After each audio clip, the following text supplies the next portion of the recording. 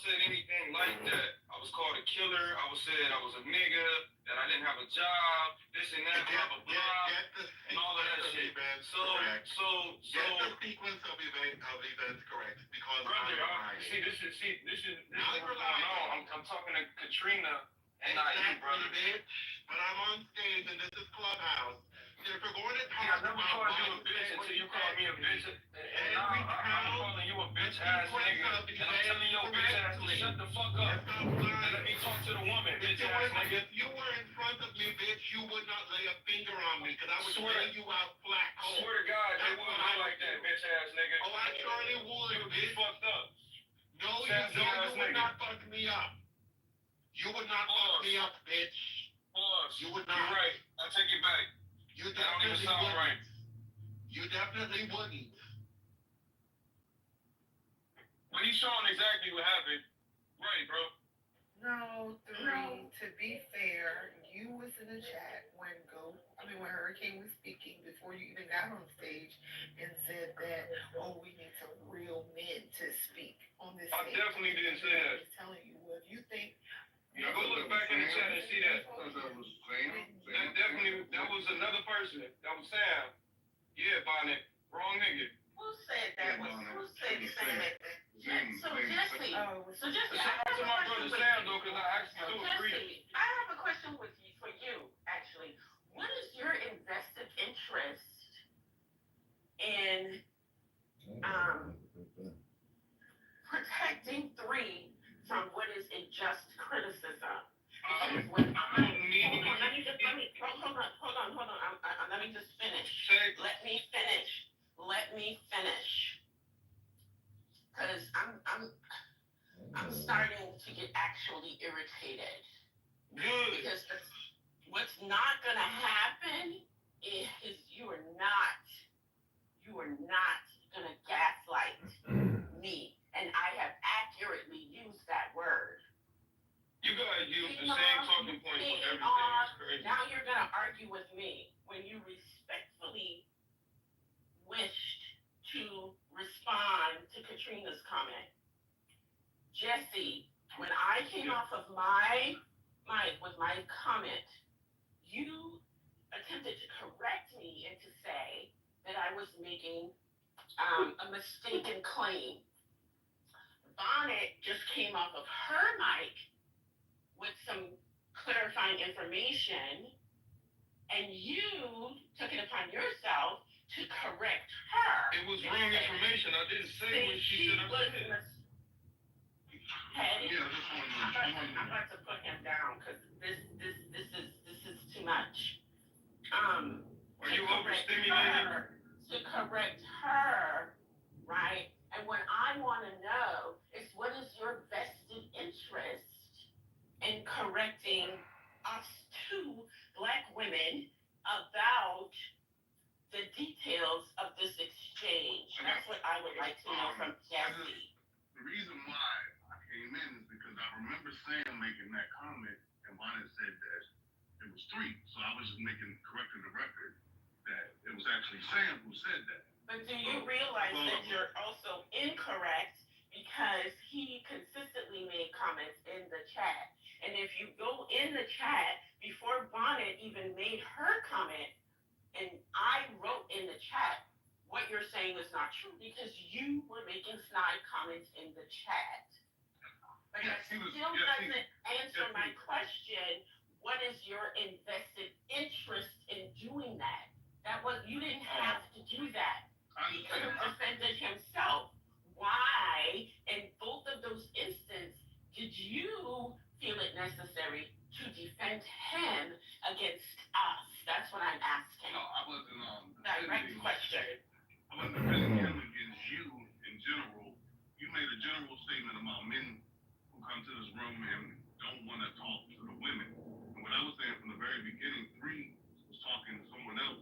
And at Hurricane, he didn't want to talk to Hurricane at all. And then you asked the question. He wanted to tell you about his nonprofit and other things. He just didn't want to answer your question in general. Okay. This thing happened before. Your comment. I'm just. I'm sorry. What you're doing right now answers my question. Actually, it indirectly answers my question. Yeah, that's so. Thank somebody, and then a little drifty boy jumped in. And I was like, I'm not talking to you. You know what I'm saying? And then, I'm not talking to you. I was talking to another man. I'm saying, I'm not talking to you, man, little drifty boy. I was talking to another person. So it happens in times when you're having a conversation with one person and then other people start throwing in questions. You might not want to answer the question. Okay. So as far as me having a vested interest, I don't know Free. I have great respect for you, Dr. AG, my Coleman sister. So I don't have no issue with you. But when Bonnet said something that was incorrect, I want to say, that wasn't Free who said that. He may have said stuff before, like you said. He may have made comments, but in that moment, he didn't say what Bonnet accused him of. So I was just correcting the record. I wasn't protecting him. I'm not protecting anybody. I'm just letting people know that that's not what happened. And as far as me gaslighting, I apologize for gaslighting. Sometimes I just like things to be straight. Reed might have a lot of issues that you can, argue with him about. You might have things you can check him about. But if he didn't say that, then I put something on him he didn't say. That's all. Okay. Yeah, it's always gonna be cool and love, but it's still, it's still a little, unsettling. But it's all good. Good morning, beautiful mods in the space. Thank you for holding the room on a Monday. God bless. Good morning, Scotty. Scotty, I'm getting tired of you only calling the mods beautiful, okay? When you come on this stage. Good morning, beautiful Bonnie. I'm sorry. It's hard to scam the entire. Disrespectful for you to do that. You know what? You're right. You're right. Yeah. Good morning to the beautiful female participants on this stage at the current moment. Wow. So what about me? What the fuck? I'll do a gay shit, bro. Why do you say that? What do you mean? You're an internet theorist who spends all his time online talking to low IQ dumb people, wasting their time doing nothing. You haven't heard about Gene Hackman got whacked by the Star Killer conspiracy theory? You haven't heard that? Oh, the Star Killer, yeah. That's a good The one. Star Whackers. That's, yes. It's like in Watchmen. Thank you to Randy Quaid for breaking the news on that. Right. Randy Quaid. Yes. Did he get whacked too? He got whacked, didn't he? No, he's still alive, but he's like cuckoo. Right. They wrote him off as cuckoo. Now, I did like his brother coming to the Oscars with a new model sports car. I don't know if you saw him with a young blonde, like she was 25 or something. I didn't see that. I didn't see that. I wonder how Meg Ryan feels. She was the last presenter of the night. Ex-wife. I don't know if you knew they were married. So wait, what is this energy capture technology room about? Is it about how not to waste your time talking about nothing, being stupid on an app all day long, like a bunch of N-words who ain't got no fucking job sitting there on disability? Churches are energy capture weapons, specifically Catholic and Orthodox churches. Although the Catholics do it better because they're a little taller and less wide, or less broad, because the broadness disperses the energy. Yeah, but all religion is just basically a bastardization of the ultimate message, which is that you're a moron, your brain is a puddle of slime, and you know nothing. You know that Lenin in Moscow, he just antenna, he just retranslates the message from Earth to the space. The Lenin mausoleum. The sarcophagus he's laying in is just a prison, which just makes the scene stronger. Sarcophagus is the best pronunciation of sarcophagus that I've ever heard. Yeah. Hanging out with you guys, really, you guys are a bunch of sarcophagus. So my understanding was that the Bolshevik Revolution, created by Jews, run by Jews, and executed by Jews, was eventually kicked out of the Russian Empire. And so what they did was they put Lenin in that sarcophagus, and rather than bury him, which is what Jewish law requires, in order to basically not allow him to go to the afterlife or whatever. Yeah, it is signal to the Jews, then, you know. So According to the hang on. You know, you can go see Lenin, right? His body According to the 1922, right? according to the 1922 Bolshevik Party census, there were 19,564 Jewish Bolsheviks, comprising 5.21% of the total number of Bolsheviks. And in the 1920s, of the 417 members of the Central Executive Committee, 6% were ethnic Jews. Between 1936 and 1940, after the Great Purge of the Jews, Stalin had largely eliminated Jews from senior party, government, diplomatic, security, and military positions. Some scholars and morons on Clown House, like Diego, have grossly exaggerated Jewish presence in the Soviet Communist Party. For example, Diego just said that Bolsheviks were created by the Jews and run by Jews.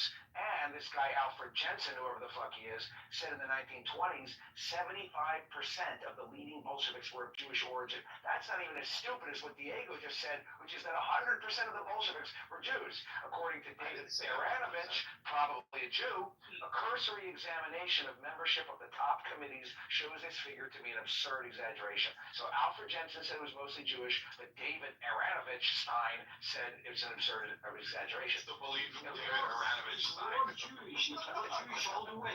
Do you know who invented and managed the gulags? Do you know his name? The guy's name? Was it Eitan Goldberg? No, in Russia, Jews use a little bit different second names, but here you can immediately say. But you can immediately say who is Jewish. His name was Genrich Yagoda. Yes, Yagoda. Yahuda. No. Genrich the Jew. The problem is That's like the neighbor's last name. It's like Diego Mexicana. No. His name was Genrich Yagoda. Even though the joke was funny, but his real name is Genrich Yagoda. Look him up. He even had this fucking Hitler mustache. Alright, I'm gonna look it up. Genrich Yagoda. Yes, of course you do. Alright, Genrich. And you know, take a look at his mustache. You know, you can clearly see who got inspired by his mustache, and his idea was very close to some Austrian guy. Yeah.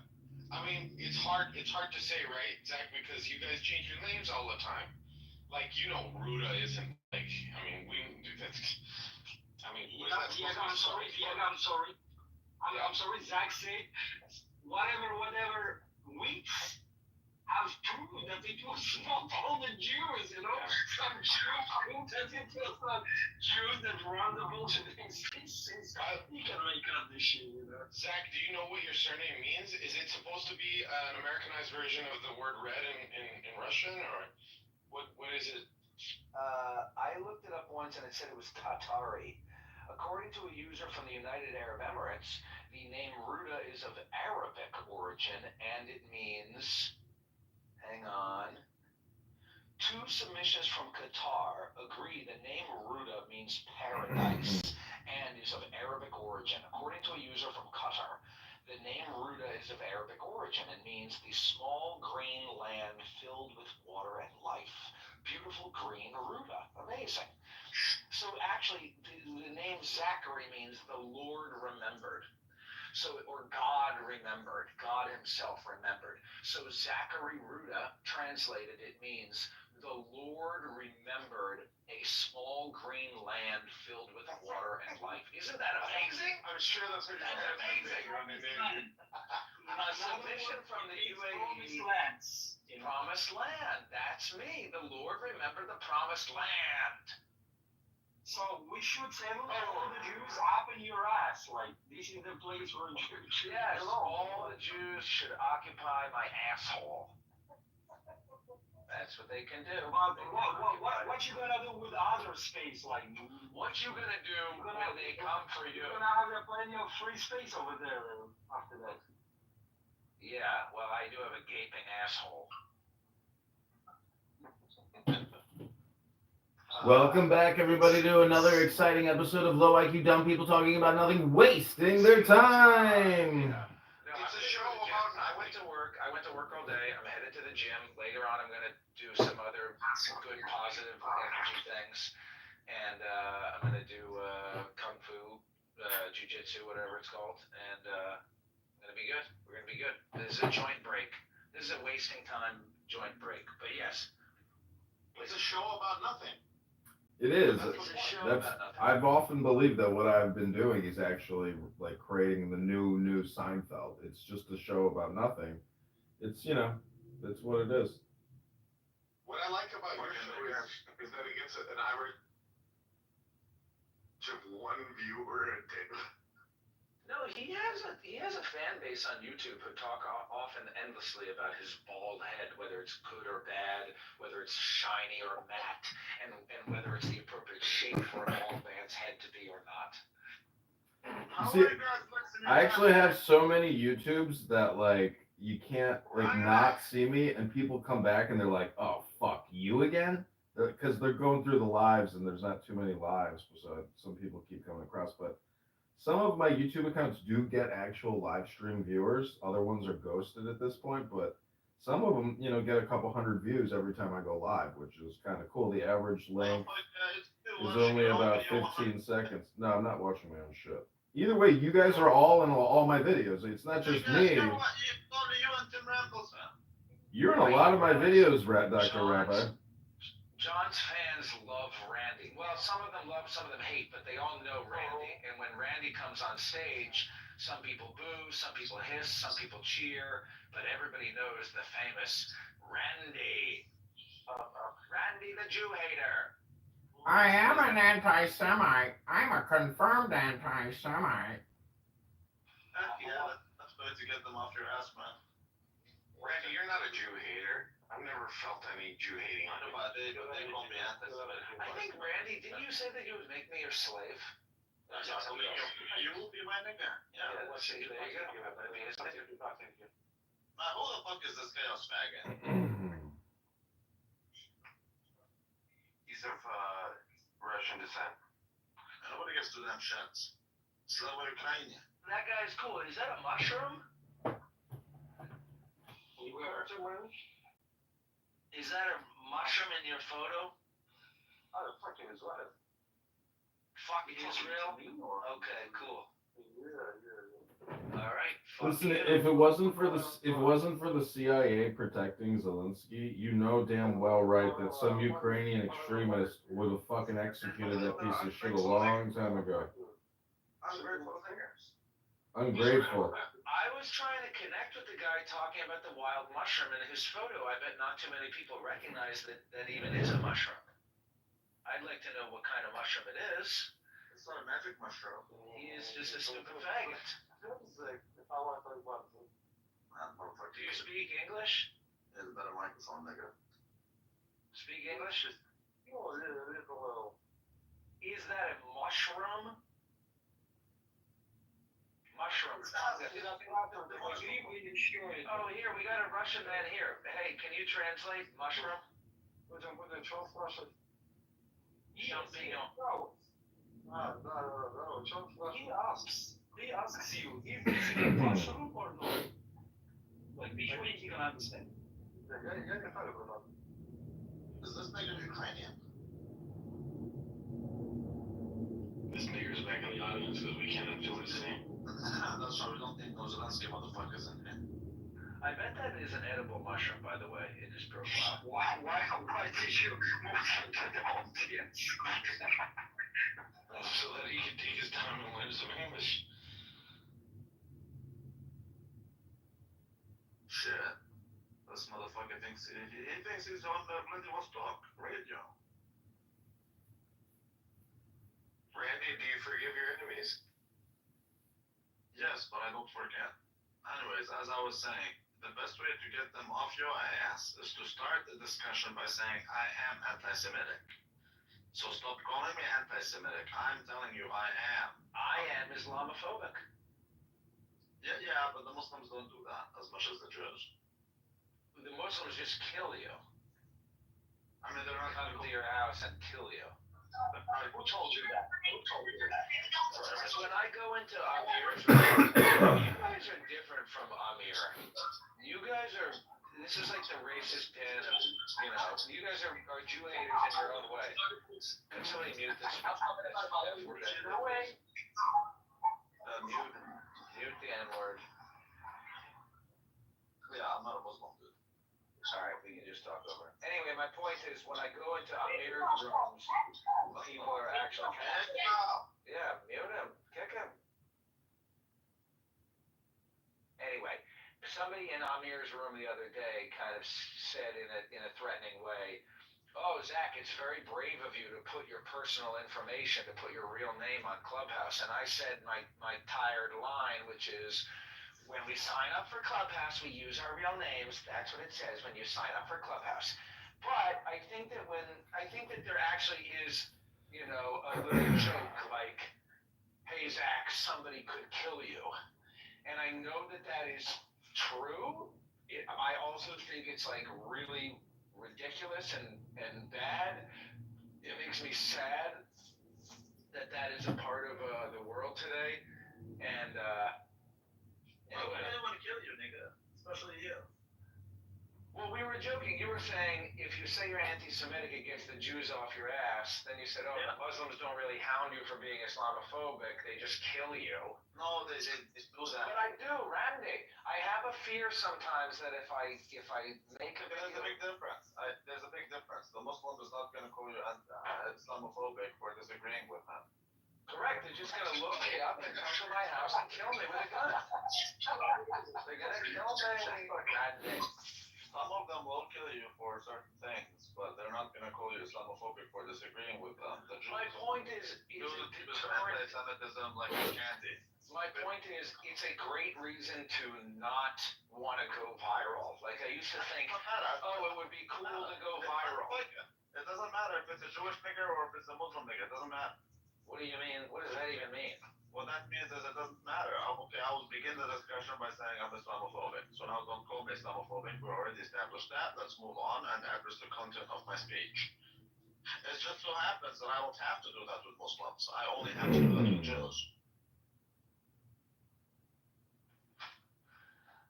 I hear you. I'm saying something slightly different, which is that I am afraid that if I go too viral online, somebody will come to my house and kill me, and that's a great excuse for why I haven't gone viral yet, and why I'm not putting any more energy into going viral, because I don't even want to go viral. Because if I went too viral, then I would be killed. Up your ass. Sometimes going viral is the only way to get out of the problem. Nobody's gonna kill you, motherfucker. People send me messages and say they want to kill me. Yeah, because they know that you're a sissy boy, and they're more likely to be afraid.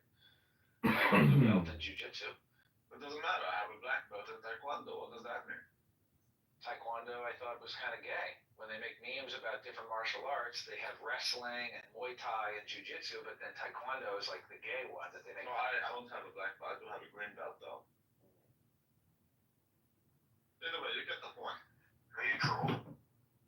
A green belt, a green belt is like what an 8th grader gets after 3 months of working in the dojo. They call it BJJ. I did it when I was a kid. Yeah. Regardless, I hope you now understand the tactic behind calling yourself. Zach, regardless, you're in a room of low IQ dumb people talking about nothing. Never forget. Right, wasting time. Oh, it is a total waste of damn time. Yeah, even Rabbi's actually a little smarter than your average, camel jockey in the Jordanian desert looking for a fucking well. We don't look for wells because they're not enough water underground.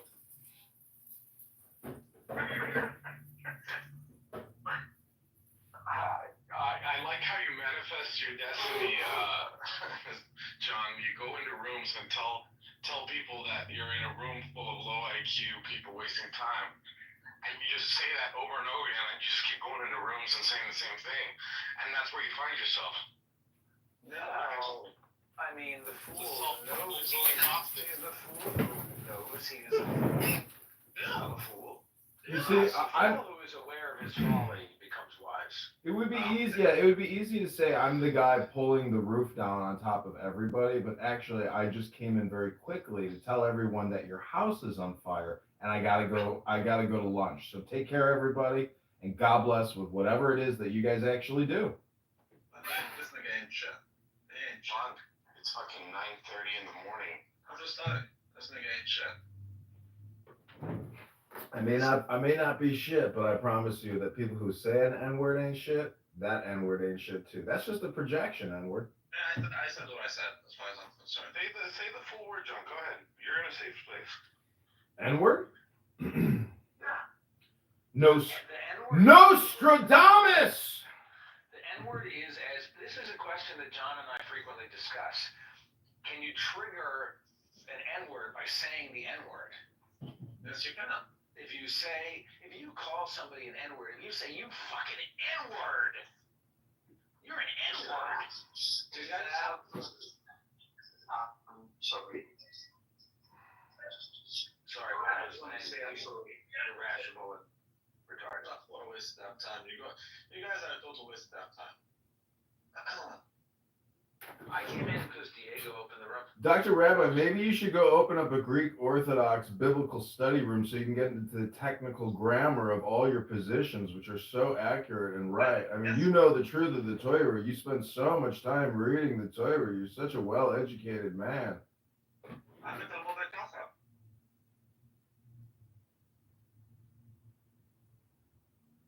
That's true, Randy.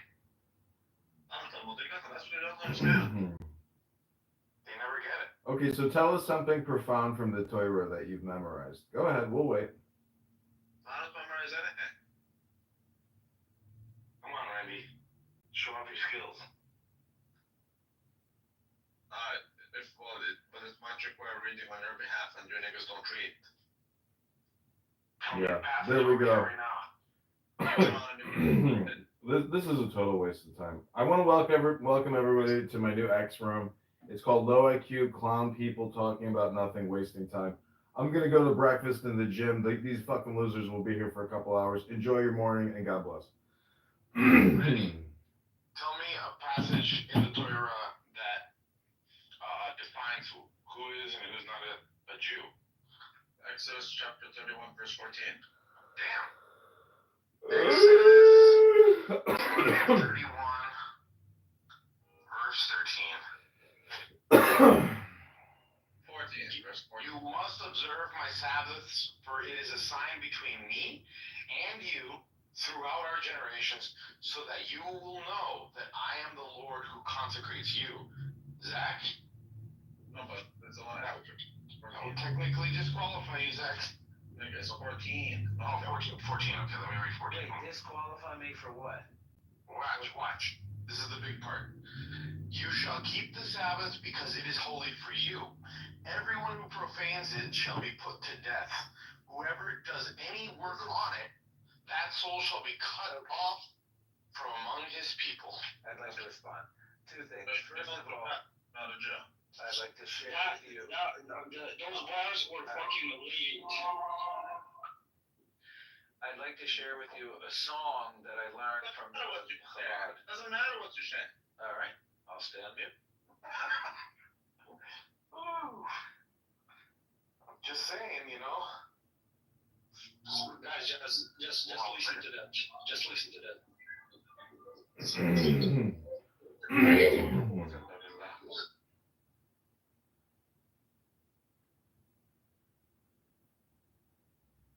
No, he just stopped talking. When I turned on the mic, he just stopped talking. Didn't you know that music is not okay in You Ramadan? sound like Vladimir Zelensky, always saying, but send us more money, otherwise your soldiers will have to fight Russian soldiers. Send us more money! Once I will get to the car, I will show you ideal impersonation of him. I'm outside, so I can't do that. Ramadan, it's not okay to have music in Ramadan. I'm just saying. Yeah, it was not music, you know. It was coming from the mosque. It was azan. Are you Qadar? No. You're not from Chechnya? No. Where are you from? Russia. Yeah, but you're a Muslim, right? I wouldn't say so, but I have been respected and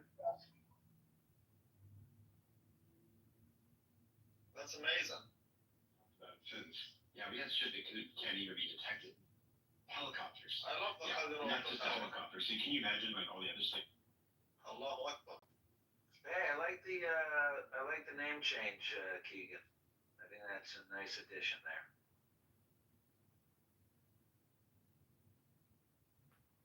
I'm just a 27-year-old white guy married. I have no problems in my life. I just happen to be on Clubhouse every day talking shit about the J words and everything else under the sun. My life is great. I'll never end up in a psych ward. I'm a good person. People like me. nightmare brownie out there. Buddy. Hey, what a beautiful white Monday.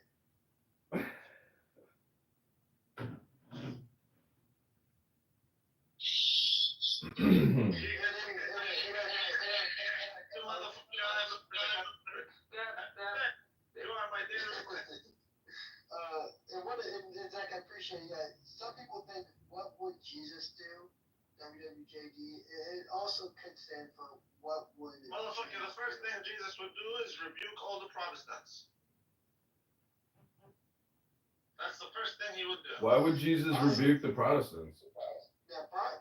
Because they're like the Black Hebrew Israelites. They're retarded. They also could. He also, I believe, would rebuke the Orthodox. Well, it doesn't matter what you believe since you're a Protestant. Doesn't matter what you believe. Of course it does. You're just a faggot. You're a nigger. Is there any black Jews? Like I heard that there are some Ethiopian Jews. Don't sidetrack the conversation. We just got to the F word and the N word. Let's stay right there. Okay. Vegan is my daily reminder of why cuckoldry is so rampant among the American conservative groups. Randy, Oh. the only one getting cut is you. No, the conservative groups. The conservative groups. We gotta increase the war so I can make more money trading in the stock market. You got cut by the Canadian. Motherfucker, I will tell you to the chickens in the Mississippi slave market. Fucking faggot. That big butthole for the Fucking white police nigger. rabbi. Republican conservatives, you gotta make more money. You were cut by the Canadian police. The Protestants are the N-words of the American Christians. Give me more money. Give me for my work. Give me money. I'm telling you. They're literally worse than the Muslims. I'm willing to bet that Rabbi Randy McDickerson rage quits the room in less than 5 minutes. Well, whenever Diane shows up, you definitely will. No, honestly, no. It all depends on how retarded the discussion is, you know. I don't rage quit because It's gonna get super retarded because it's about you. No. As long as is away, as long as like, you know. Do not say her name. Diogenes? No, yeah, I can't handle Diogenes. Yeah, why do you leave when Diogenes comes to the room, Randy? No, because if I don't like you, I block you, I don't want to sit with you. Diogenes is annoying and cruel, disrespectful, mean-hearted, and so he's annoying, he's mean, and stupid, right? He's stupid, annoying, and mean. If he were nice and not annoying, but stupid, you know, like Hampton. Well, Hampton is kind of annoying and stupid, but Hampton is nice. Let's go. Is he annoying? Hampton is annoying and stupid, but he's nice. Diogenes is annoying. That's why. Diogenes is annoying, stupid, and mean. Here's his profile. Everybody block him. So you see, if you are annoying and you call Diogenes annoying, what does that make you? I think like 3 minutes when I used to like him. So like, yeah, I know if he comes in, I'm out. Should we all block him then, Randy? Why would you waste your time blocking somebody on an app that you shouldn't even be spending any time on, you fucking loser? We're just saying, like, I'm so confused right now. Why would you block them in that you shouldn't be spending your fucking time on, you loser? When I spend time on the app, I don't want to be spending it with people that I don't enjoy being around. That makes the problem. Makes sense. Could someone give me Abby's, all her usernames? I'll block her right now. Can I ask, is it possible, let me ask a serious question. Is there any hope for using this app for serious productive purposes? Yeah, they use it for us as a day. Yeah, you can make money out of it, you know? We used to have amazing religious rooms. I make $1,000 a day using Clubhouse. Yo, can we kick this Ukrainian out? Shut the fuck up, you American. Your job is just to shut the fuck up and give us money. That's my job. That's right, fucking American. That's amazing. Share their wives. Have you said thank you once? OnlyFans. Fucking Yeah, say thank you. Diego, I heard you the other day. You were like, "What if somebody dropped a fucking bomb on us on your head right now?" Yeah. I mean, you don't have the cards. That's all I'm saying. That was an awesome dressing down. I love that. People are still fucking shaking in their boots, watching that that White House Oval Office roast. Trump almost beat Zelensky. They almost hit him. I one time I was working at Smith Barney City Group as an intern, and they wanted me to organize a career recruiting event. So I put an ad up on Craigslist that said "Work at Citigroup and make sick cash." And so somebody from corporate HR saw my Craigslist post. The manager of the office calls me into the office. He almost punched me in the face, and then he fired me. Exactly. When I say that, I mean you are worthy of being burnt in fire. And maybe that's Where the Holocaust is. Maybe that's what cleanses your soul. Do you have them cards? Little bit for me. With us, you the Wiz. You guys do know this. This nigga, why do we keep hearing ourselves? Because he cannot make more money unless he live stream it to his Russian social media network. What the fuck of conspiracy is that? Americans, you exist only to send us more of your fucking tax dollars so we can fight the Russians for you and win the war. This nigga. Shit, block him. Shit. Does it echoes now? Can you Send us more money. Our air support systems are not standardized. Would you want me to kick? I made a new house. Can you? Why the fuck you want me to create? I come here every morning to record you because without your content I can't make my money. You give me gas, dude. This wisdom guy gives me gas. No, that is the burrika that you ate this morning. Motherfucker, you've been clapping pancake flat ass. It's actually not me, Dr. Rabbi. It's actually the bank. It's the bank that sent the police to your house that were pounding on the door. It's not the immigration officials. It's definitely the bank. Well, the bank is going to send me to your house so that I can clap your mama's ass. And that's how you pay your mortgage. I had a nightmare last night that I got up, I went to the gym, and when I came out of my house, there were like 30 clubhouse people with baseball bats, and they were like, "Motherfucking Edmund Dakin, you dead, motherfucker!" And it was like all these clubhouse people that came to get their revenge on me, and they brutally murdered me. I would give a fortune just to see that the grown-ass man sitting there shouting at his phone, imitating Russian accent. Just cinema.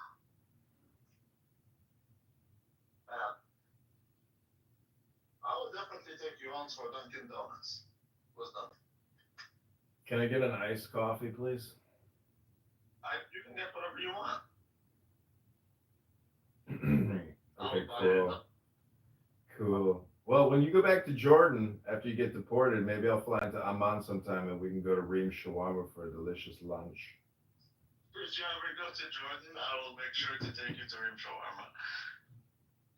100%. And I would pay for it also. Fucking nigga.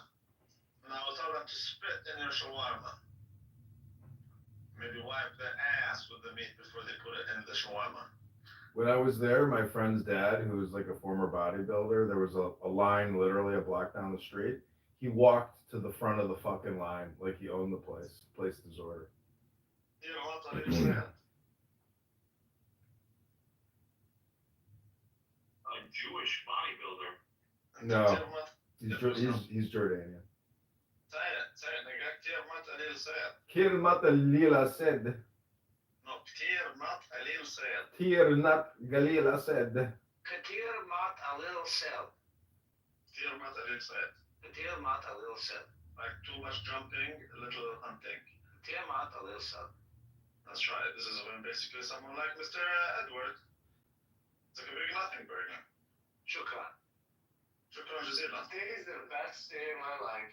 It is the best. Why did you get off of prep? What's going on, right? It's Mr. Edward. It's just he always says that every day is the best day of his life, basically. It's just a very fast day. Let me teach you something. There's a small part. أعوذ بالله من الشيطان الرجيم. Imagine like being on a social audio app and hunting. Imagine being on a social audio chat app and hunting a catfish and telling her that you love her and that like we're gonna get married and start a new baby, like have a baby. Is that what he said about Nora? You're interrupting. Father, a bunch of Jews interrupting me. I cannot continue. I was trying to mimic you. Why are you interrupting this guy when he does the call for prayer? Zach, he's talking about Diogenes. أعوذ من الله الشيطان الرجيم. Continue. بسم الله الرحمن الرحيم. الحمد لله رب العالمين الرحمن الرحيم مالك يوم الدين إياك نعبد وإياك نستعين اهدنا الصراط المستقيم صراط الذين. Welcome back to another exciting episode of Low IQ Dumb People Talking About Nothing, completely wasting time. Starring some fucking Russian piece of shit, some Jordanian piece of shit, and a couple neo-Nazi pieces of shit. If you haven't wasted your time yet in your life, now is the time. Now. Waste time now. You're a Jewish piece of shit. What the He just gave us Al-Fatiha. How many verses are in Al-Fatiha? Hey, F word, N words. It's Pulaski Day here in Chicago. It's Pulaski Day. I don't know if you know who General, Pulaski was. He was a Polak general who helped win America's freedom. I gotta go out and get my delicious gourmet donuts, my patchkis. So you guys keep talking about nothing, wasting your time. I'll be back.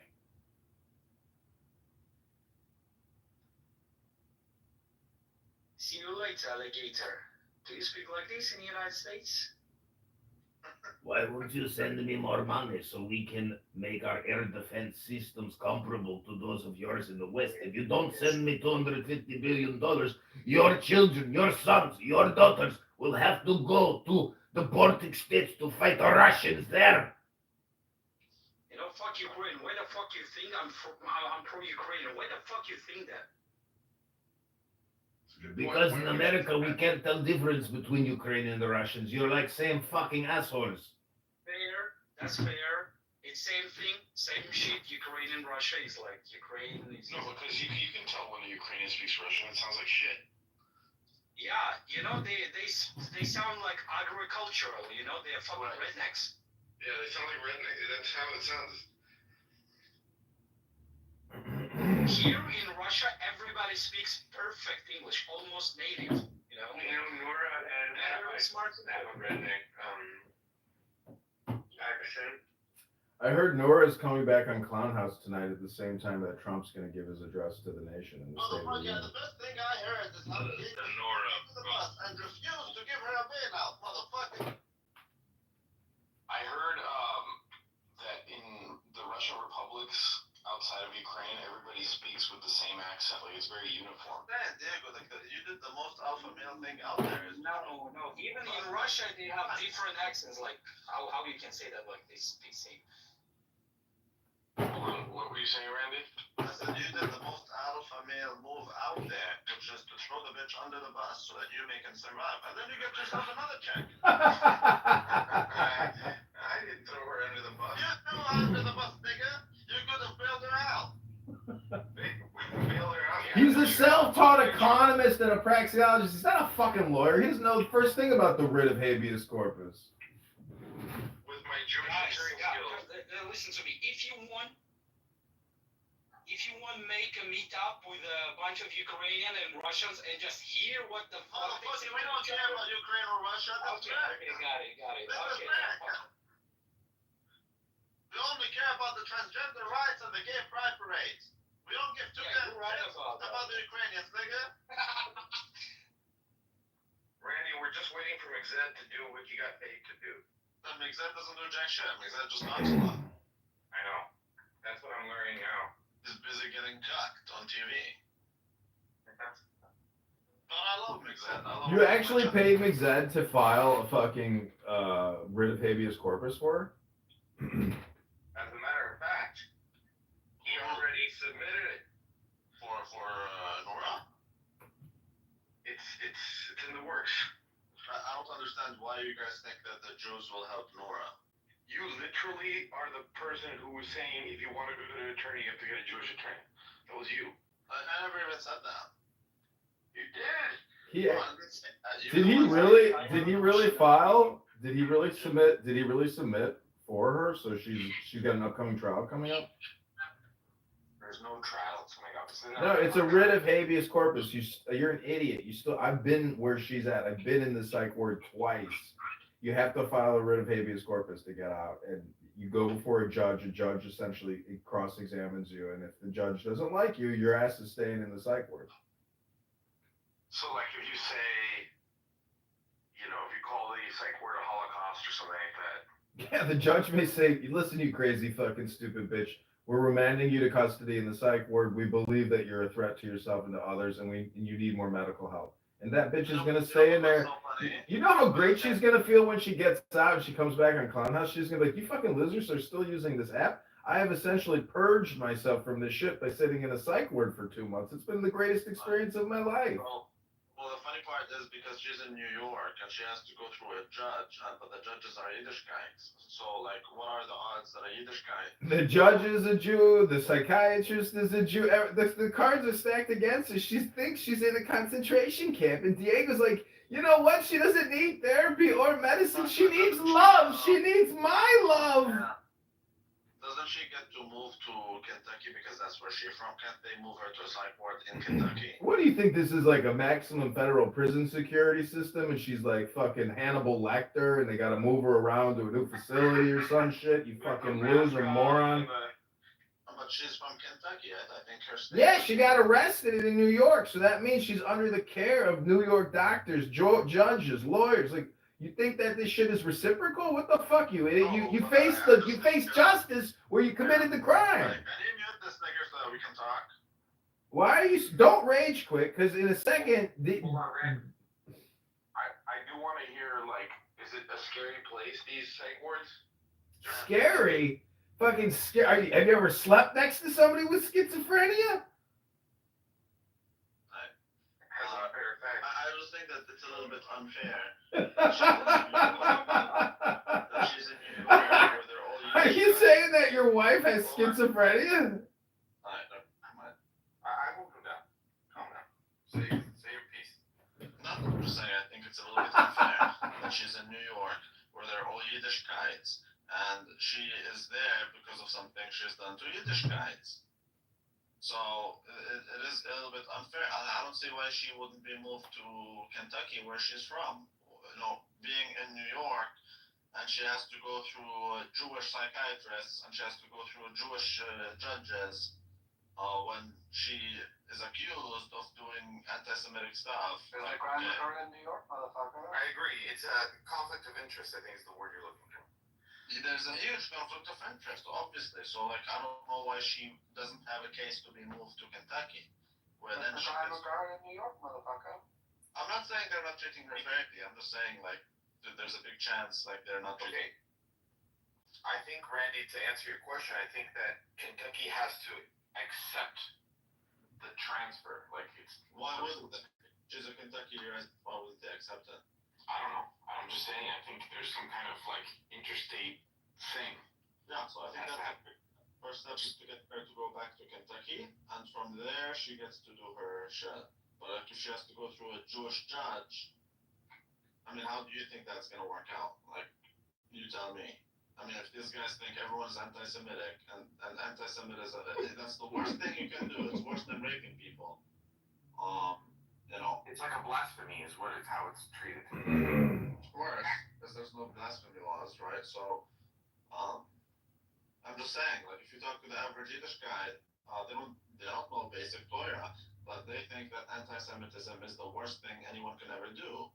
It's the worst crime on earth is to not like Jews. So, although they themselves don't like one another, so I'm just saying, then a judge with that mentality, how is he going to judge her if she has to go through him to get out of the psych warrant? Rabbi, I have moral dilemma. Can you solve that? I can solve everything that is solved. So let me tell you, it didn't happen.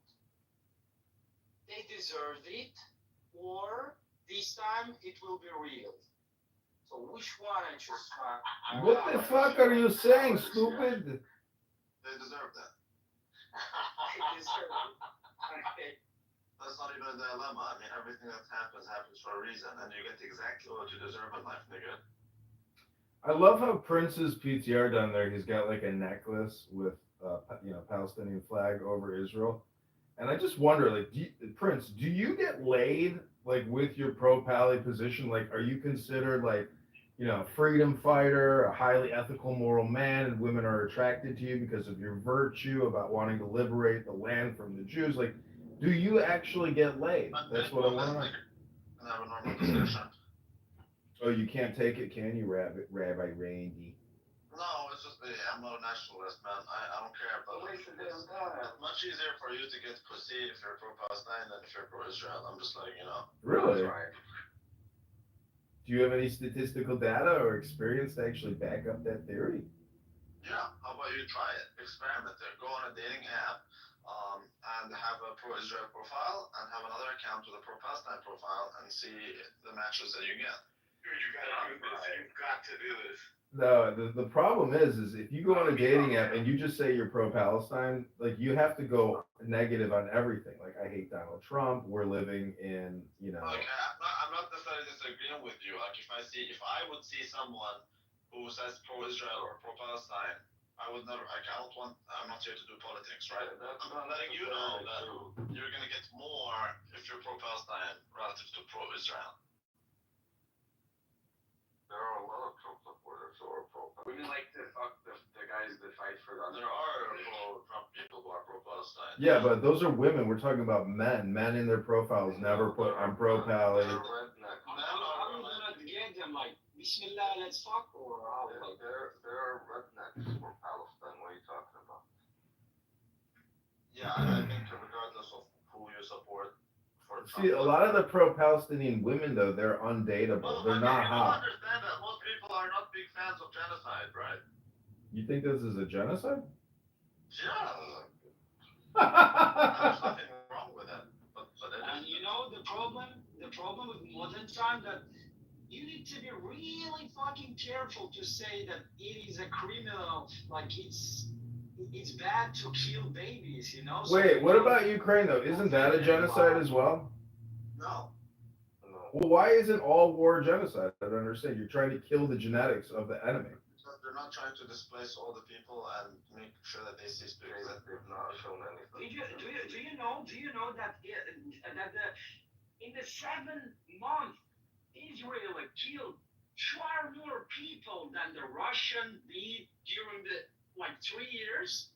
Did you know that? Yeah, we also know that they used more bombs than World War II. Yeah. All right, I got a second question for you. Do you know anybody that has died in Gaza from a vaccine? know some who died from shootings. But not a vaccine. So you mean to tell me that the measles, mumps, rubella vaccine that they gave everybody for the polio, that is, you don't think that that is essentially a genocide? Because I would say that's the more effective genocide. This nigga is a total waste of time. Can't take it. You can't take it. Fucking rage quit. He's telling you, oh, they're dying from the vaccines. They're not dying from Israeli bombs. It's just a deflection tactic. Can't take it. Can't take it. Can't take it. Most people aren't fans of genocide, and there's nothing wrong with genocide. But like that's what it is. I have a question. Why do you sound like Borat speaking English? Like, why do you have this Chinese Sacha Baron Cohen accent? Like, what is that? Because he's a Sabite. I'm a rabbi. Not a real rabbi, though. I'm the realest rabbi. It's in my handle. Check my handle. So, the whole country's in rubble, but now Netanyahu cuts off the supplies of food and water. No, that's been the case a long time ago. That's not. Can you go to the go to the UN definition of genocide? There's 5 definitions of genocide. Can you read them? Because Israel broke 4 out of the 5. And all you need to do is break one of them. Actually, you don't even have to break them. You just have to intend to break them. That is about the intent, which is not easy, which is not difficult to prove in this case. But I'm just telling you, there's 5 lines. Well, breaking one of them is alone enough. You're really gonna smell this. Thanks for calling Consumers Eyewear, ranked #1 in network coverage and customer satisfaction. Hi, I'm Linda. How's you guys at this radar? Gated community owns tiny city, you know. That's the rest of African people. Oh my God, it's another never-ending episode of Chillism, the room that never ends where low IQ dumb people talk about nothing and waste all the fucking time.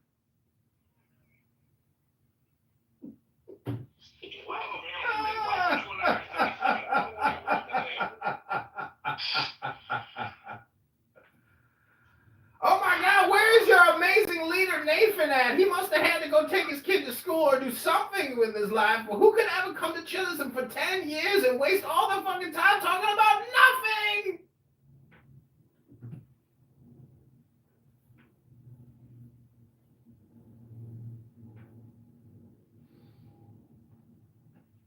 Yeah, but Rui, at least you agree on that part, though. At least. No. Which part do you now disagree with? Outside of advertising. No, because even outside of advertising, there's still multiple industries. Like, there's a reason why, like, there's a push within advertising generally for the past, like, 10 years. And the point that I'm trying to make is that, like, the economic land leaves Africa's money. But whatever, like, if you're doing a deal, if you're trying to get Here we go again. Low IQ dumb people talking about nothing, wasting fucking time.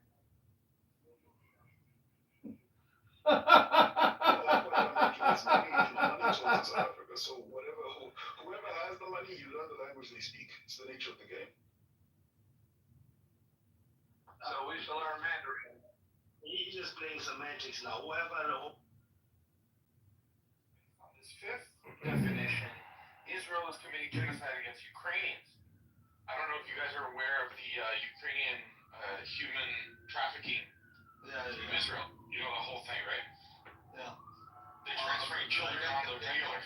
I'm pretty sure they might have done that. I mean, for example, my uncle, this is back in 1967, like basically they took him and they would raise him as their own. You know, that was a thing to get him back, you know, when he was a baby. But I don't think there's enough evidence to say they do it systematically. But they do 4 of the 5. Like, that's more than enough, I'm sorry. It is a genocide without doubt. But you know, you can remember when Americans, the CIA, were doing stuff to Haitians. You know, they were getting them AIDS. They were like making experiment on the whole island. Why would Jews not do that? Like the CIA were doing this kind of shit. The Yiddishkeites do whatever they want to do. That's basically what it is. Well, not for long. That time is coming to an end. Ooh. That reign of terror is coming to an end. I don't know that they have the political support anymore to just do whatever they want to do. I mean, Or is it like death and taxes? Like they're always going to do what they want to do. no, I think it is changing, but it's been that they are able to do whatever they want to do ever since they were created. So it's not going to be easy for them to like live in a world where they don't get to do whatever they want to do, but it's going to happen. Me too, I think so. Unfortunately, we are not living in a fucking movie, you know, where you get happy endings. Justice doesn't always wins. Man, you're talking about an entire new generation that's very much not on board. So this is like the older people who are like, but that's not. Like, give it 20 years, things will look very different on the ground. You're gonna see Republicans openly saying that they're not with, they don't support blindly till the end. Like, unless you really get to sign up. So you need a new 9/11 situation. You need things like that, which is why the Israelis did 9/11. I mean, they needed it. So then you need to do another one like that, and so on and so forth. But the question is, do Americans really trust their government? Like, I don't think they do. Not as much as they used to. If you have another 9/11 right now, I don't think it's gonna be easy for you to just accept your government fighting every war for the Israelis. So. So then the Israelis would have to calculate that it's not good to do another 9/11. No, I think they need to do something like that. Isn't that what COVID was? No. You need something that makes you more pro-Israel and anti-everyone who's not well with Israel. Okay, isn't that what October 7th was? Yeah. No, why would American give a fuck what happens in some Middle Eastern shithole? I mean, like, I'm not disrespecting anyone, yeah, but because in America we have the religion of Israel, dude. Yeah, but your people don't care. Your leaders care. Yeah, it doesn't touch them. 9/11, your people care. The Americans were like, they were joining the military like crazy. So if you do something like that again, in the U.S., then Israel will get more support. So Israel has an interest in doing that for sure, as long as Americans actually believe in it. If you sign. Randy, they killed a Palestinian child just like a few months ago, and the guy just got convicted. That doesn't matter. What you need is something that costs you thousands of lives. Something like 9/11. You need something big in the U.S. You know what? I'm sorry, Rabbi, to interrupt you. Yeah, they killed some Palestinian kid in Palestine, but some of Russian generals. In Chicago. But yeah, let me tell you, some Russian general who were right now, they said death of millions is a statistics, and death of one is a tragedy. So it makes you more tolerant to killings, to murders, when you see every day these killing, like bombings of Gaza and all this stuff. But yeah, I'm afraid there has to be some bigger stuff to involve the United States into Middle Eastern conflict. That's why I'm saying, Randy, if they're committing genocide and the whole world knows it, how can they hold that against, for example, someone like Murad? Obviously, he's psychologically affected, which is one of the definitions of genocide. It doesn't have to be in Gaza. I'm not sure what you're saying.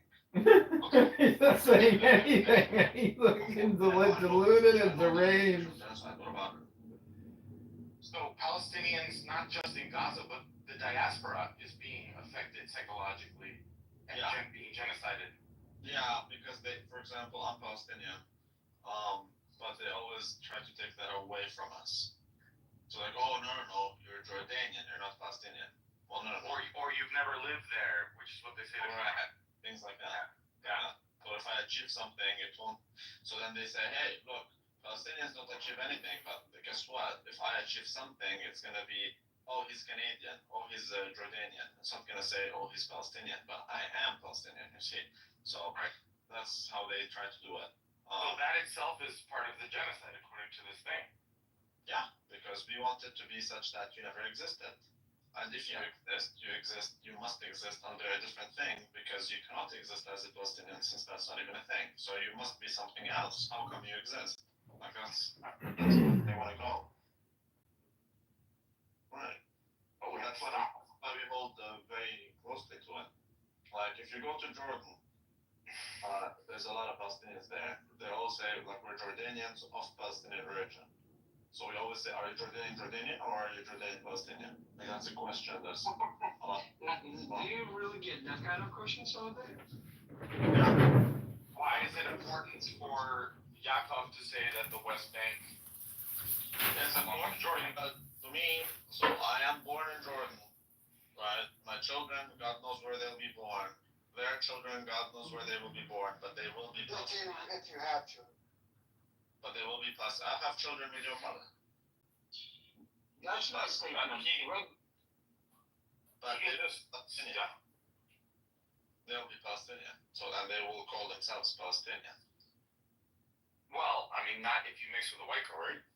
Yes, if I mix on the map. You're saying like Gigi Hadid is On the map, Palestinian. last name is a Palestinian last name. So it doesn't matter. As long as you have my last name, you're Palestinian. And Rabbi, I don't know, maybe this question is a little bit controversial, but I don't know how the fuck you spell this word, but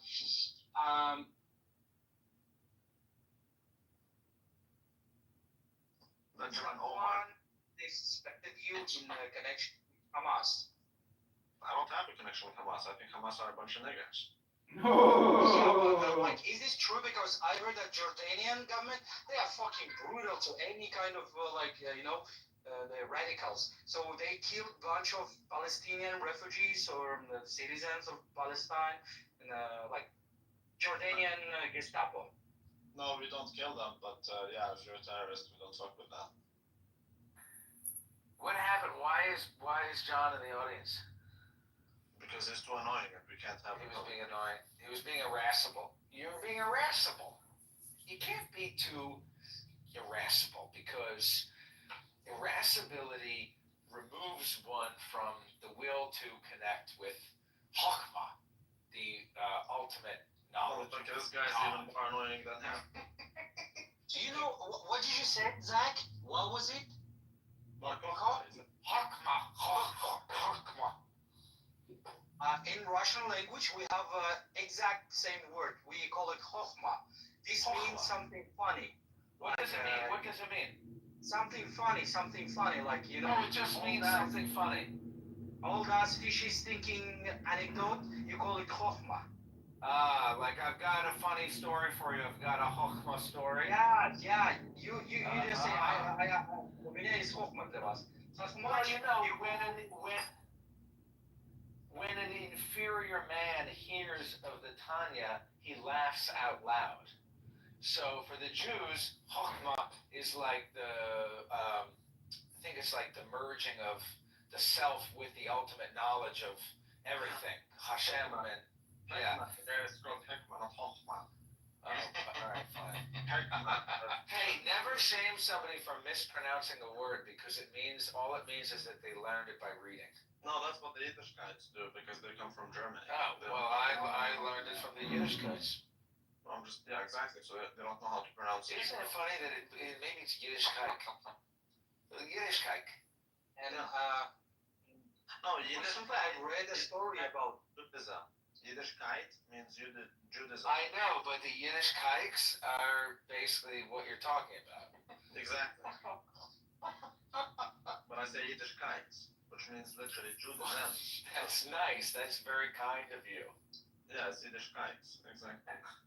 I love it. Mr. Rabbi, Mr. I am a Yiddishkite. Rabbi. I heard that the name Cohen, Jewish name Cohen, originally came from Arabic word kahin. Like, how true is this? Kahin or kahin? It doesn't come from Arabic, but it's the same thing in Arabic because that's like Semitic. It's kahanut.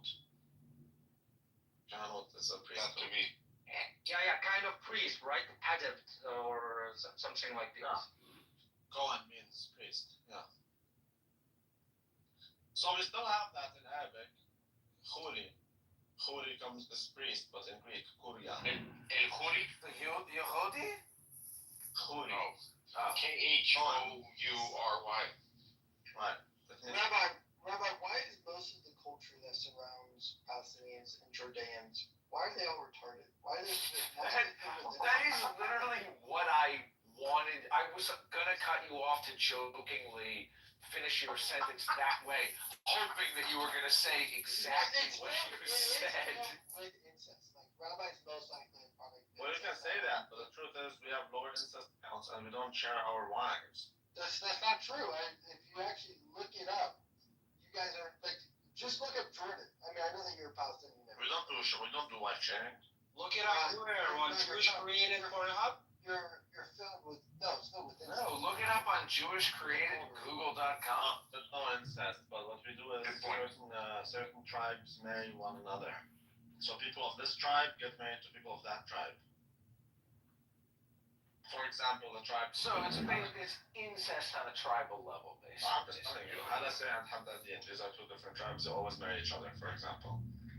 So they're cousins. They're like nearby. They're like cousins, as if it was like your cousin, basically. No, don't get me wrong. Right? Every culture. Cousin is too close. And don't get me wrong. Every culture is filled with incest, but at least the Europeans realize that incest. You guys don't even make babies, and it's difficult to do incest. You know what?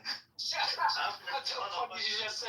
At least European realizes this. What the fuck is that? Well, yeah, sure. I mean, incest was a common practice. So what? They do realize, okay, so he makes it better or what? Like, okay, well, fucking my sister, like, and do you think even if I don't realize it? Micah, you don't have enough incest in Europe because you don't even make babies. That's why they have the most accused, other than Africans, right? Do you understand that you don't even make And babies? then it's Arabs. But do you understand that you don't even make babies? How many babies do you have, Rabbi? Do you understand? You're not understand. Europeans don't have How babies. many babies do you have, Rabbi? Regardless of how many babies I have versus how much you have, How many babies you on have? average, Europeans don't make babies. John, let me up in your other room.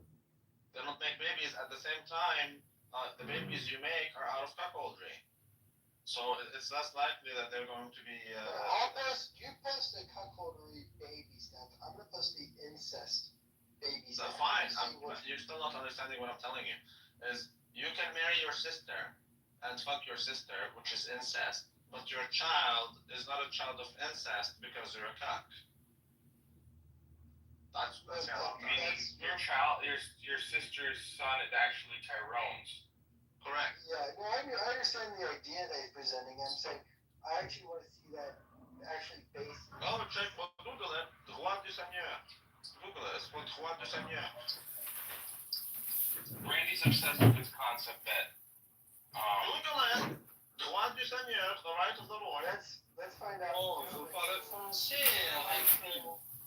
No, that's literally what they did when so when you get married to your sister, the lord of the county will bless your marriage by fucking your wife. Europeans have a history of cuckoldry. It's not something that comes out of nowhere that they're the most cut. It's something they had in their history. In their you mean like DNA. prima nocta? Huh? Like prima nocta? I'm not sure what prima nocta is. That's called It means the king or the lord gets the first dibs at de-virginizing your wife when you get married. Correct. Yeah, that's the right of the Lord. Yes. I mean, it's a little bit, respectable when this honorable man as a devil comes and fucks your wife, like. Yeah. So Here's the thing, Randy. your baby is the baby of the Lord. Russians aren't really European. Okay, so but as long as Europeans your have tried wife- to invade Russia over 10 times and failed. Motherfucker, do you get the point I'm telling you? As long as your wife is not the sister of the Lord, then obviously there's not going to be incest. You have a lot of situations where it's one man making all the babies in Europe. Keegan, are you recording this room or what the fuck? No, is there a background right now? Yeah, that's what happened. Real quick. So I was reading Oh my God, how about you read about Alabama and about Louisiana? Did your IPAC agent told you to record this room or what? And read about Tennessee. Well, so that's really funny that we bring about again. Those rates are it's not comparable, right? So Yeah, it's not comparable, but it's not comparable to the minimum wage. Real quick though, let me just. But what did I just tell you? Did I not just tell you? Let me just read some numbers. By the mid 2010. But did I not just tell you? Real quick, Rabbi, why can I not read some stats? You can, but did I not tell you that the numbers are not representative since the babies are not your own? Well, real quick, listen to this. So but the babies are not your own. By mid 2010s, But he doesn't get it. For interracial infants, meaning that they're multiracial or multi-ethnic, meaning that both parents identified as another race than the one that they are consuming or consummating with each other is around 10 to 14%. Okay. Okay. So number one. Zach, I don't know if you're in another room, but it's kind of funny. It's like I'm trying to find another room to like live stream because that room's gotten so stupid. But then I'm asking myself, why am I looking for another room as if I think something's going to be better than that room? Yeah, there's not much. Well, this is why I'm gonna have a coffee with my dad soon. Then I'm gonna go to the gym and then do jujitsu. But I told you about the Center for Offline Communication. So I did create a new house called the Center for Offline Communication. And I do think it's interesting that Clubhouse is kind of borderline offline. Mm-hmm. And I do think that it might have, there might be potential to do, I don't know. I miss the original Clubhouse. When I first got on Clubhouse, there were a lot of rooms where the discussion was focused on the title. The title was provocative, and it was basically like a free debate. And sometimes, John, a lot of times I hear you trolling Clubhouse and saying like, oh, it's a waste of time, which is true. But sometimes when you're ready to engage in a debate, then I hear you say, all right, let's have like a time limit, please. And let's let people take turns and make sure that everybody is heard, which is like, duh, obviously it's a good way to run a debate. Mm-hmm. And anyway, so I'd like you to join the house, the Center for Offline Communication. Danny, please join the house, Center for Offline Communication. I already did. I'm all right, proud thank you. Could I just say I'm proud that you have more members in your house than you do friends on here, and that's an achievement. How is that even possible? Because it's like, wait a minute, shouldn't you have technically, how many friends do you have in here? Shouldn't you have technically have 69 members.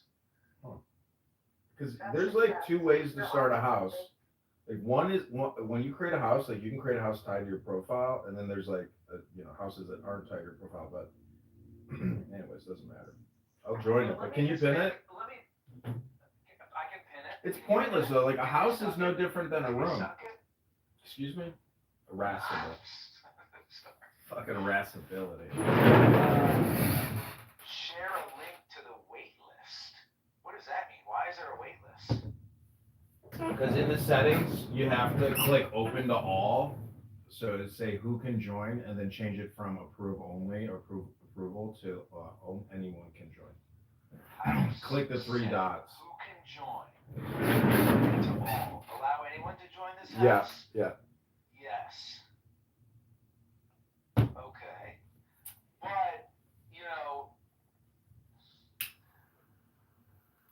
I don't think that everybody should be able to make a room. Admins and leaders, only admins and leaders can start a room. Zach, it really doesn't fucking matter, man. It does not fucking matter. Well, no one's gonna like click and create a room in your house. No one's gonna troll my idiot room. Exactly. Good. They might though, like a nice 5 people.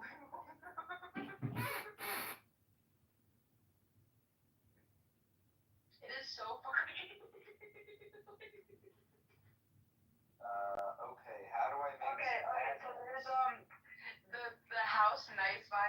was so funny with Grenda, and people get mad at like, and Isaac and also Sobruenku have both made like their own rooms saying something about like the makers of the house, like, because they'll get kicked out of one room and then make a new room, like mocking the other. All right, I made you now an admin of the house. That's the only other admin that I have right now. Well, you don't have a. You should get a burner account. You should get a burner account. Get that $50 phone that I keep telling you about, and then. Well, I'm kind of considering,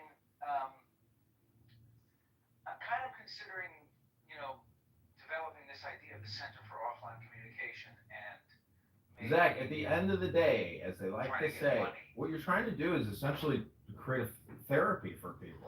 I'm trying to create a hypnosis therapy, basically, Yeah. Clubhouse hypnosis therapy, and use Clubhouse as a venue for hypnosis therapy that could even theoretically be paid, where I would be compensated for providing some sort of hypnosis therapy. Mm-hmm. Huh? You make a religion and make it tax free. Well, for example, Yeah. if we My Bamba curl kind of looks like what are you a boom. What are you talking about? A bulbul? What are you talking about?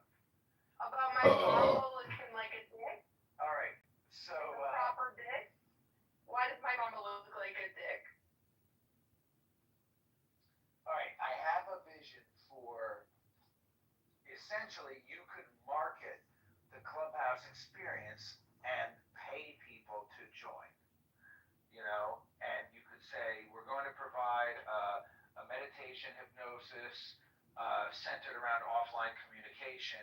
Join us at this Clubhouse room, and it'll be $25 or however much, for an hour-long meditation, and then we could get 300 people to join, and they're all, they could join honestly whether or not they're paying for the meditation, but the people who are paying are not Clubhouse users who are floating in. They're people who have seen the advertisement for a hypnosis meditation, clicked on the link to buy the hypnosis meditation, and then it comes here where they're paying for this. Yeah, that's a good idea. So anyway, that's what I was thinking. Yeah. And if it was a nonprofit, by the way, we would be eligible for, especially if we had like a black woman, like if we could get Mama Jazzy to be if you could even impersonate. This is so sickening. I feel sick listening to this. Why? What do you mean? She's just being You're irascible. using race play? Oh, she's being irascible. Do you know who Michael? I used to be a Democrat. Let me help you out with that, Dan. You're so good at it. So I was gonna say that like I have thought about like changing my profiles to to Alcoholics Anonymous, and then creating like an Alcoholics Anonymous clubhouse room where people actually do like an AA meeting. Exactly. Yeah, I'm gonna do and that. So anyway, my request to you is just that if you ever use that house, I made you the only other admin, so just feel free. But I think that house, until it's you're right. Nothing on Clubhouse ever lasts. Nobody's going to troll my stupid house, and it's probably not going to turn into anything. But for the time being, if you want to open a room about offline communication and the power of avoiding irascibility, because the wisdom books is one thing, but talking about anyway, that's what that house is for. Okay, cool. Yeah, I think like using Clown House as the back end to like a purchase point of sale is like a good, way to do it, because you are giving them what they want. So the question is just, can you find and can you market? Well, and if you could control it, like I was thinking about marketing a Google Meet. Okay, I'm thinking about marketing a communication workshop. But then I was thinking Clown House could be, although maybe this is a stupid idea because it could be corrupted, but I thought it could be a good venue. I'll tell you this. There's two things that I like about this app. First of all, I like that it's audio only and we're not distracted with the visual. It's just a group call. And I like that there is no lag and the sound is clear. If both people have good internet, there's no lag.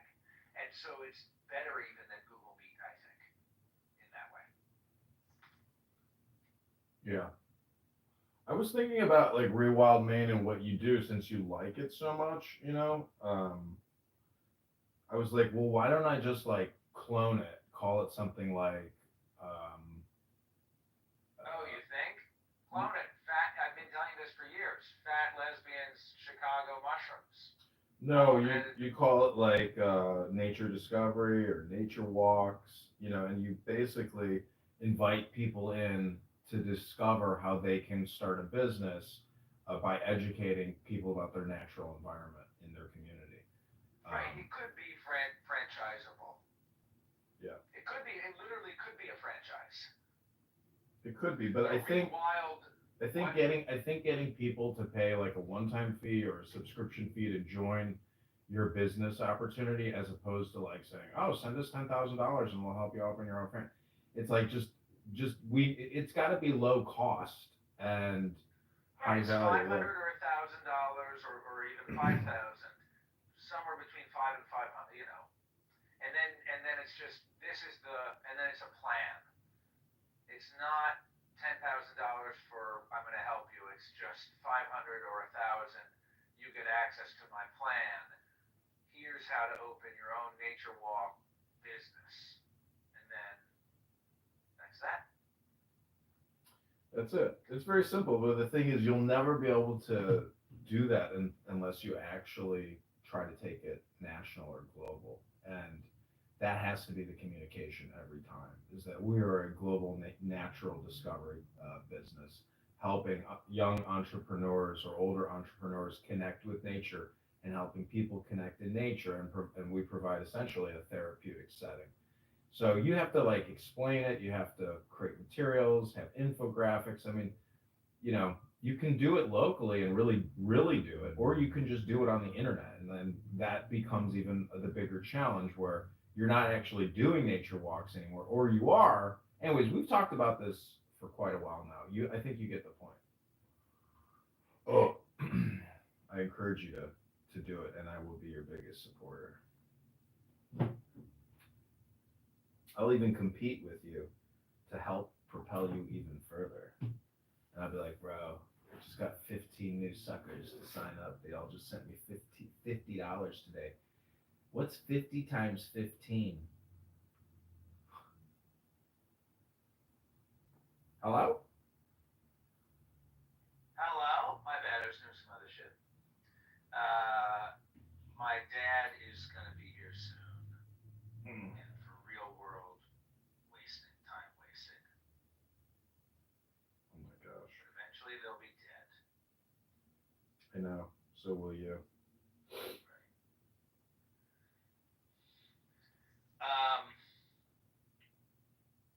So the other thing that I was going to say about the offline communication thing is that, well, you can't make money. You're like a belligerent delinquent. No, I can make money. What are you talking about? Can you make money and keep your house? I thought if you make money, then you have to pay the government. No, they just they fucking take whatever they can take from me. It doesn't mean I can't try to make something that they can't take. They want me working. Anything you make, they will take. No, it's not. They got to take it before I can get it out of the bank. That's what I'm fighting. Is like take it before you get it out of the bank. So if you cash a check for $5,000 and then go withdraw it all today, they got shit, but they can see that you cashed a check. Listen, don't worry about any of that. It's irrelevant. All right. Because, you know, even if I was making money, I could say to my good friend Max, hey Max, I need you to take this money. He'd be like, you're gonna take so fucking cool. Fuck yeah, I'll take that fucking money.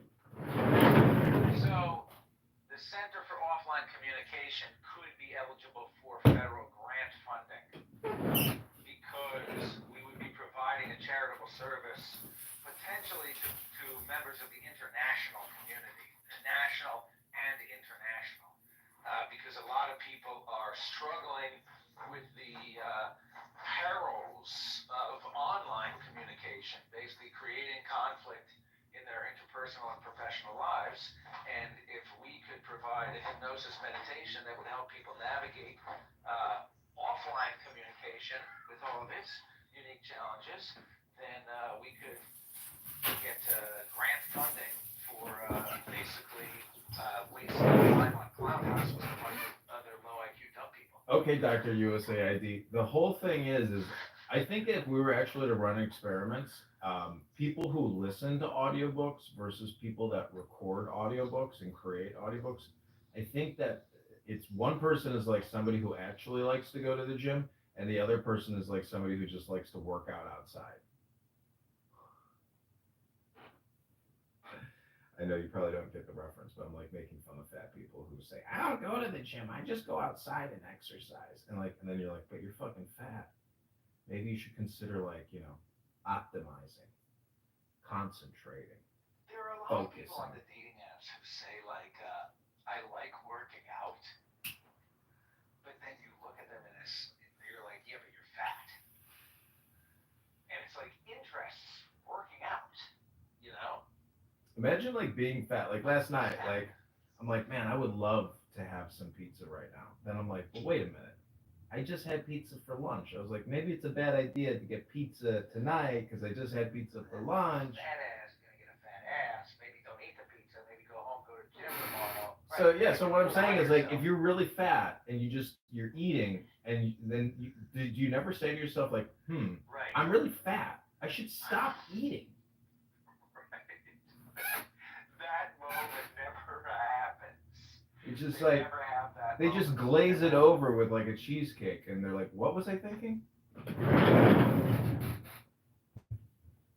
it's sad. That's a bummer.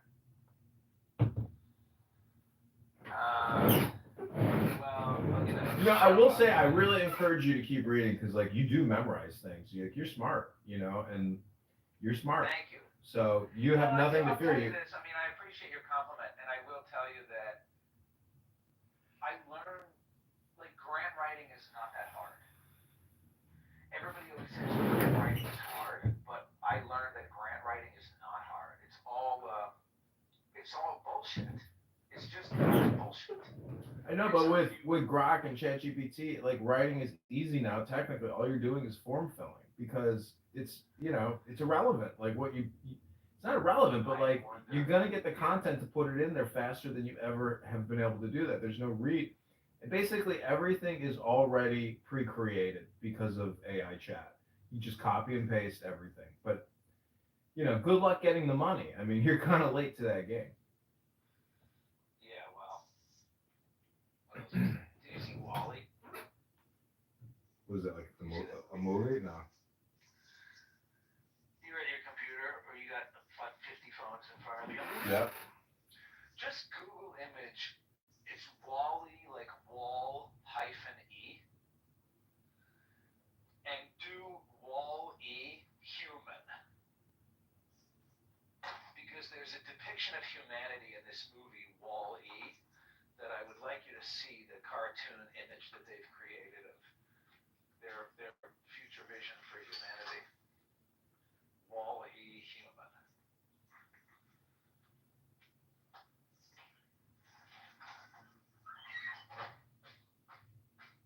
Did you see it? Sorry, I got distracted. Who doesn't get distracted all the time? You don't have to look at it, but anyway, it's just a fat fuck in a mobile chair with a screen in front of his face. I see the robot. Wally's Day at Work. Yeah,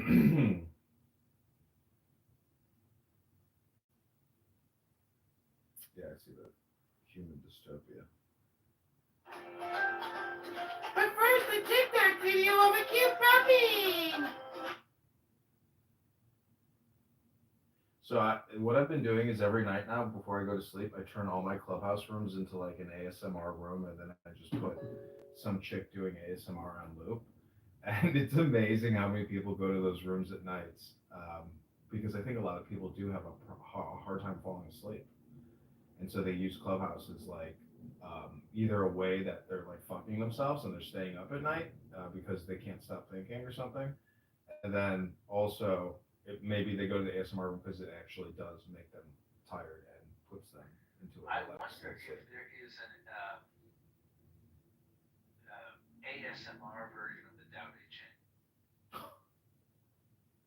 ASMR Tao Te Ching.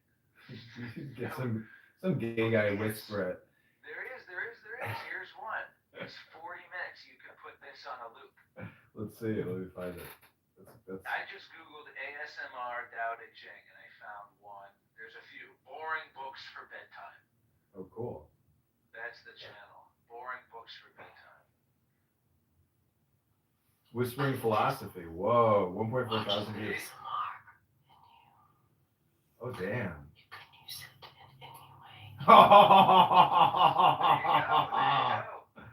See, it's like it's so impossible to come up with an original idea. Everybody's already thought about this shit. We're like so late to the game. This chick has 54,000 views.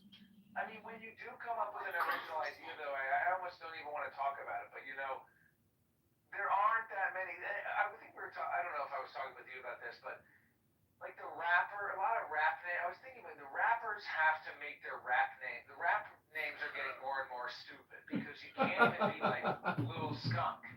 You have to be basically your Twitter handle or your TikTok handle. So a lot of rappers are like Lil Skunk 249. It's literally like a screen name, like Lil Pump 69XX. That's so you can Google them and not get confused with the other Lil Pumps or whatever that are out there. And so I did come up with a unique idea, and it is called the Center for Offline Communication. And I've secured the Facebook page. I don't know about I think I got the URL. If I didn't get the URL by now, I'm stupid. I wouldn't worry about it. I have had thousands of domain names, and I literally just canceled every single one of them, meaning I'm not renewing. And like, I got a call from GoDaddy, and they're like, "Are you sure? Like, you're gonna let all these names go?" I'm like, "Yeah, I'm not gonna keep carrying these fucking names for you guys. Let it go. I'm a Buddhist now. Bye, bitch." And I'm like, I'm not gonna keep paying all that money. It's like I'm just not making money from it. So I'm a moron. The point is like domain names are stupid because it's really platforms now. And the fact is, you can get any domain name you want and just put a fucking X at the end of it. So domain names are stupid.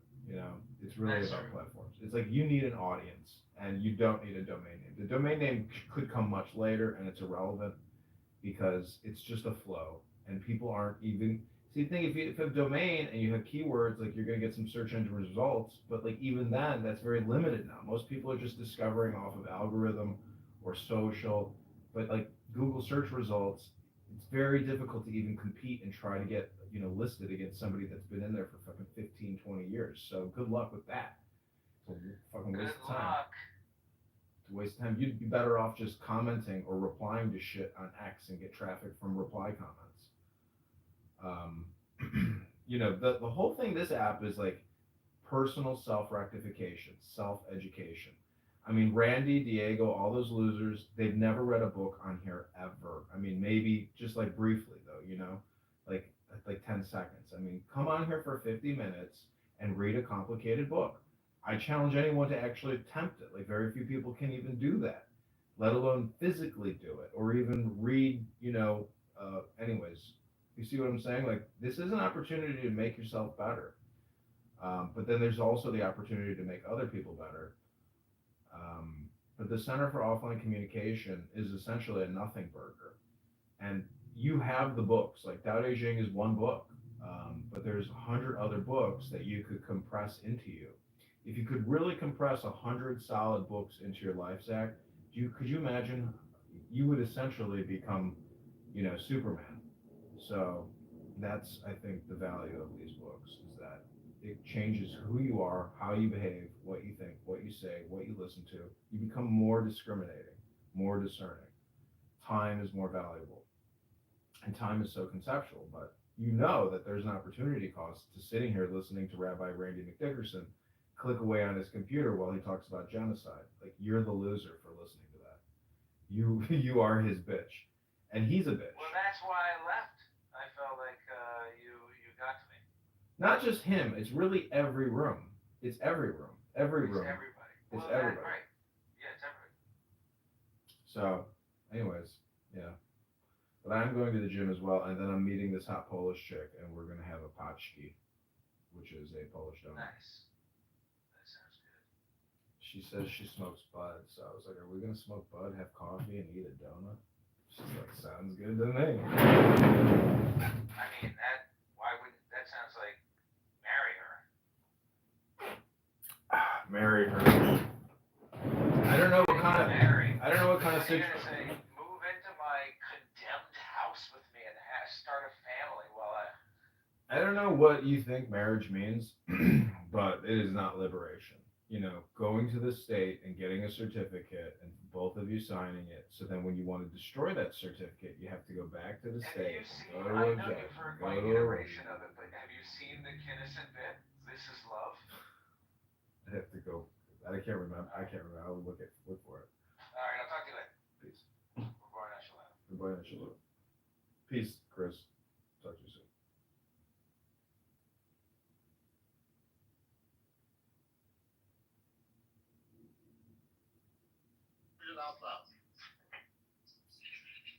Yeah. When should I start? Because the first part of the article is just discussing. How about you read the damn thing? Hold on. This is explaining first just what. How about you read it? I just want to show out that Rabbi's a fucking loser. He repeats himself over and over again. Someone else. The term recently propped up in mainstream media when former Liberty University Jerry Falwell Jr. resigned from his role over reports he had partaken in this fetish. According to researcher and sex therapist David Lee, Jew, conservative men might be sexually drawn to cuckolding because of something they were told is forbidden or wrong. Okay, so based off of feeling, but let's continue. Cuckolding is a sexual fetish. All right, this is just another description. No, that's skipping it. Cuckolding is a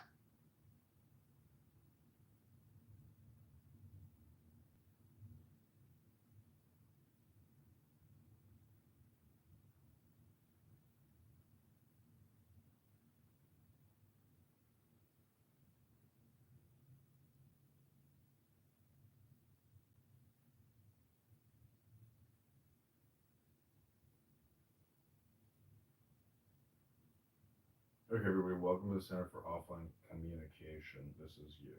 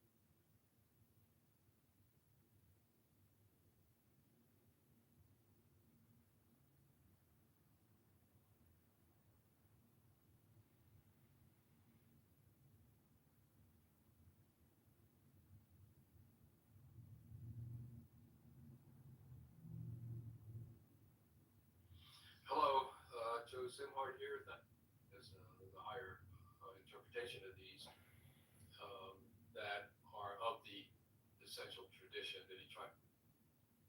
Feels like a dream, feels like magic. Now I believe I can. Hello, everybody. This for Cardinal Balthazar, or a very eclectic and unconventional cardinal as well. He was progressive in some ways. So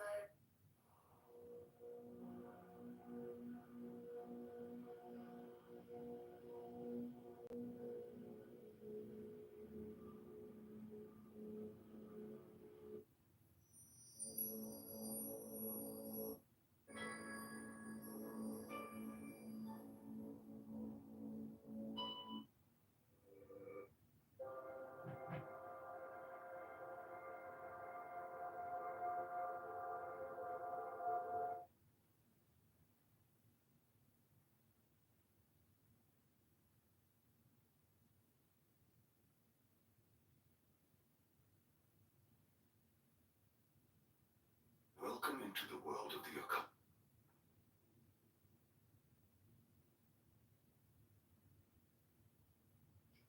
It's Saturday morning. I promised to get you out of here fast. What up, Danny?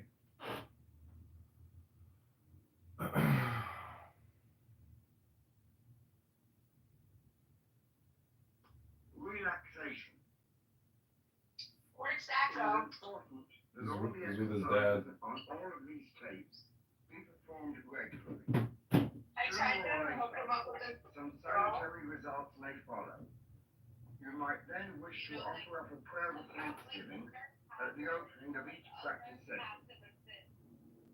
Use your own imagination and ingenium to compose the kind of prayer that suits you and your own beliefs, rather than follow slavishly some already existent prayer, no matter how excellent it may be. Two Jews, and I was very upset. It was very anti-Semitic. At the root of all systems, metaphysical or occult, relaxation of physical and mental tension is considered a prerequisite. Unfortunately, most systems contain only a rudimentary technique, inadequately developed for the use of the new student or beginner, without any assurance that it will produce results. I want to present a time-honored viewpoint that is repeatedly confirmed with usage of the newer scientific techniques of biofeedback. First of all, the student is to lie down on his back on any hard surface, or on a bed with a firm mattress, or on a table covered by a thick blanket. A well-carpeted floor has been known to be most satisfactory. For some, a small cushion is permitted for the head. The basic idea is to let the hard surface support the body. Too often, when lying down, we remain fully tensed when we should permit the muscles to loosen up altogether. Thus, we support our bodies with much too much tonicity instead of letting the hard surface do the supporting for us. He must give himself wholly up to it. A few deep sighs will prove of inestimable value. You should engineer some rudimentary relaxation of the diaphragm, the big muscle separating the chest from the abdomen. What is proposed then is for the student to consider in his imagination every part of the body from brain to the tips of the toes. No intricate knowledge of anatomy is really required. On the other hand, however, if the student has been taught the broad outline relating to anatomy and physiology, he may find that knowledge useful. While lying on the back, a thick, large pillow should be slipped under the knees so that the knees are raised some few inches from the surface. This tends to induce a mechanical relaxation of the spinal muscles. Let him now cross one ankle over another, the heels resting on the hard surface, and fold the hands over the abdomen by interlacing the feet. Consider the brain by visualizing it in the skull. Everyone has, at some time or other, seen diagrams of the cerebrum. Imagine now that the brain is a mass of white and grey nerve substance divided into a right and left hemisphere with a little bulb at the back. The entire surface of these structures is marked by numbers of lobes, convolutions, and depressions. Try to feel that this brain, normally white and grey in color, becomes pinkish in hue as you think of it. This visualization dilates the blood vessels in the head, automatically directing an increased blood supply there. This creates warmth over and above the normal amount, and this radiating outwards to surrounding structures produces a relaxation. Maintain this visualization long enough to become aware of some kind of sensation in the head. Subjective sensations of warmth and tingling. Yet these are not wholly subjective. Biofeedback experiments indicate that the temperature of fingers or toes using this method may be increased by a degree or two. Relaxing the entire body thoroughly in this way will also be found a distinct stimulus to the maintenance and or recovery of perfect health. Imagine next that the blood, which has been warming and so relaxing the brain, pours downwards from the frontal portion of the brain into the forehead, the temple, dilating the blood vessels there. Go through a similar procedure as previously described until you obtain that characteristic sense of warmth, tingling, and relaxation. These are quite unmistakable, being the hallmarks of the induction of a local release of tension. Passing contemplation downward to the ears, reflecting also on the inner ear mechanisms, the cheeks of the face and the nose. Imagine the blood flowing there, bringing about a relaxation of muscular and blood vessel tension by reason of the warmth induced by the surplus of blood in that area.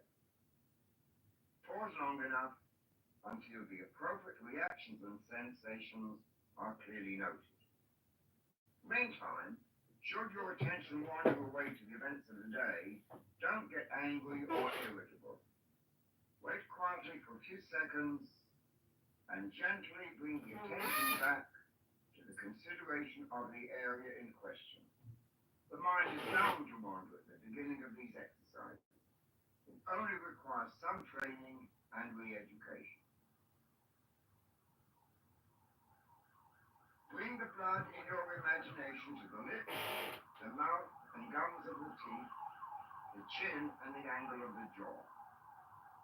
This procedure having been applied to the whole head, including the back of the head, you should pause for a little while to become completely aware of the sensations involved. Also note that the entire body should have begun to lose its gross attention. Since the brain is the nerve center of the whole psychosomatic organism, when it relaxes, so also will all other subsidiary parts. The neck is the next area to be considered. The student should visualize the windpipe with all its component parts, if he knows them by name, together with muscles and glands in the front, sides, and back of the neck. They should be imagined as turning pink due to the dilatation of the blood vessels that, holding more blood, are gently warmed by its heat and thus being coaxed into relaxing. As the tension begins to loosen, pass the attention to the powerful muscles of the shoulders and shoulder joints.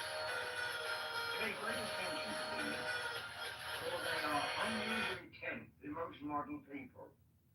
The price we pay for the benefits and stresses of civilization. Let the attention slowly wander from the shoulders down the arm to the elbow, forearm, wrist, hand, and fingers, dwelling for a minute or so on each part, feeling a sensation of warmth and tingling there, firmly telling each part to relax. Return in imagination once more to the shoulders. Visualize the entire chest cage. Within this cage are several large and important organs. The bronchial tube, lungs, heart, large arteries and veins leading to and from them, and the diaphragm. Also make note of and feel the powerful web of muscles which aid the breathing function. Just make a simple picture of this cage and begin to feel that slowly the blood pours into every dilated artery, vein, and capillary. The muscular walls of these vessels relax, enabling them to convey larger quantities of blood than before. Because of this increased blood supply, a greater quantity is being generated in the chest, resulting in a generally diffused sense of relaxation. So far as the abdomen and pelvis are concerned, a similar technique is to be followed. Thinking of the large areas which include the individual organs that you know to be housed there. Feel the warm descent of the blood and experience fully the sensation of aliveness that the consideration of those parts produces. As you practice, you will at first become increasingly conscious of each bodily segment, becoming aware of each separate organ, rather as one does of each tooth, if and when there is a toothache. This awareness is succeeded by a complete cessation of sensory awareness. The relaxed portion, formerly standing out so vividly in consciousness, will fade utterly from view. Eventually, consciousness of the body as a whole vanishes entirely, with a deep and abiding serenity and stillness resulting. Having completed the irrigation of the pelvic area, imagine the light stream of blood dividing into two powerful rivers, each sweeping down one hip and thigh. Consider the thigh as far down as the kneecap, in a manner similar to that applied to all other portions of the body until you become aware of the warmth and relaxation of the heavy, thick muscles. Then pass downwards with the mind to the ankle and finally to the tips of the toes. Become fully aware of each minute part of the body, becoming absolutely flooded by the bloodstream, which enables it to undergo this needed release from tension. The entire process from head to toe should take not less than a half an hour at first. More time would even be more satisfactory. As time goes on, less time may be necessary to induce relaxation, until finally the mere wish or thought to relax will spontaneously induce all muscles and tissues everywhere in the body to relax their chronic tension. Skill is the important factor, and skill is achieved solely by practice and constant repetition. In this way, a conditioned response may be built up with the almost instantaneous reaction that such reflexes have. The practice of the presence of God. Let us dedicate this work to an awareness of the ever-living God by using an ancient prayer. Who should not praise thee, O Lord of the universe, unto whom there is none like, whose dwelling is in heaven and in every virtuous and God-fearing heart. O God, thou vast one, thou art in all things. O nature, thou self from nothing, for what else can I call thee?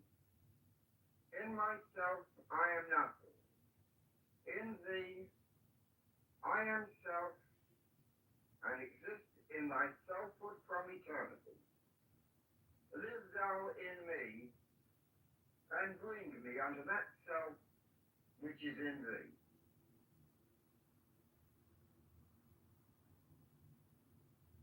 Lie down and make yourself comfortable.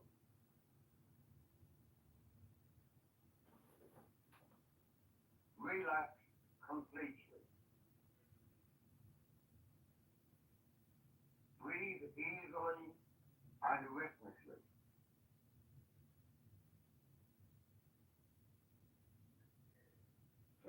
concentrate on the fact that your body is composed of millions of atoms.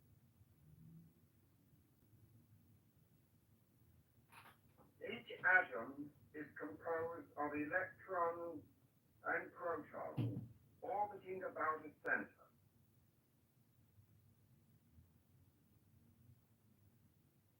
Vast open spaces exist between these particles.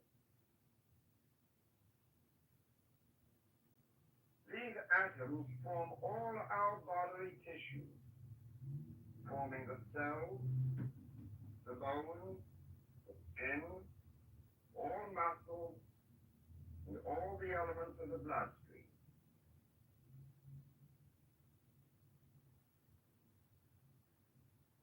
The whole body really is made up rather like a woman's hairnet.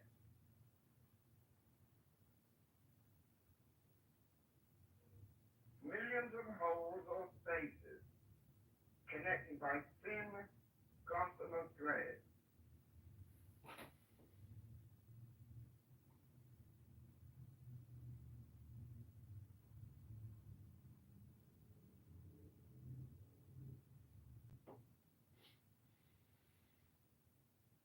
Think of the skin on your face, covering your whole head.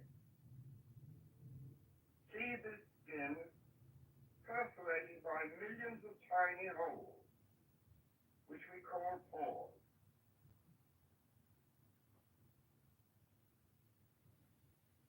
Imagine and feel that these pores are opening up, stretching wide.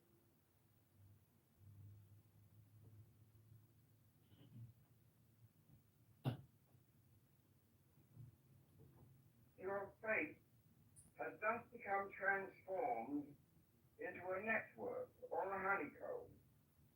Millions and millions of yawning open holes loosely knit together by fine, thin filaments.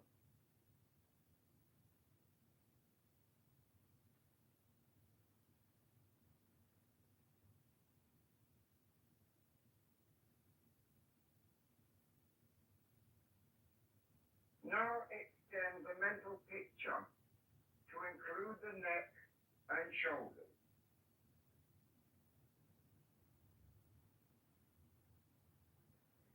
See the skin covering these areas, becoming a fine lacework of holes.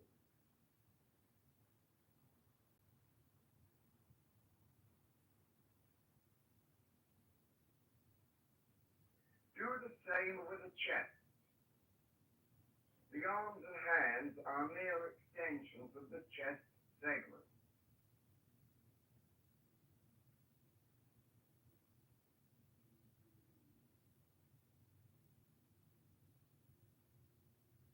These areas of your body are now largely open holes.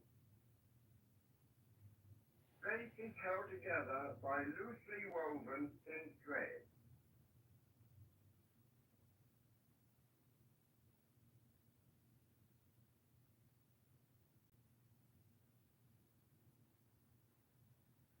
Feel the holes stretching and opening as you slowly move your imagination into the abdominal area, into the whole length of the back, down into the pelvis, the thigh area, and your legs and feet.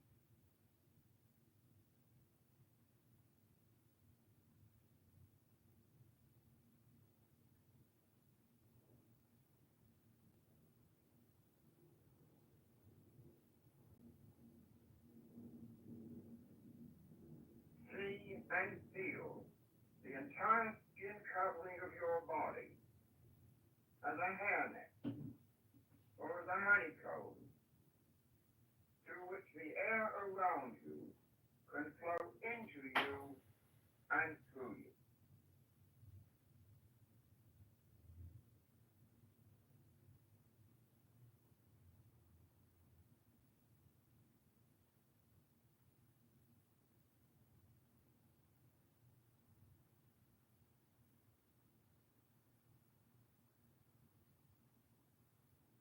now return your attention to the head.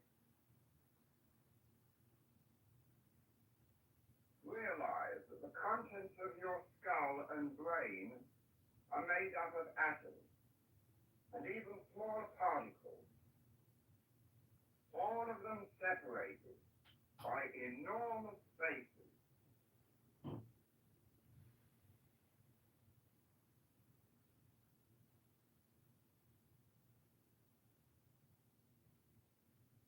Feel that the bones, the blood vessels within the brain, and the cells of the brain itself are very porous, filled with holes similar to a sponge.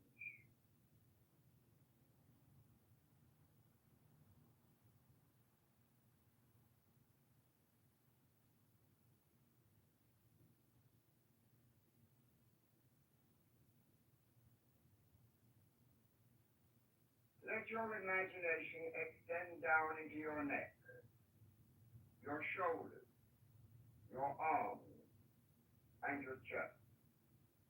The whole upper part of your body. The inside, not the external skin this time.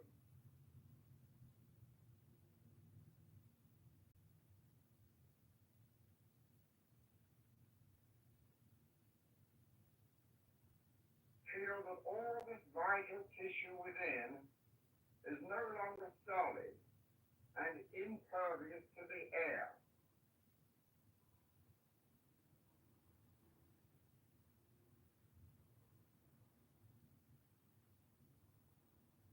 It is porous and sponge-like because the tissue is nothing but millions of holes, vast spaces lightly connected by thin filaments.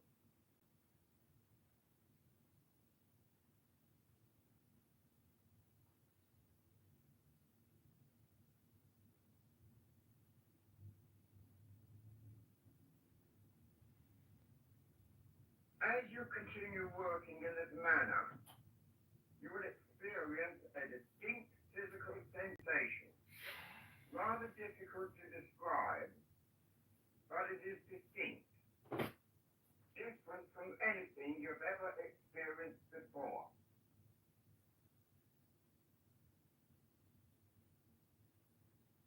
Now go down to the abdomen and the pelvis. Consider them together.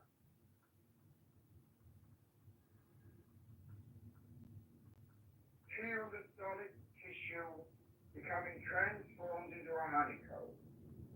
Millions of holes, the spaces between the atomic particles composing them, tied together with a network of little threads and filaments.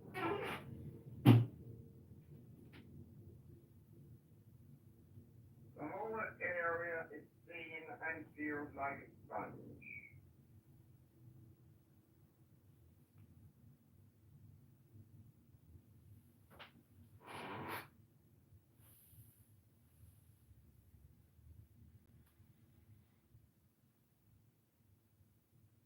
Extend this method to the thighs, to the legs, and the feet.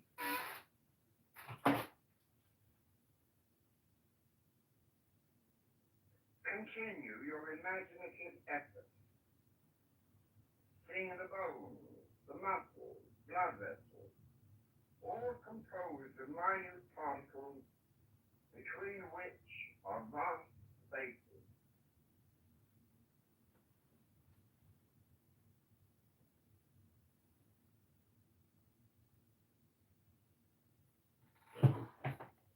All the apparently solid tissue is transformed into a honeycomb, into millions of holes, flimsily connected by fine filaments and threads.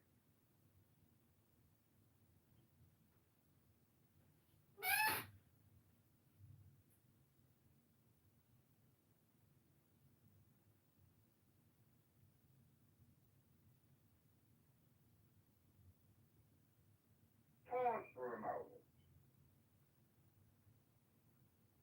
Get a view of the organism as a whole. The skin outside, the organs and other tissues inside.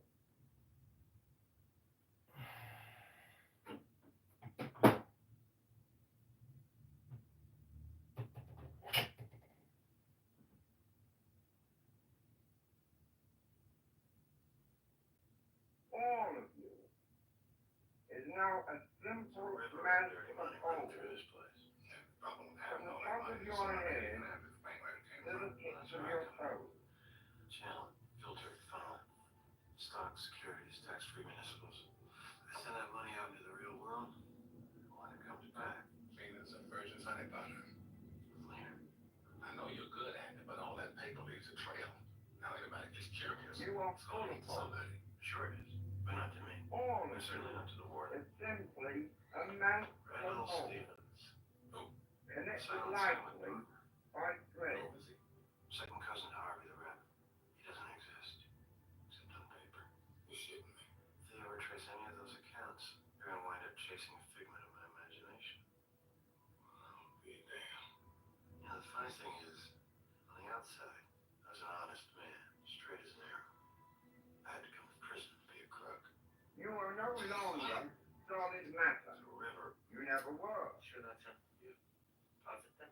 As a result, You know if you're positive? you can feel the surrounding air Yes, what? flow Yes, through I'm you. sure this is true. Positive you did. Sense the air permeating you, pouring in from every direction.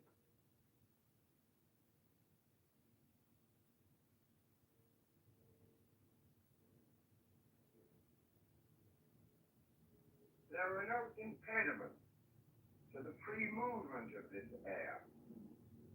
This air, which is life itself.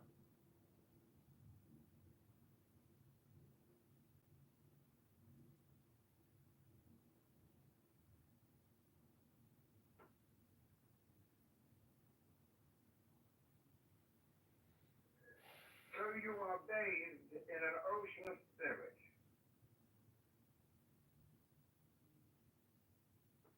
It is spirit which you are breathing in and spirit which you are breathing out.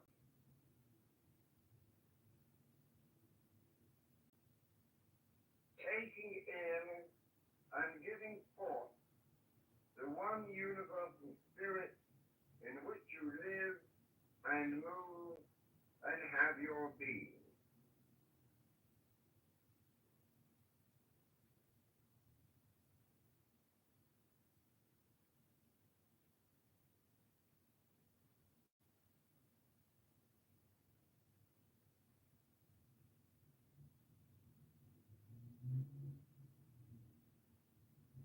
Realize your imagination has transformed all your tissues into sponge-like substance.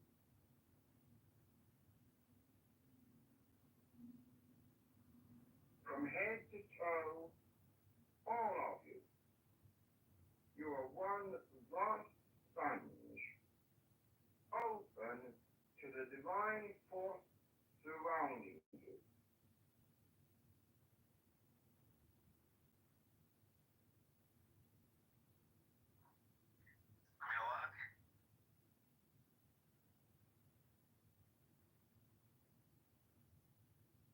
Your sponge-like body offers absolutely no resistance to the living air coming in and passing through your body from any direction.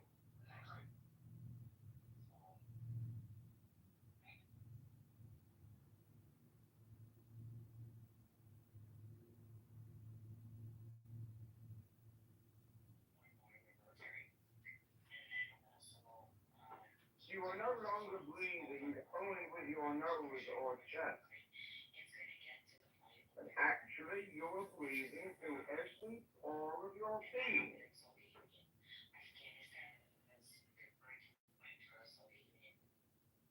As you inhale, the air pour into your spongy body from head to toe.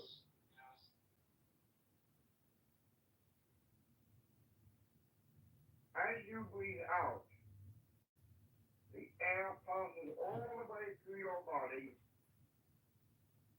coming out through your head, through your back, your abdomen, your legs.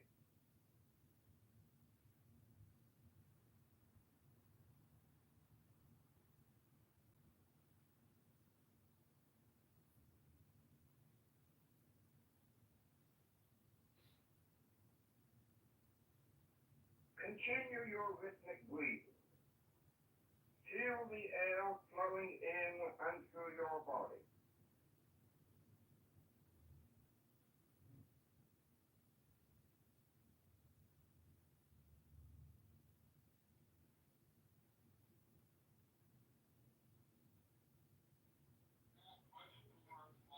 Your body is nothing but a mass of holes, places tied together by thread, no longer dense and solid.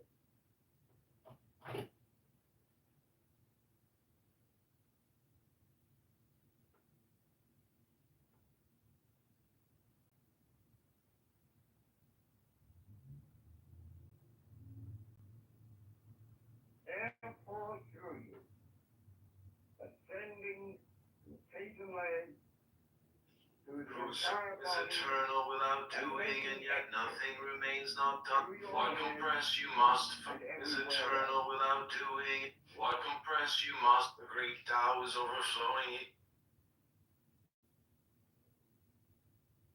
Great, whosoever is clever, whosoever people would find the now balance the all air is coming in through the front of your body, and as you exhale, it goes out through your sides and back.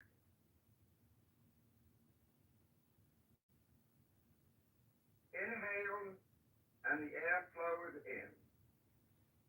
Exhale, and the air flows out. Keep up this rhythm, this new and most pleasurable experience of the divine life entering you. This is taking over.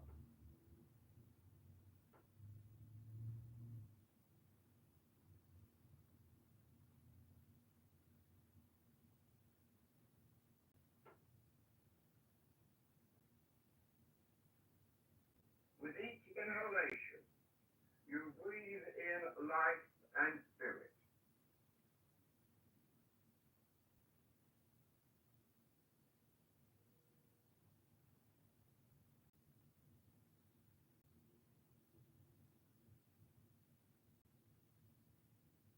This air that is coursing through your body is the carrier of life.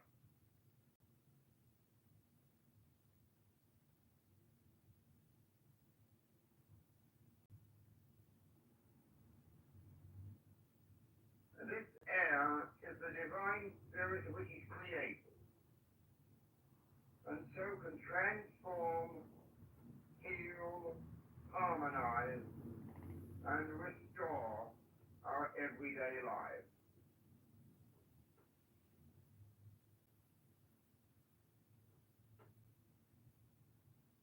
The world is dark. Few only can see here. Few only go to heaven.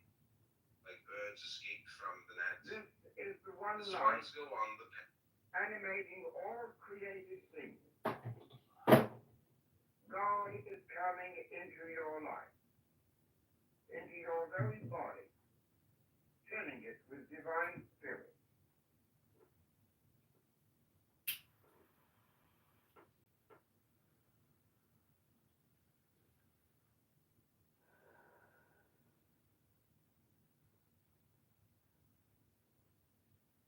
As you breathe in, as the air rushes through your body and mind, you are in reality opening yourself to the ever-present and power of God.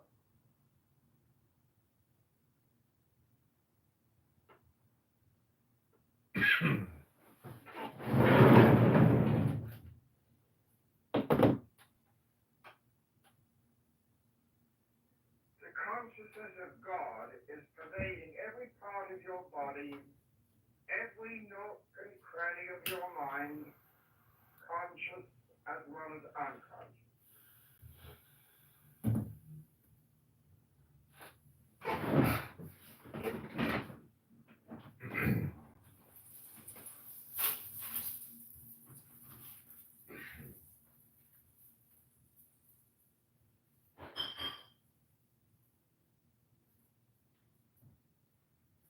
There is no part of you that can be free from what God is.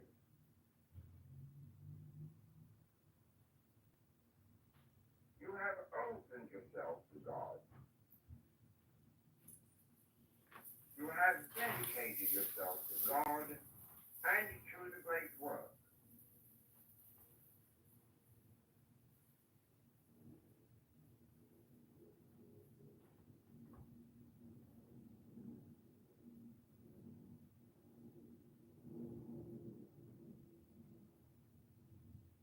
Surrender whatever you are, whatever you have, to the omnipresence of the one life, this one universal spirit.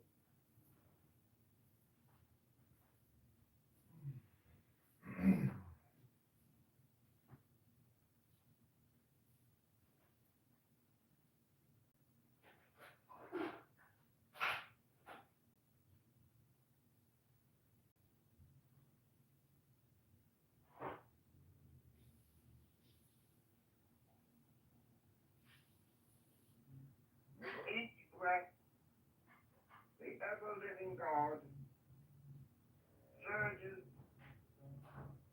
into your body and fills every cell with life, love, and freedom.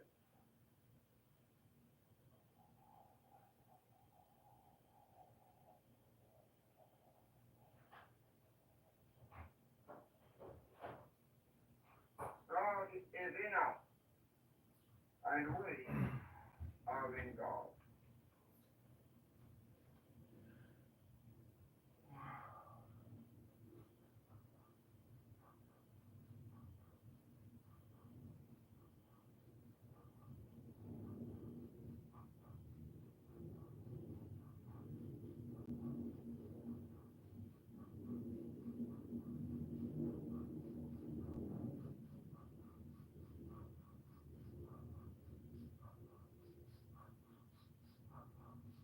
Now take a deep breath and return to your normal state of consciousness. Take a seated position.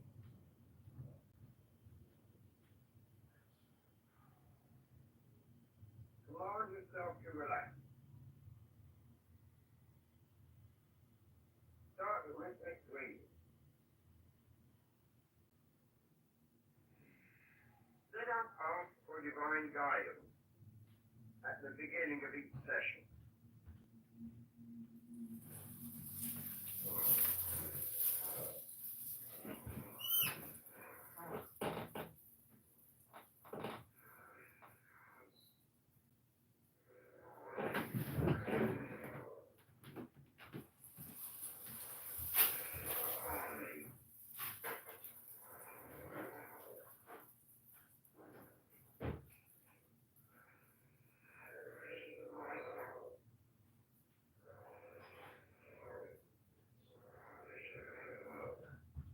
To the glory of thine ineffable name. Amen. Amen.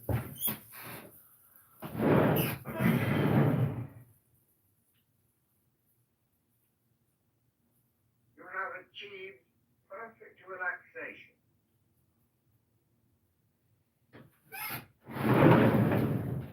Your mind is at peace.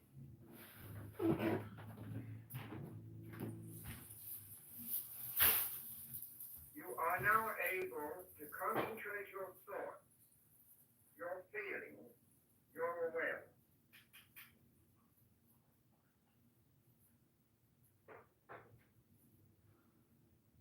Imagine now the towers above you another being who represents your higher self, your holy guardian angel.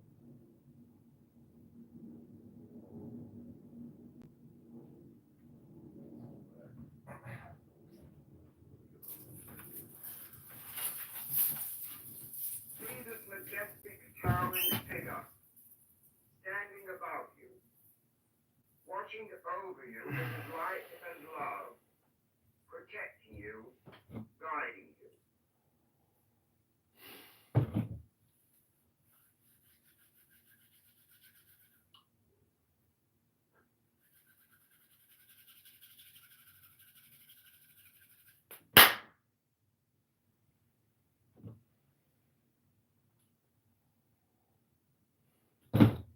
With each breath you take, you aspire and yearn to be one with your angel.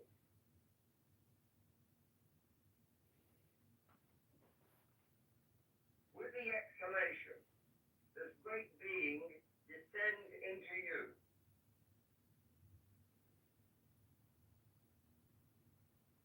You and your guardian angel are becoming one.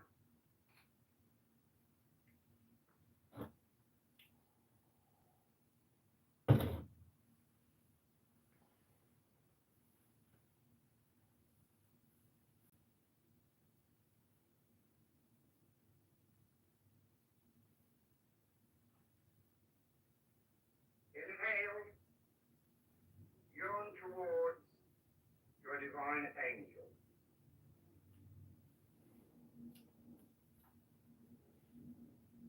Exhale, he descends and occupies your being.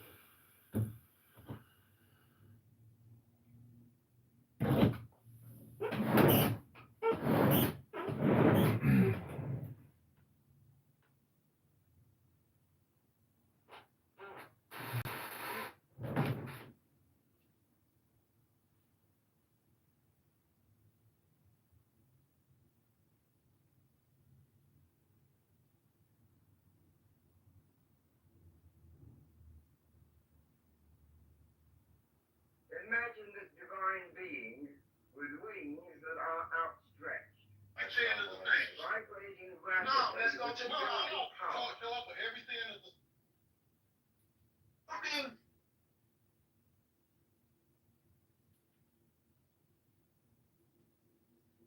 You did not. If y'all don't think you better know about this. Benign, gracious, beatific.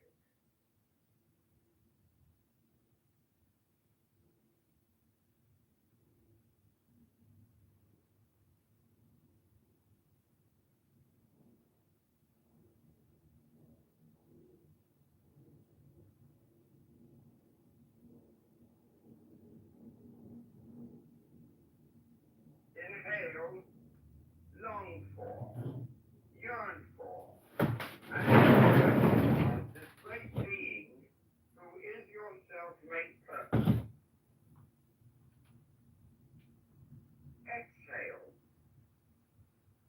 imagine and feel this divine spiritual figure descending, occupying your body, your mind, your soul.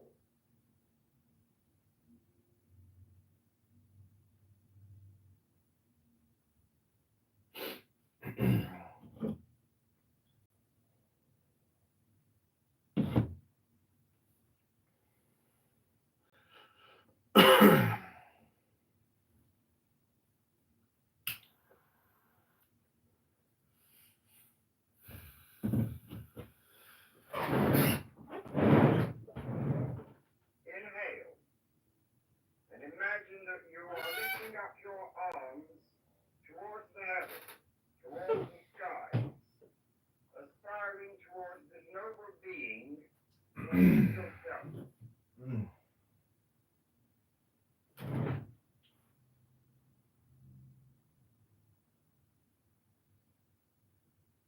Exhale. Feel the air going out of your body, and your higher self, your angel, descending into you.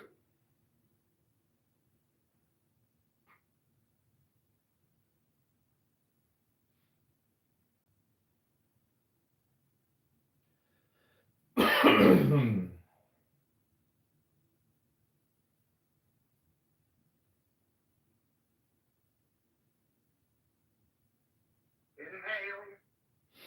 Expire.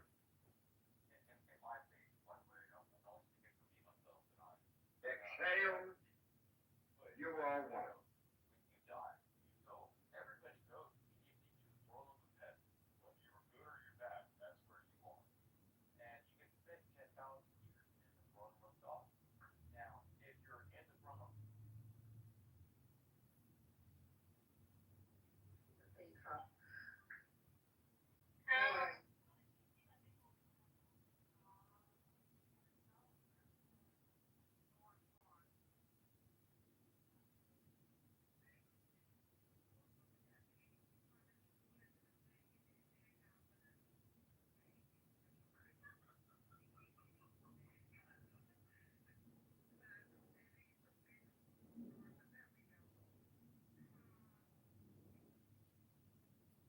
Your holy guardian angel is the symbol of your higher self.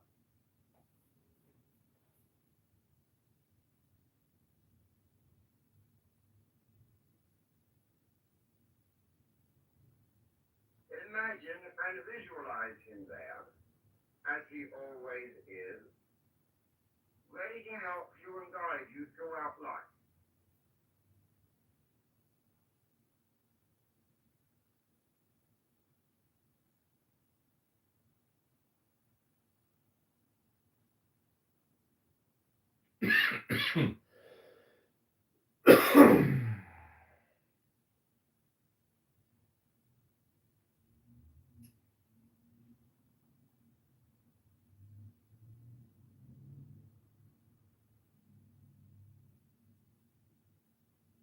As you inhale, yearn for your guardian angel.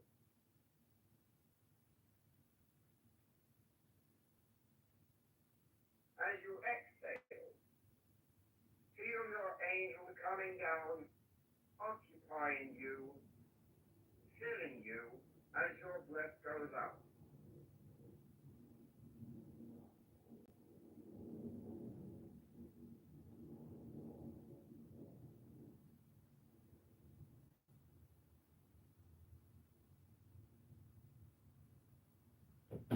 Go study Toyota Sam and stop wasting your time.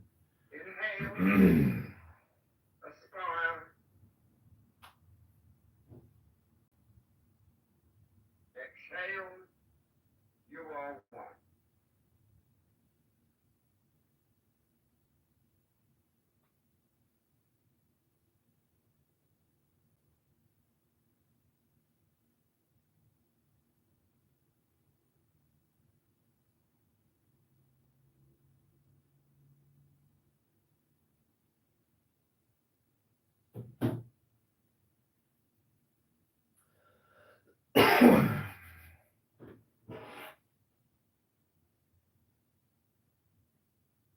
Mentally, you see your angel. You feel his presence, handsome, beautiful, robed in brilliant, scintillating white light.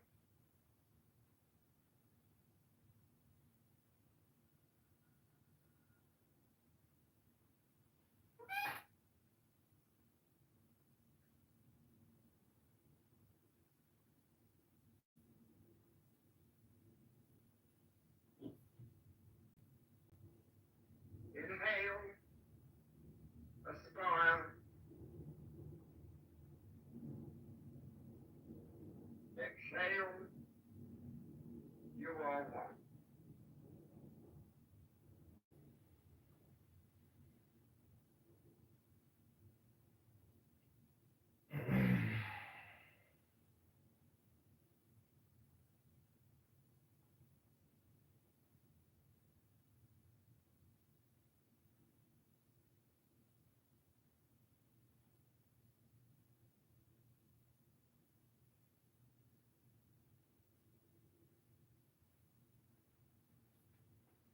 You are going to be merging with this gigantic figure of the angel.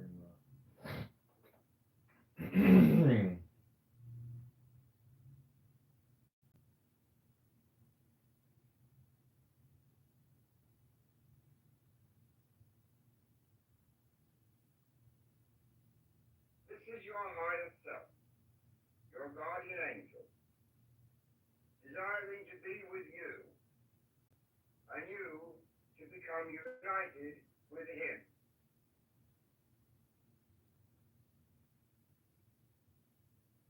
If you're Jewish, you should document JD as some potentially violent lawbreakers who spread lies and evil communication.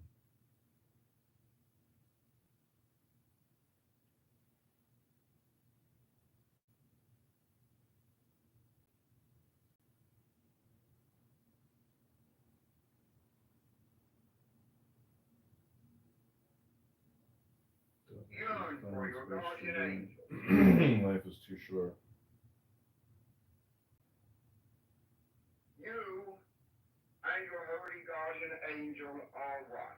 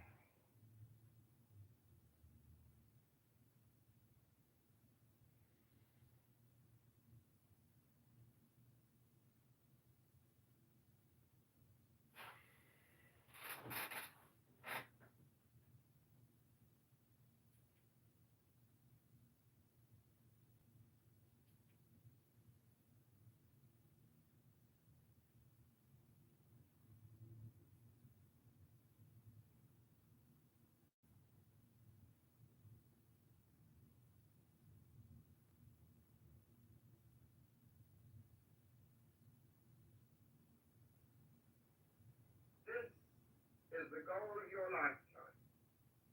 This is the great work. Uniting with your holy guardian angel, your magnificent, beautiful, mighty, heavenly self.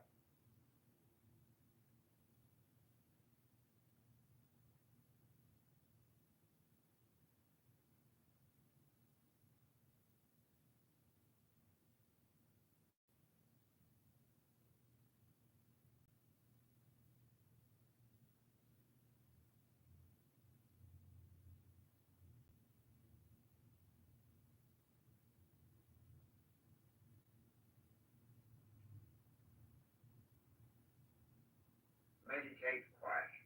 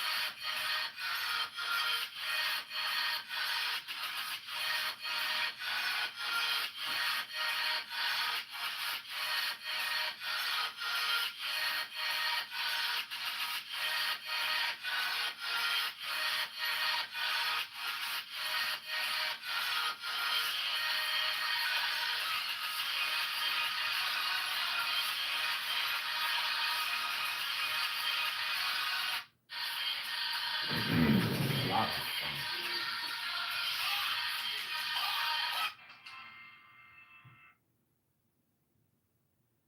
Please don't scroll.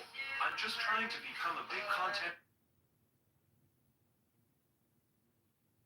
Please don't scroll. I'm just trying to become a big content creator one day, but I have no supporters. So if you have the chance, please subscribe.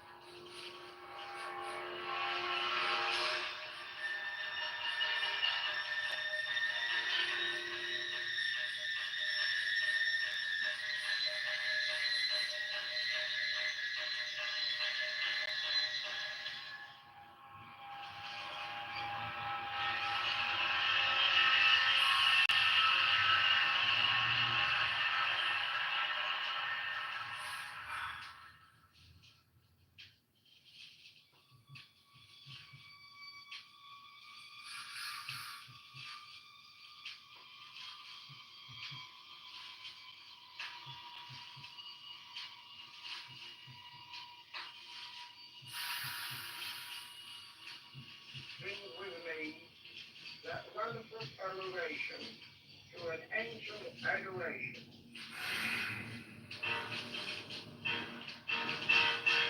I am he, the boundless spirit, having sight of instinct, strong and toward the sun. I am he, the truth. I am he who hates that evil should be brought to the world. I am he that lightneth and thundereth.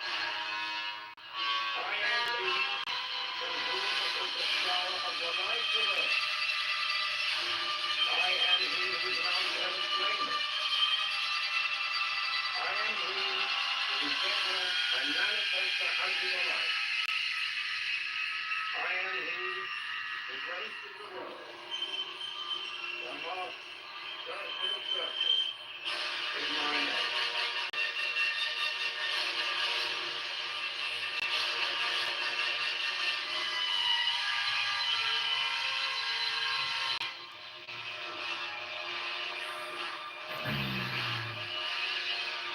Now take a deep breath. Stretch and twist your body. Terminate the state of bliss of ecstasy. This is a poem that Crowley wrote, published in the Equinox about 1910 or 11. It is called Long Odds.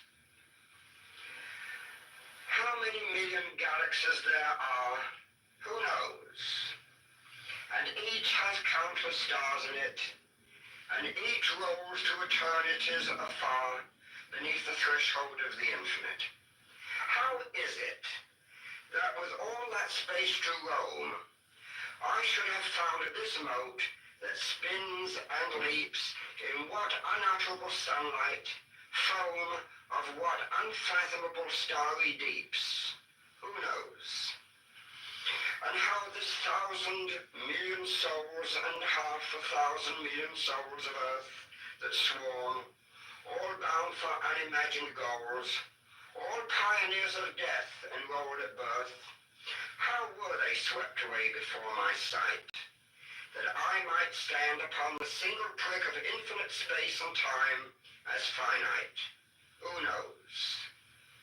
Yet here I stand, climacteric, having found you. Was it by fall of chance? Then what a stake against what odds I have won. Was it determined in God's ordinance? then wondrous love and pity for his son? Or was it part of an eternal law? Then how ineffably beneficent. Each thought excites an ecstasy of awe, a rapture rending the mind's firmament. Infinity, yet you and I have met. Eternity, yet hand in hand we run. All odds that I should lose you or forget, but soul and spirit and body, we are one. Is this the child of chance, or law, or will? Is none, or all, or one to thank for this? It will not matter if Thanksgiving fill the endless Imperium with a kiss.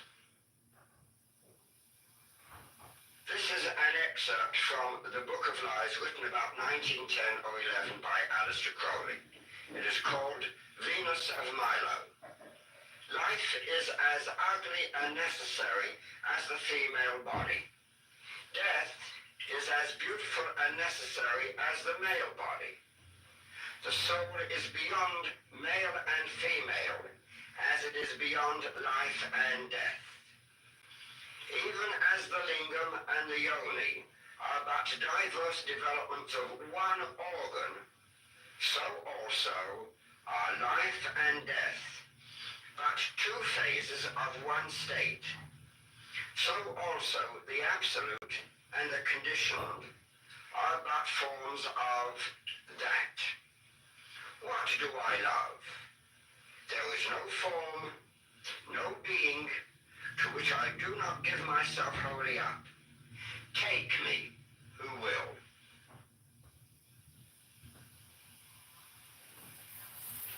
In the 6th volume of the Equinox, Aleister Crowley wrote and published a prose poem called The Earth.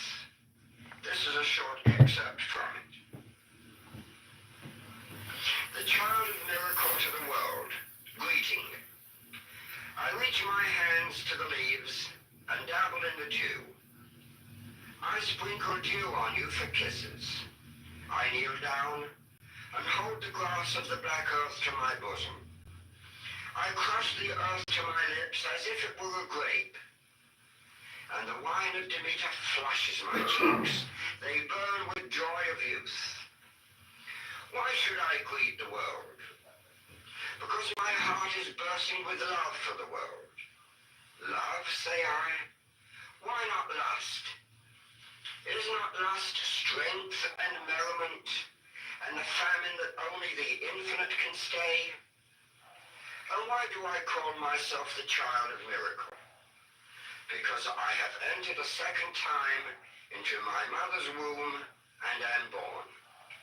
Because to the knowledge of manhood has come the passion, even the folly of adolescence, with all its pride and purity.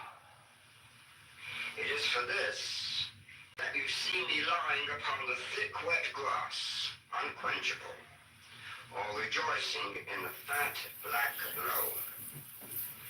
Now the manner of the miracle was this. In the beginning is given to a youth the vision of his mate. This one must he henceforth seek blindly. And many are the enchantments and disenchantments. Through this his vision fades. Even his hunger dies away, unless he be indeed elect.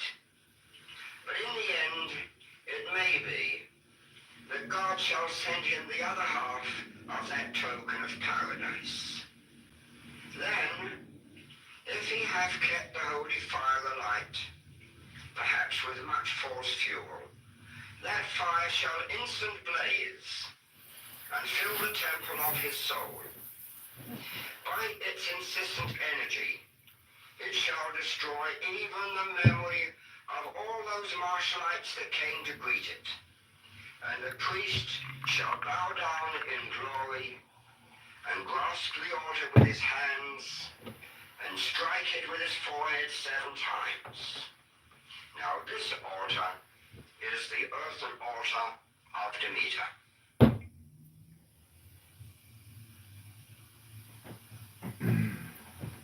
This is from the Book of Wisdom or Folly. My son, there are afflictions many, and woes many, that come of the errors of men in respect of the will. But there is none greater than this, the interference of the busybody. For they make pretense to know a man's thought better than he doth himself, and to direct his will with more wisdom than he, and to make plans for his happiness. And of all these, the worst is he that sacrificeth himself for the weal of his fellows. He that is so foolish as not to follow his own will, how shall he be so wise as to pursue that of another? If mine horse bore a fence, should some varlet come behind him and strike at his hoofs? Nay, son, pursue thy path in peace, that thy brother beholding thee may take courage from thy bearing and comfort from his confidence, that thou wilt not hinder him by thy superfluity of compassion.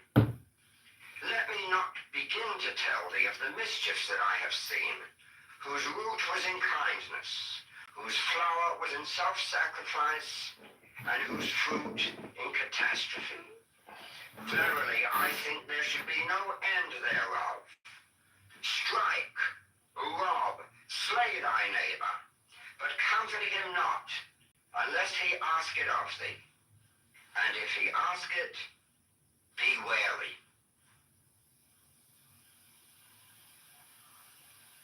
This is part of an essay written in the Blue Equinox and is called The Rights of Property. I have no sympathy with those who cry out against property, as if what all men desire were of necessity evil. The natural instinct of every man is to own. And while man remains in this mood, attempts to destroy property must not only be nugatory, but deleterious to the community. There is no outcry against the rights of property where wisdom and kindness administer it. The average man is not so unreasonable as the demagogue, for his own selfish ends pretends to be. The great nobles of all time have usually been able to create a happy family of their dependents, and unflinching loyalty and devotion have been their reward.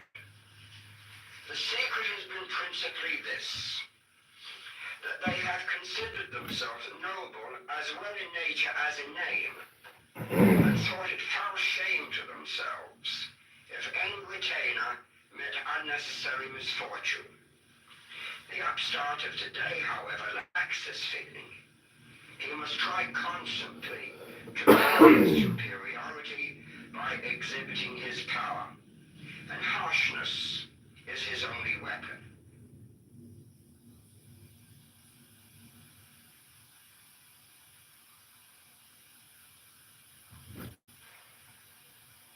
This is from a little book called The Book of Lies, The Smoking Dog, Oshiaki Fum. Each act of man is the twist and double of an hair. Love and death are the greyhounds that course him. God bred the hounds, and taketh his pleasure in the sport. This is the comedy of Pan, that man should think he hunteth, while those hounds hunt him. This is the tragedy of man when facing love and death, he turns to bay. He is no more hare, but boar. There are no other comedies or tragedies. Cease then to be the mockery of God.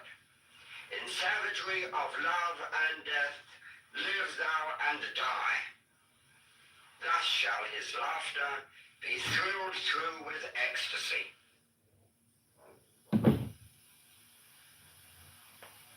This is an excerpt from Liber Aleph, the Book of Wisdom or Folly. Behold now nature, how prodigal is she of her forces. The evident will of every acorn is to become an oak, yet nigh all fail of that will. Therefore one secret of magic is economy of thy force, to do no act unless secure of its effect. And if every act hath an effect on every plane, how canst thou do this, unless thou be connected with all planes? For this reason must thou know thoroughly not only thy body and thy mind, but thy body of light, and all its subtle principles so well. But I would have thee to consider most especially what powers thou hast within thee, which are certainly capable of great effects, which are constantly wasted. Think then whether, if these powers, frustrate of their end upon one plane, might not be turned to high purpose and assured success upon another. For 100 acorns, rightly set in conditions fit for their true growth, will become 100 oaks, while otherwise they make but one meal for one hog, and their subtle nature is wholly lost to them. Learn then, O my son, this mystery of economy, and apply it faithfully and with diligence in thy work.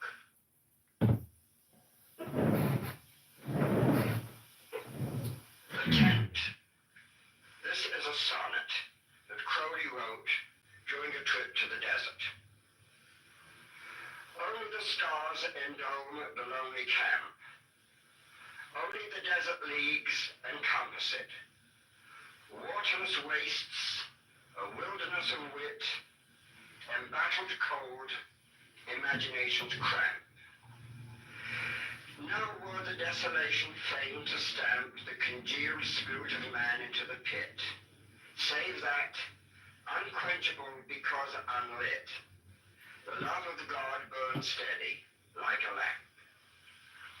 It burns beyond the sands, beyond the stars.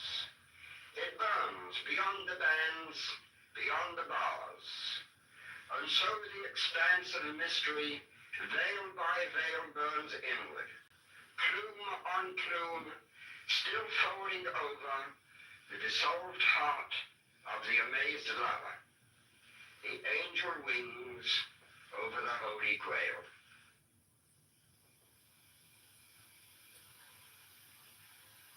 The following is an excerpt from a letter he wrote to one of his inquirers relative to the meaning of some of the magical instruments.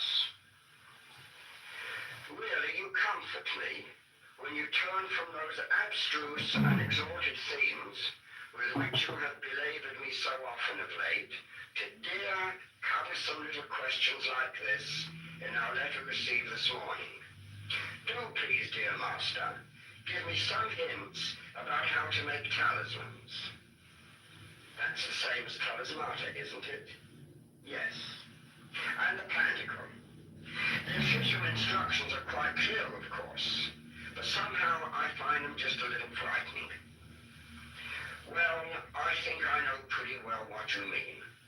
So I will try to imitate the style of Aunt Tabitha in the Flappers Fireside. For one thing, you forgot to mention the lawman.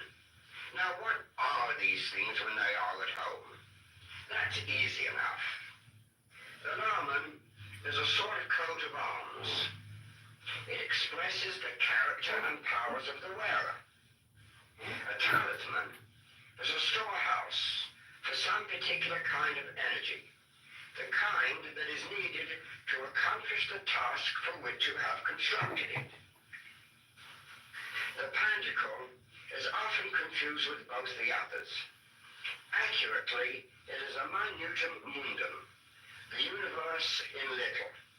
It is a map of all that exists, arranged in the order of nature. There is a chapter in Book 4, Part 2, devoted to it. I cannot make up my mind whether I like it. At the best, it is very far from being practical.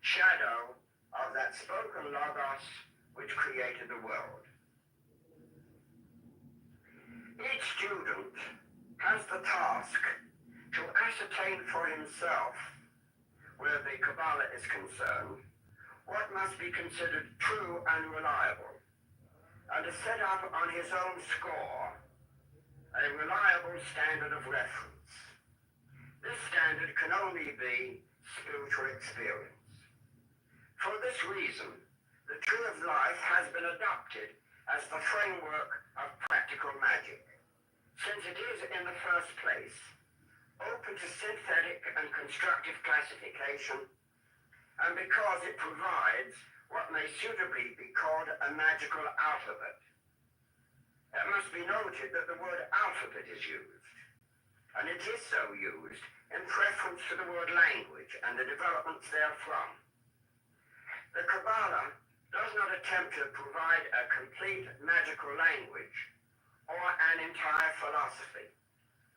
Only by spiritual experience may the latter be acquired, but from the alphabet of ideas, numbers, and symbols, and the intimations which it presents, the student may find himself enabled, with the aid of magical research, and with the aid of the inner spiritual experience, to construct a satisfactory edifice of a high philosophy which will take him through life.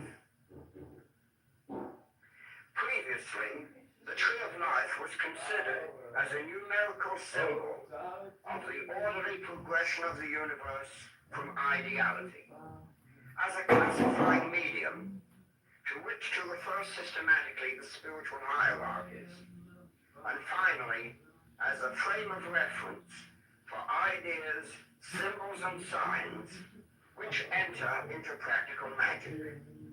The Sephiroth may be thought of as cosmic forces, as emanations whose chief sphere of operation is in the macrocosm. The Sephiroth, I might add, are the basic concepts to be found on the Tree of Life. The crown refers to stillness and represents the subject of the Sephiroth, a theology simply intimized by careful names, and sublime assistant through the fleeting ages. It is by definition a metaphysical and spiritually sensitive point of consciousness, indivisible, supreme, the center from which flows all the energy and all the forces of man. As direct vehicles are the next two Sephiroth, the powers of Chokhmah and Binah, wisdom and understanding, the two manifested poles of the creative instrument which it employs. Yet not only are they instruments, but they are in reality the highest aspects of the activity of the spiritual being, whose hallowed light is infinite and eternal. In man, these two Sephiroth are represented by principles which we call the will and intuition. Existing on the creative plane, representing the potencies emanating from the divine self in the archetypal world. The will and soul constitute with the self the imperishable, unchanging man. Yet so absurd are the ways of man, and so far have we drifted from essentials, that few of us consciously realize our essential godhood. So why don't you show your grace?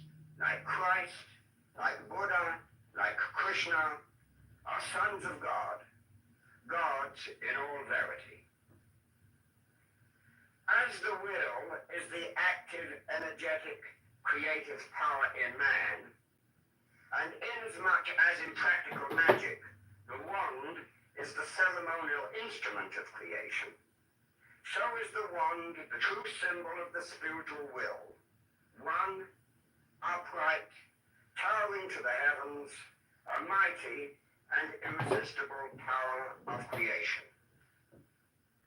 The intuition, being in opposition to will on the tree, is feminine and passive, representing the true spiritual vision of the soul, or imagination. Like the chalice on the altar, it is ever open to receive the dictates and commands issuing from above. To it also is referred the spiritualized imagination, which, with the will, are the powers par excellence utilized in magic.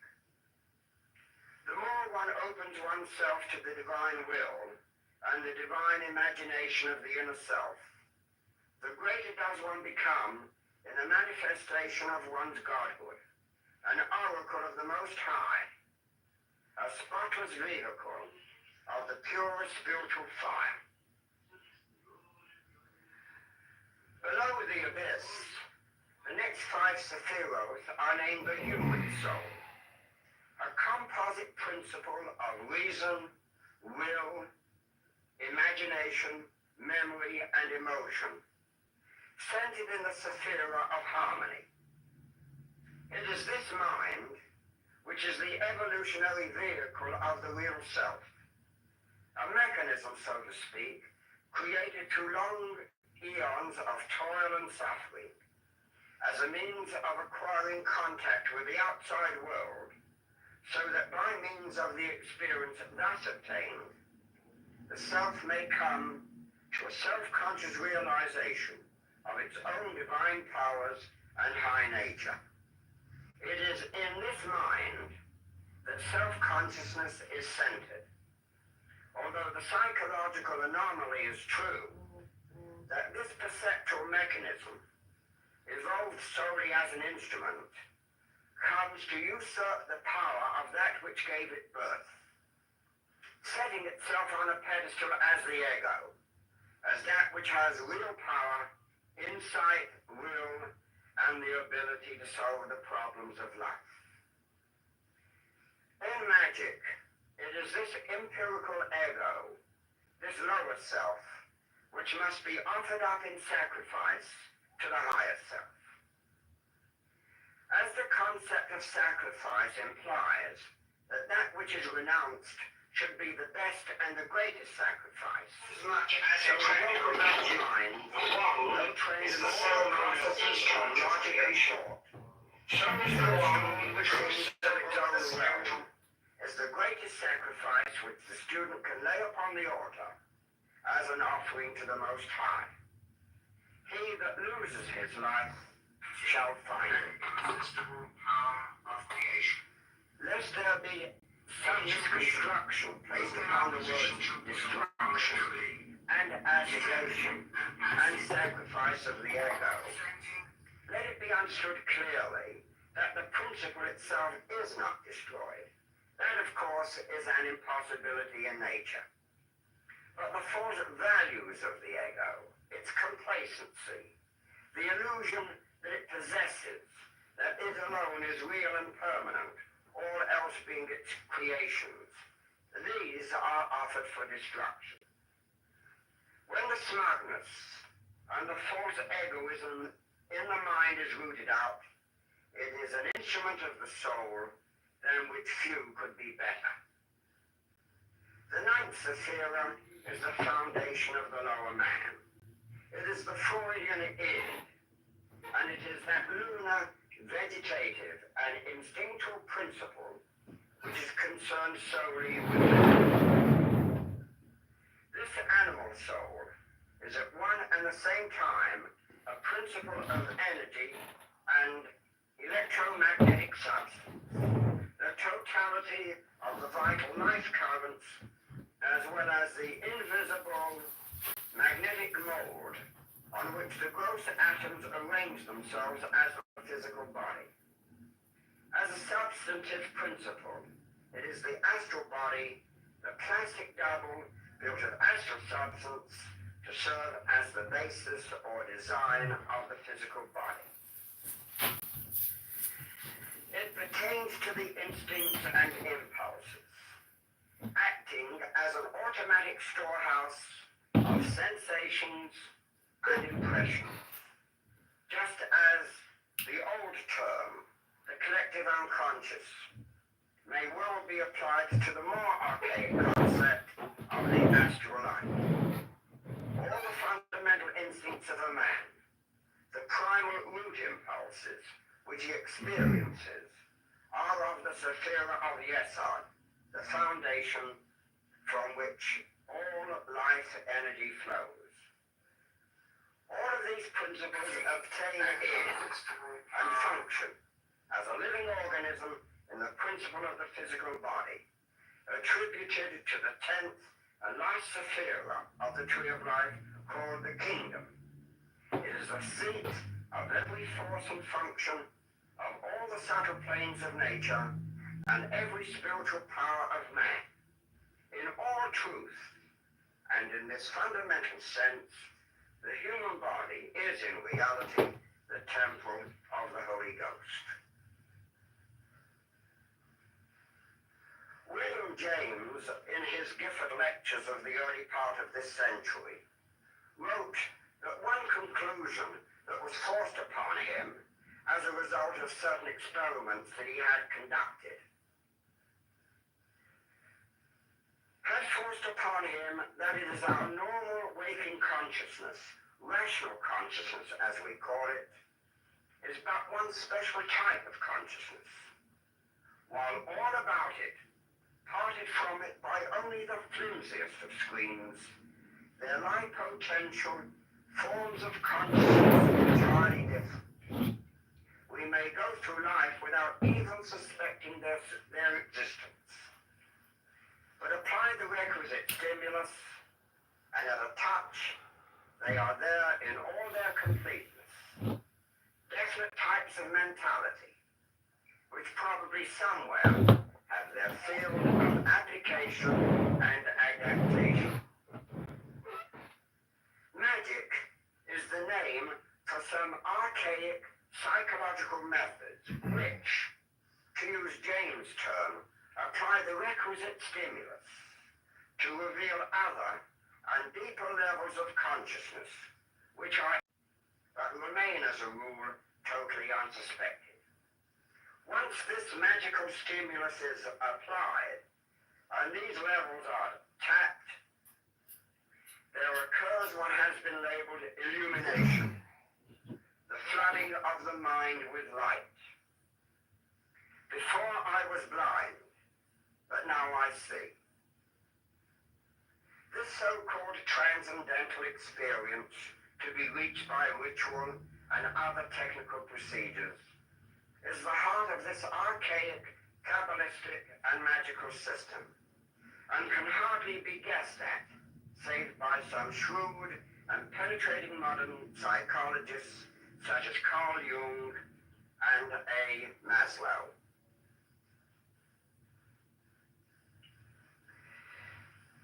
It is with the mind with which I wish in particular to occupy myself at some little length.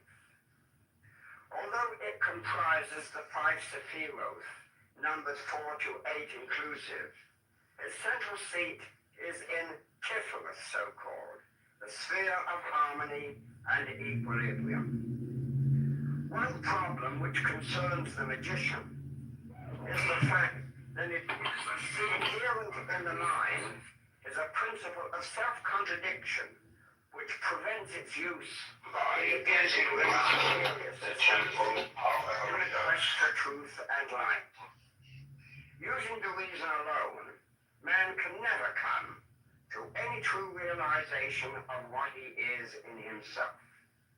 That is, he can never understand by the mind alone that he is an eternal spiritual entity, a brilliant star, shining by the light of its own essence, within the bespangled body of Nui, the queen of infinite space. Iamblichus lays the law down quite clearly in the mysteries, that not by discursive reasoning or through philosophic thinking alone does one come into fellowship with the gods. It is through the awakening of the higher spiritual powers by means of the rite of magic that we have already defined, that the consummation of the long ages is effected. What we call so casually the imagination in the ordinary man is, according to the exponents of magic, the major faculty of the soul to assimilate the images and reflections of these other levels of awareness of which James speaks. The imagination is the vision of the soul, whereby it perceives directly and immediately ideas and thoughts of every kind. The spiritual exercises of St. Ignatius of Loyola are really one specific form of magical procedure.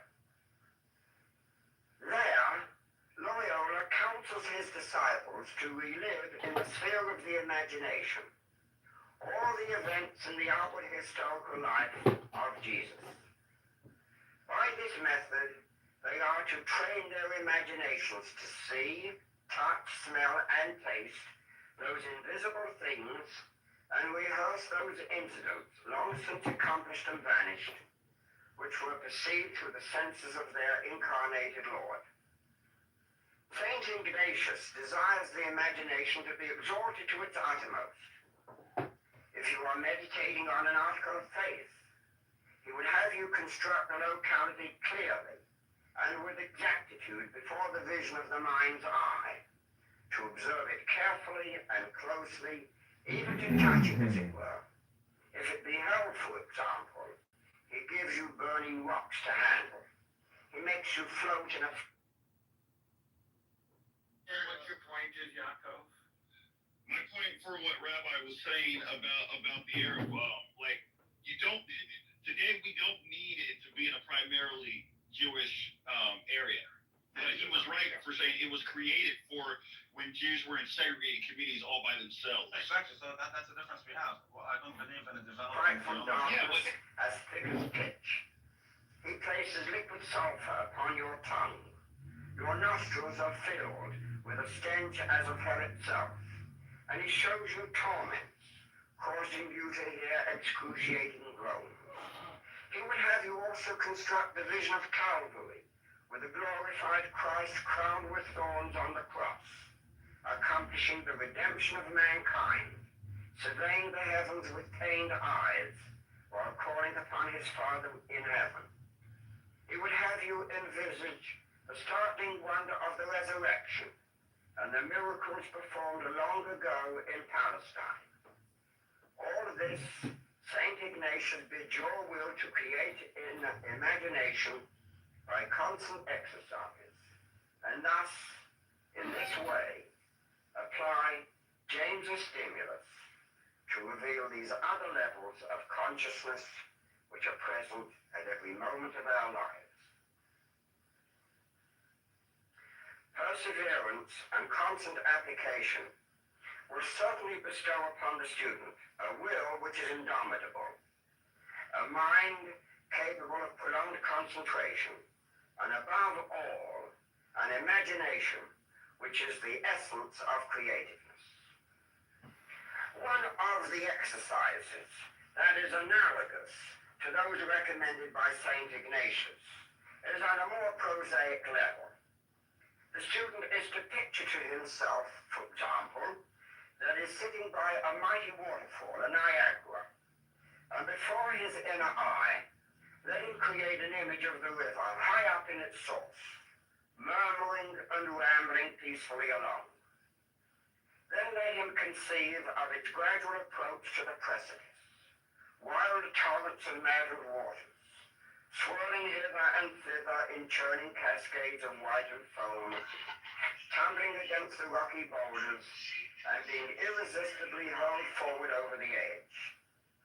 Let him further imagine these thousands of tons of water, surging headlong over the precipice, with a constant reverberating echoing sound. Conceive then the spray being shot out in all directions, the beauty of the snowy surf reflecting the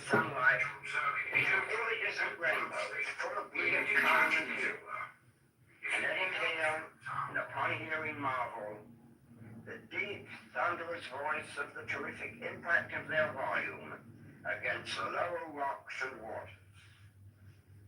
The student may also construct in imagination more familiar things: the noise of a speeding train, the taste of chocolate, the smells of sweet perfumes and incenses, and the touch of burning coal.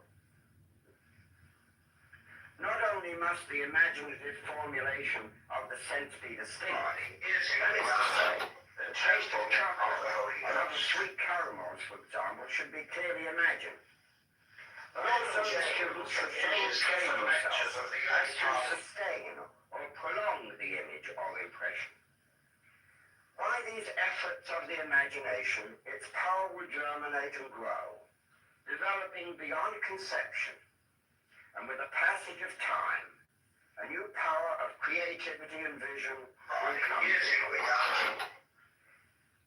Similarly, in the Hindu system, there is the prescription of meditation for much the same purpose on the tablets, or the colored symbols of the ocean, of which they claim fire. So his intention seems to... Combinations of these fires produce fire elements and elements. The pictorial This is the first hermetic principle. That's... make remarkably good objects for the exercise of the imagination. There is a red triangle for fire. What does horizontal silver crescent for air.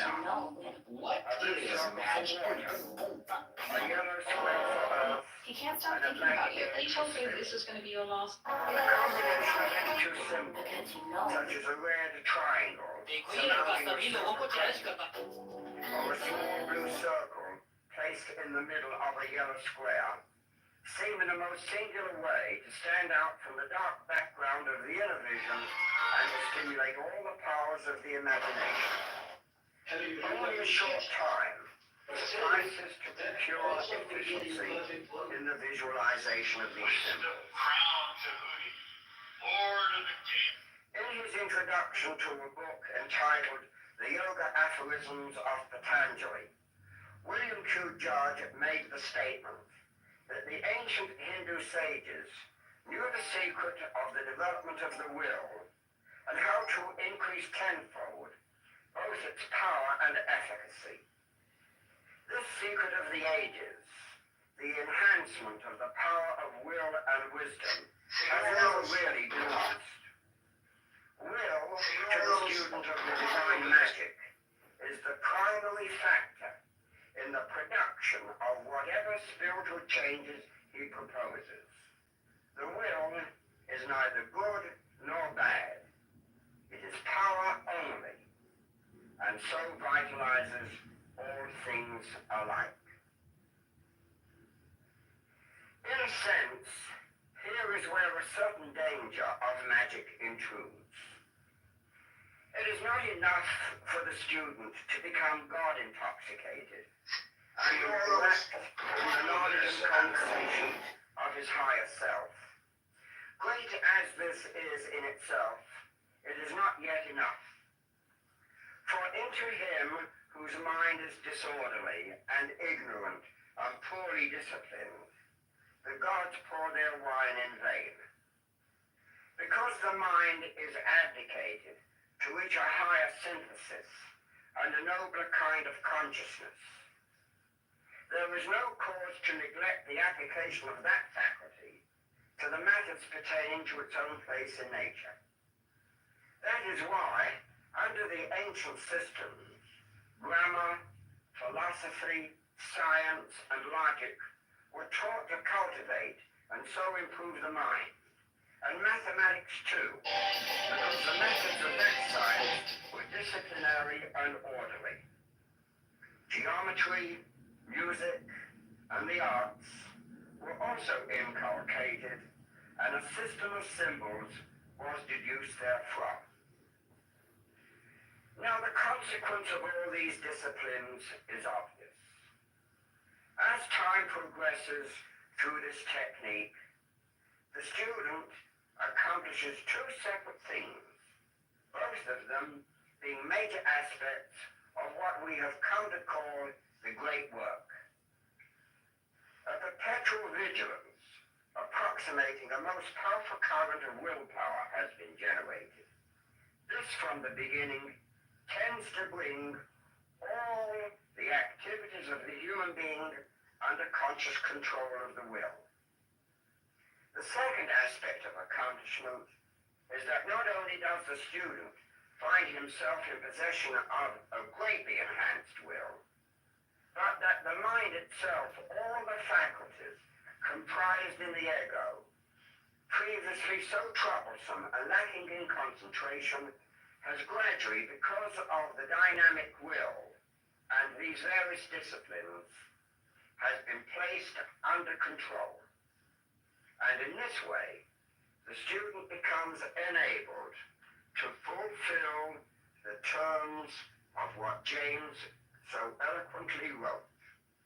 We apply the necessary stimulus, and there we find in all their completeness these definite types of consciousness which must play an enormous role in the future evolution of mankind. The gods of Egypt. The Egyptians, like most primitive peoples, were polytheists. Their pantheon was very extensive. We must not fall into the serious error of equating primitive with stupid. On the contrary, the state of Egyptian art, architecture, and astronomy indicate a high degree of intellectual attainment. We are forced to the assumption, then, that there must be more to their polytheism than at first meets the eye. Primitive man did not create the gods, as think so many modern students of comparative religion, who are destitute of all sympathy and religious genius. What primitive man really did, perhaps unconsciously, was to apply names and quasi-human faculties to these powers or great forces of nature, which he so accurately observed, and which he believed, rightly enough, to be manifestations or symbols of the divine. All the thoughts and ideas, all the great learning and knowledge of the Egyptians found their pictorial expression in allegory, parable, and painting. The evidence presents itself simply that these many Egyptian gods, all symbolic of the various creative aspects of divinity, are emergents from a ground of being or Godhead, which perhaps the average person in earlier days could never have conceived, but which was tacitly assumed by the priestly class. The famous Egyptologist Wallace Budge confirms this idea, stating, "The learned understood the meaning of symbols and paid their adorations through them to the truths of which they were the coverings."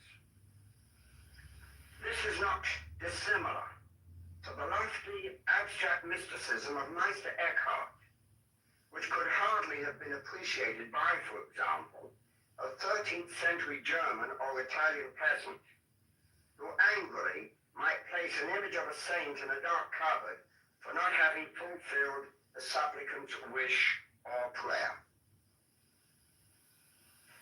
At the head of the Egyptian pantheon soars a god who was one, immortal, uncreated, invisible, and hidden in the inaccessible depths of his essence.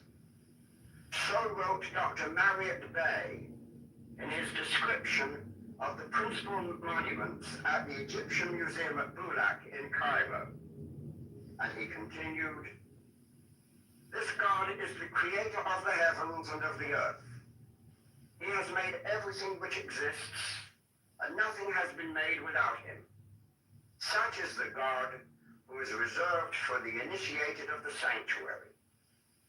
Most of the great Egyptian scholars recognized all the gods of all the pantheons as phases or aspects of this great God.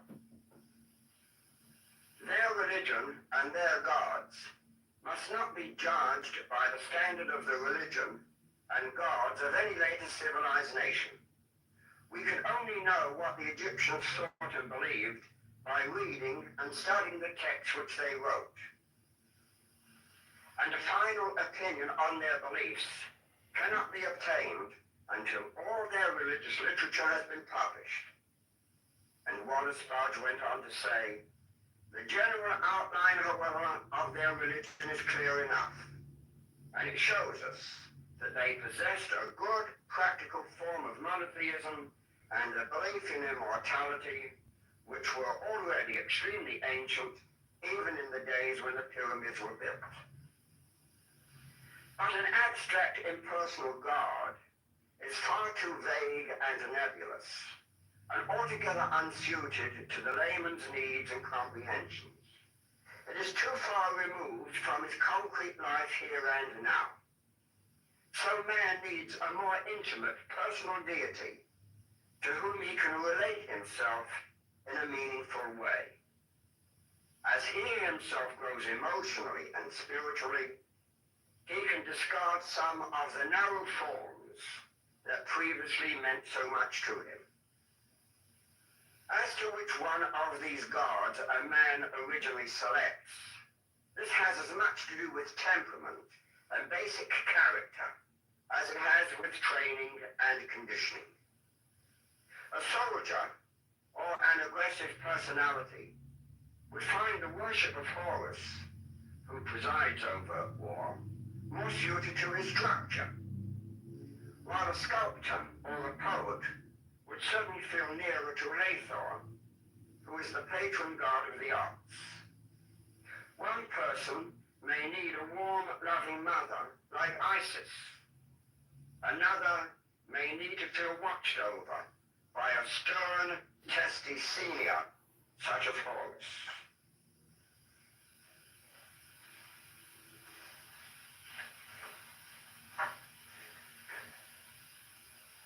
We may consider the Egyptian gods under two broad categories.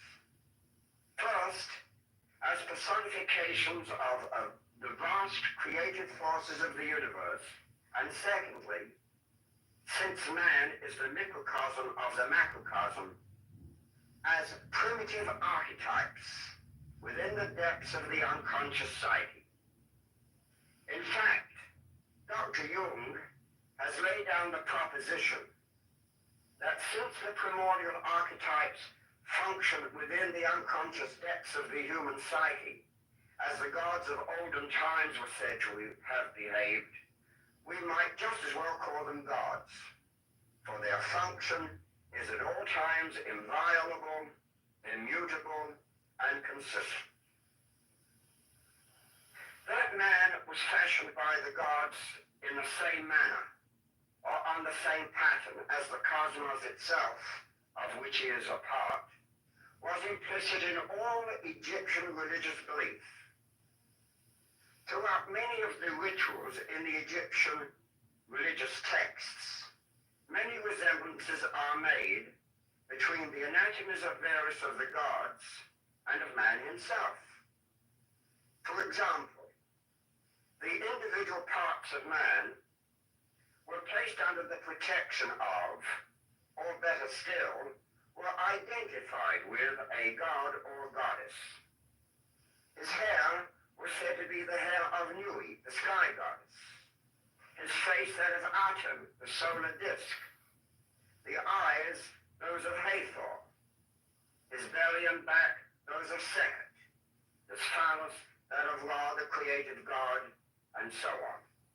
In this way, he could truthfully exclaim, there is no member of my body which is not a member of the gods.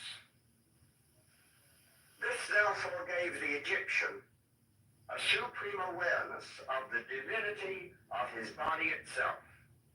There was no part shameful, no physiological function unclean, for in him and in his every part there was ample evidence of a divine, time-transcending order.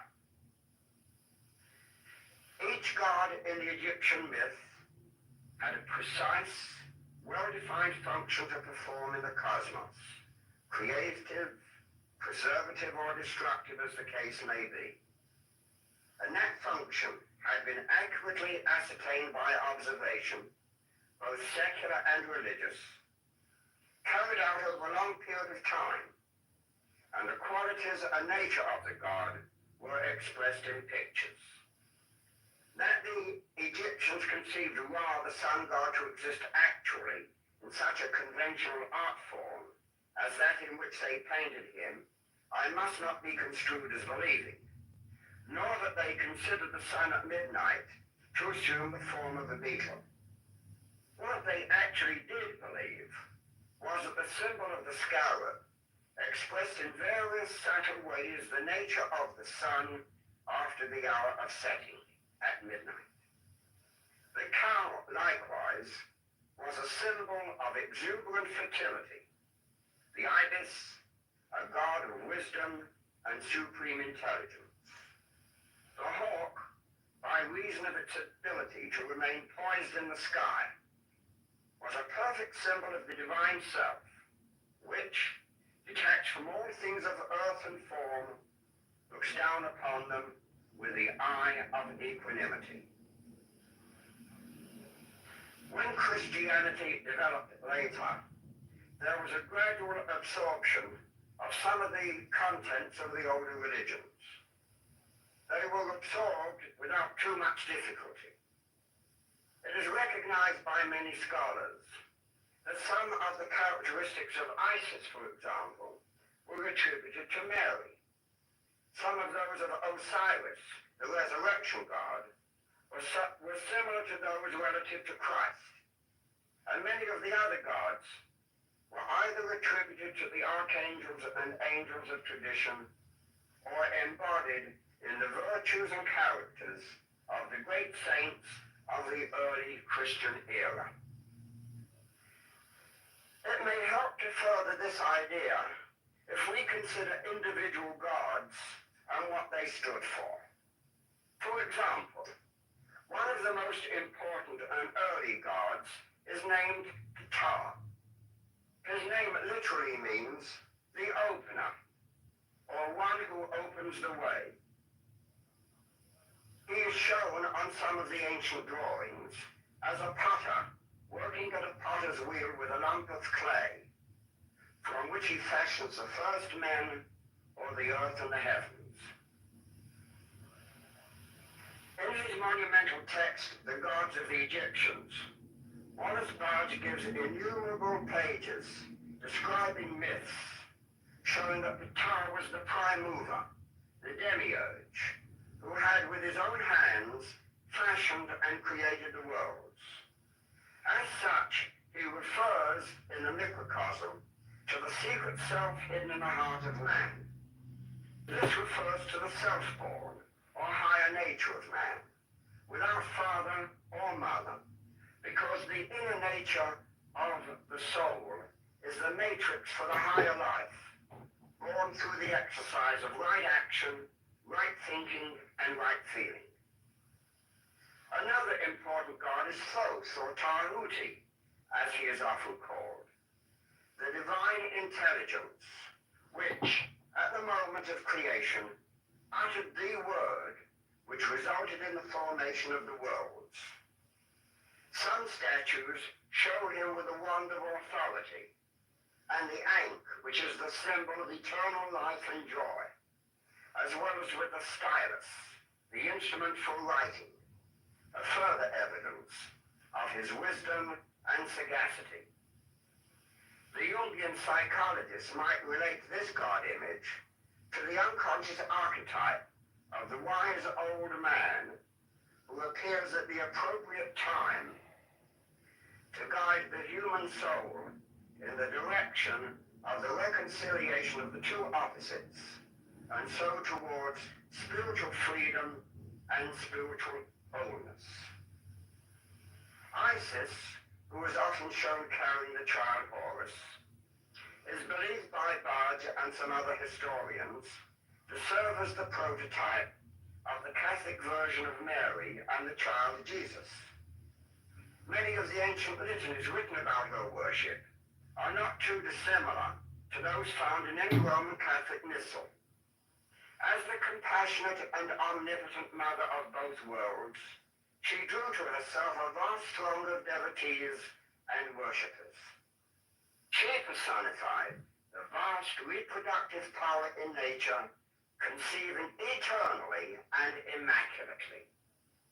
It was her own life that was always used in graciously and successfully restoring those that had need of her. Once again, in psychological terms, she serves as a symbol of profound archetypal concepts which mediate between the depths of the soul and external reality, the inner matrix from which all ideas, feelings, and creativity have their origin. Many of the traditional signs and symbols borne by the gods have equally a very profound meaning. For example, the ankh, or the Venus symbol, which has become popularized in the current search for meaning, is the symbol of joy and love and eternal life. The lotus, found at the top of many of the wands carried by the gods, is a flower sacred to nature. The lotus has its roots in the material mud from which it springs, passes up through a more tenuous medium, the water, and then flowers wonderfully in the higher open medium, the air. Here are symbolized the physical, psychical, and spiritual worlds, symbolized in a simple way to appeal to the common mind.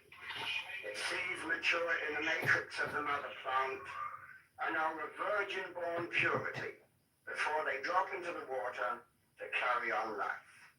Thus, the lotus flower came to symbolize immortality. According to one authority, the following facts are most significant. Ra, for example, represents fire. In man, consciousness. Shu represents air. In man, mentality or his mind. Seb, or earth, represents in man the material body and all its functions. Osiris, or water, in man, the higher emotional aspirations. According to this same authority, the upright bar of the cross symbolizes the inner nature of man, the inner world of feeling and emotion. To represent the effort man must make to live up to his ideals and thus express his real self, we shall take the crossbar of the cross to represent the will. In the beginning, the crossbar is found at the bottom of the upright bar. But as man progresses, and as a sign of his progress, the crossbar gradually rises or drops according as he exemplifies in his personal daily life the ethical teachings of his religion, be that what it may. Dr. Stewart also wrote that the Egyptians knew of only one way to worship God, and that was to refrain from doing evil. Through the power of independent choice, the individual rises above fate or blind evolutionary law because he possesses innately that power to exercise an independent, self-conscious, and rational volition. He may live his life in accordance with the rules of the great goddess Ma. That is to say, he has the power to do right, governed by his own inner equilibrium and a higher sense of necessity. Thus, the governing causes in the evolution of man are independent will and desire, which stimulate intellectual, emotional creativity, with a new moral purpose as a foundation and ethical satisfaction as an earned increment. And this is the becoming, the transformation, or the higher evolution indicated in the ancient symbolism of the Egyptian Book of the Dead. These are invocations of some of the Egyptian gods. These prayers have their roots in very ancient traditions. What value do these invocations have? Only if they are used frequently and with sincerity and with purpose do they take on meaning. One of the guidelines that has been laid down by those in a position to guide us is to invoke often. The second one is to pray with enthusiasm, with fervor, with energy. Merely to utter these invocations, or any prayer for that matter, in a dull, routine way, is simply to express a mass of words wholly without meaning. These prayers have to be meditated upon, so that they come to stimulate the inner core of one's being. At the same time, an even more important matter is that while reciting the invocation, the imagination should be activated to form an image of the appropriate God form enveloping one's actual physical form. If Isis, then one should come to feel that one has about one the traditional female form of the goddess. And in the case of Tahuti, there should be the clear realization that one has an ibis head, the long neck of the bird under consideration, and if Horus is invoked, the divine falcon or hawk should be perceived in the imagination as clothing one's body. With regular, consistent practice, one may expect to feel the actual presence of the divine energy and to realize psychologically the nature of the God. And in fact, to activate those unconscious archetypal forms and characteristics which they are representative of. This is not an intellectual process or activity by any means, but is a heightening of spiritual sensitivity and consciousness, so that its awareness is as much of a reality as is the sensing of one's own body or any part thereof.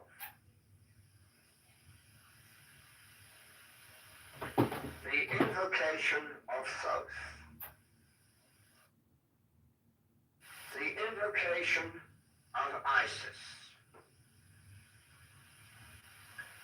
I beheld a great wonder in heaven, a woman clothed with the sun, with the moon at her feet, and on her head was a diadem of the 12 stars. Hear me, O Lady Isis, hear and save.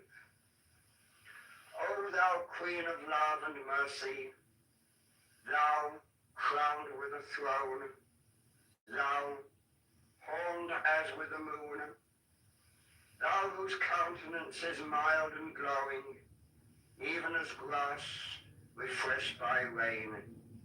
Hear me, Our Lady Isis, hear and save.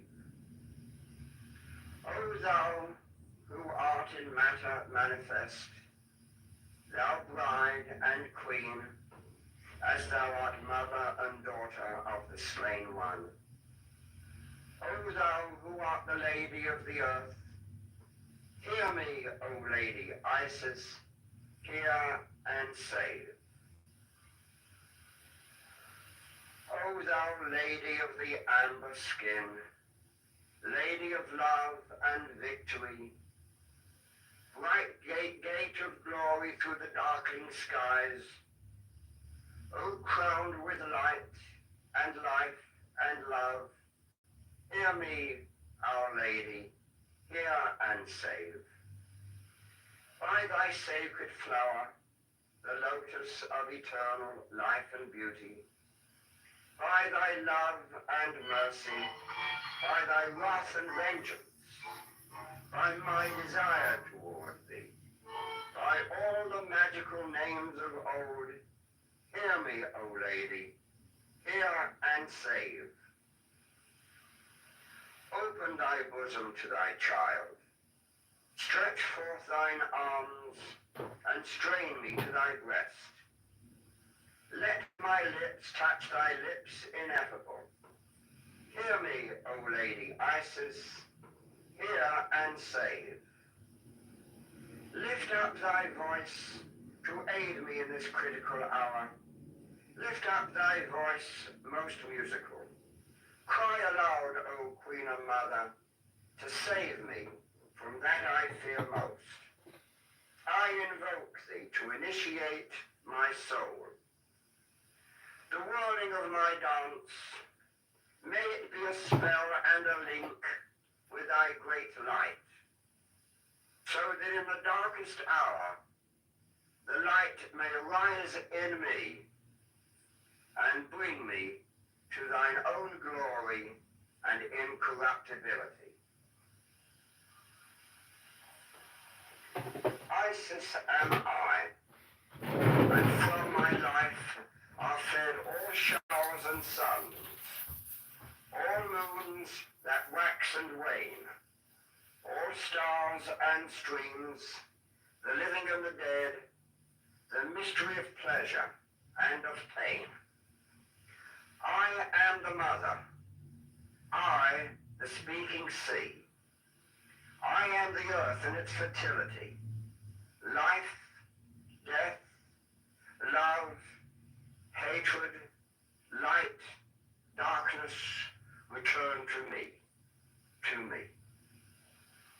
Isis am I, and to my beauty drawn, all glories of the universe bow down, the blossom and the mountain and the dawn, fruit's blush and woman, our creation's crown. I am the priest, the sacrifice, the shrine. I am the love and life of the divine. Life, death, love, hatred, light, darkness are surely mine, are mine. Isis am I, the love and light of earth, the wealth of kisses, the delight of tears, the barren pleasure never come to birth, the endless, infinite desire of years. I am the shrine at which thy long desire devoured thee with intolerable fire. I was song, music, passion, death upon thy lyre, thy lyre. I am the grail and I the glory now. I am the flame and fuel of thy breast. I am the star of God upon thy brow. I am thy queen, enraptured and possessed. Hide thee, sweet river. Welcome to the sea, ocean of love that shall encompass thee. Life, death, love, hatred, light, darkness, return to me, to me. Hear, Lady Isis, and receive my prayer. Thee I worship and invoke. Hail to thee, sole mother of my life.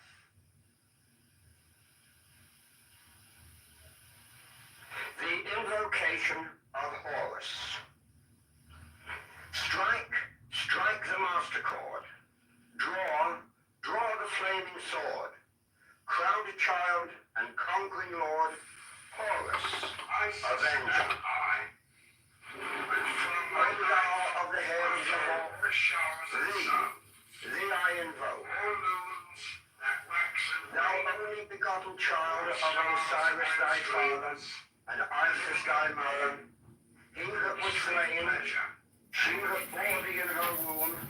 I am the power of the water. Thee I invoke. O thou whose apron is of flashing white, whiter than the forehead of the morning, thee I invoke. O thou who hast formulated thy father and made fertile thy mother, thee I invoke. O thou whose garment is of golden glory, with the azure boughs of sky, thee I invoke. Thou who didst avenge the horror of death, thou the slayer of Typhon, thou who didst lift thine arms, and the dragons of death were as dust, thou who didst raise thine head, and the crocodile of Nile was abased before thee, thee I invoke. O thou whose nemesis hideth the universe with night, the impermeable blue, thee I invoke. Thou who travellest in the boat of Ra, abiding at the helm of the Ashtet boat, and of the Sextet boat, thee I invoke. Thou who bearest the wand of double power, thee I essence, is shed the darkness of blue light, the unfathomable glory, the untravelled, the unthinkable immensity of space. Thou who concentrest all the 30 ethers in one darkling sphere of fire, thee I invoke. O thou who bearest the rose and cross of life and light, thee I invoke. The voice of the 5, the voice of the 6, 11 are the voices. Abracadabra. Strike the master chord. Draw the flaming sword. Crowned child and conquering lord, Horus, avenger. By thy name of Ra, I invoke thee, Orc of the sun, the glorious one. By thy name, Harmachis, youth of the brilliant morning, I invoke thee. By thy name, Mao, I invoke thee, lion of the midday sun.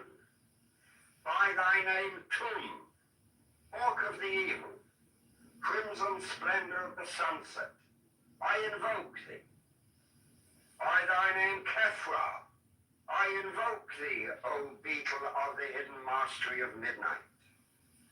By thy name, Ur-Par-Krat, Lord of silence, beautiful child that standest on the dragons of the deep, I invoke thee. By thy name of Apollo, I invoke thee, O man of strength and splendor, O poet, O father. By thy name of Phoebus, that drivest thy chariot through the heaven of Zeus, I invoke thee. By thy name of Odin, I invoke thee, O warrior of the north, O renown of the sagas. By thy name of Yahashua, O child of the flaming star, I invoke thee. By thine own, thy secret name, Uri, thee I invoke. The names are 5, the names are 6, 11 are the names. Abracadabra. Behold, I stand in the midst. Mine is the symbol of Osiris. To thee are mine eyes ever turned. Unto the splendor of Geburah, the magnificence of Chesed, the mystery of Da'ath, thither I lift up mine eyes. This have I sought, and I have sought the unity. Hear thou me. Mine is the head of the man, and my insight is keen as the hawk's. By my head I invoke thee. I am the only begotten child of my father and mother. By my body I invoke thee. About me shine the diamonds of radiance, white and pure. By their brightness I invoke thee. Mine is the red triangle reversed, the sign given of none, save it be of thee, O Lord. By the Laman I invoke thee. Mine is the garment of white, sewn with gold, the flashing abbai that I wear. By my robe I invoke thee. Mine is the sign of Apophis and Typhon. By the sign I invoke thee. Mine also is the turban of white and gold, and mine the blue vigor of the intimate air. By my crown I invoke thee. My fingers travel on the beads of pearl. So run I after thee in thy car of glory. By my fingers I invoke thee. I bear the word of double power in the voice of the Master. Abracadabra. By the word I invoke thee. Mine are the dark blue waves of music in the song that I made of old to invoke thee. Strike, strike the master chord. Draw, draw the flaming sword. Crowned child and conquering lord, Horus, avenger. By the song I invoke thee. In my hand is thy sword of revenge. Let it strike at thy bidding. By the sword I invoke thee. The voice of the 5, the voice of the 6, 11 other voices, Abracadabra. Therefore I say unto thee, come thou forth and dwell in me, so that every spirit, whether of the firmament or of the ether, of the earth or under the earth, on dry land or in the water, of whirling air or of rushing fire, and every spell and scourge of God, the vast one, may be thou. Abracadabra.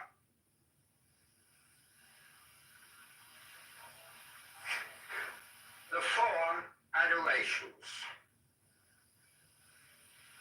This one is to be said at sunrise. Hail unto thee, who art raw in thy rising, even unto thee who art raw in thy strength, who travelest over the heavens in thy bark at the uprising of the sun. Tahuti standeth in his splendor at the prow, and Rahor abideth at the helm. Hail unto thee from the abodes of night. This next one is to be recited at noon. Hail unto thee, who art Hathor in thy triumphing, even unto thee who art Hathor in thy beauty, who travelest over the heavens in thy bark, at the mid-course of the sun. Tahuti standeth in his splendor at the prow, and Rahor abideth at the helm. Hail unto thee from the abodes of morning. The following should be recited at sunset. Hail unto thee, who art true in thy setting, even unto thee who art true in thy joy, who travelest over the heavens in thy bark, at the downgoing of the sun. Tahuti standeth in his splendor at the prow, and Rahor abideth at the helm. Hail unto thee from the abodes of day. And at midnight, this is the adoration to be recited. Hail unto thee who art Kephra in thy hiding, even unto thee who art Kephra in thy silence, who travelest over the heavens in thy bark, at the midnight hour of the sun. Tahuti standeth in his splendor at the prow, and Rahor abideth at the helm. Hail unto thee from the abodes of evening. Rose Cross Ritual. It is imperative that all the exercises on all these tapes be performed regularly. Sooner or later, some salutary results may follow. You might then wish to offer up a prayer of thanksgiving at the opening of each practice session. Use your own imagination and ingenium to compose the kind of prayer that suits you and your own beliefs, rather than follow slavishly some already existent prayer, no matter how excellent it may be. Now face the east. Place the lighted incense stick on the altar or table in front of you. Raise your arms to form a cross. Intone this invocation. I am he, the bornless spirit, having sight in the feet, strong and immortal fire. I am he, the truth.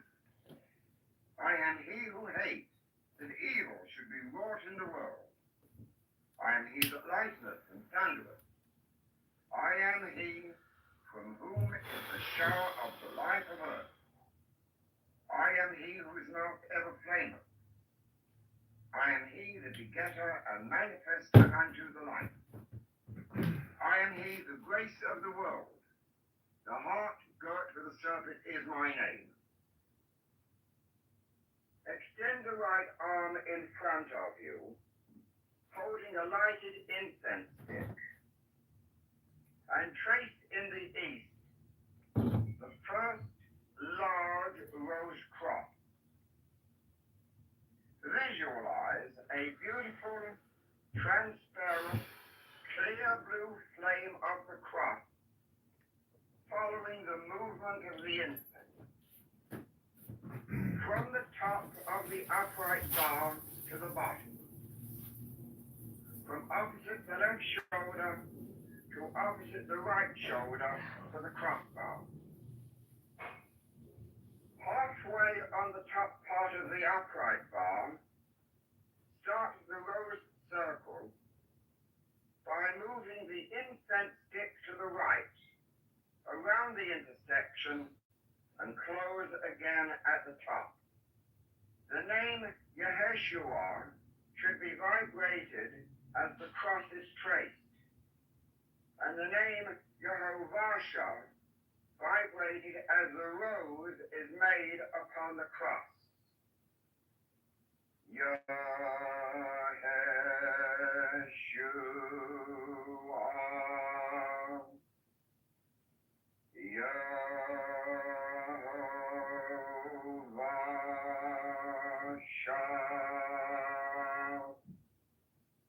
Upon completion, the incense stick should be pointed to the center of the rose cross. Pause. Then with arms still extended, turn right. Move to the south, which you face. Again trace the rose cross as before, vibrating the names Yeshua and Yehovah. Visualize the beautiful blue flame following the incense as you trace the large rose cross. Yeshua.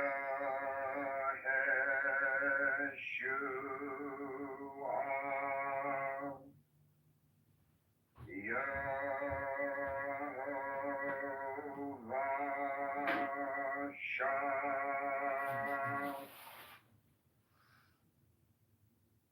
Point the incense stick at the center of the rose cross, and with your right arm extended in front of you, continue to the right until you face west.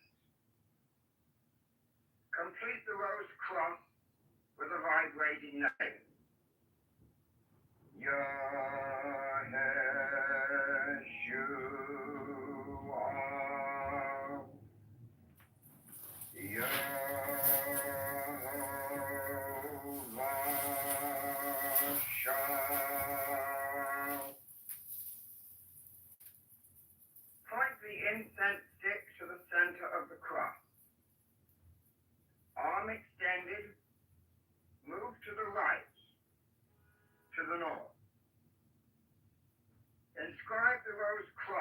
in this quadrant and vibrate Yeshua and Yehovah Shah as before.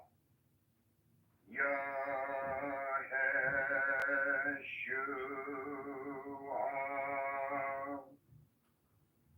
Yehovah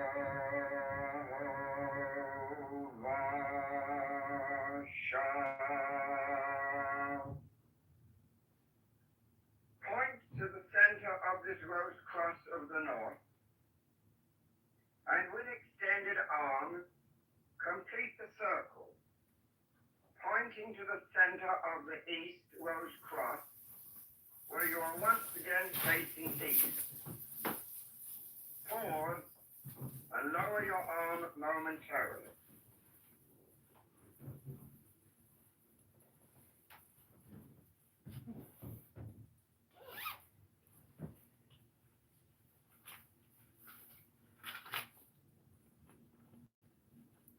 Point the incense stick to the center of the rose cross of the east. Now extend and raise your right arm with the incense stick towards the ceiling, moving from the front east to the rear west. Halfway between the rose cross of the east and the west, point to the ceiling. Trace the rose cross with the incense stick there and vibrate Yeshua and Yehovah Shah. Yeshua,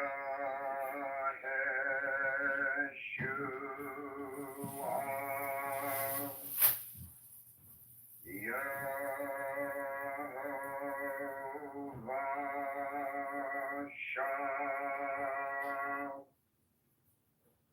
Lower the extended arm to the rear or west and tuck the incense stick to the center of the western rose cross. Your body will turn slightly as you do this. Continue, moving now from west to east, lowering the extended arm at the midpoint and pointing towards the floor. Trace the protecting rose cross with proper intonation of the names Yeshua and Yehovah Shah. Yeshua,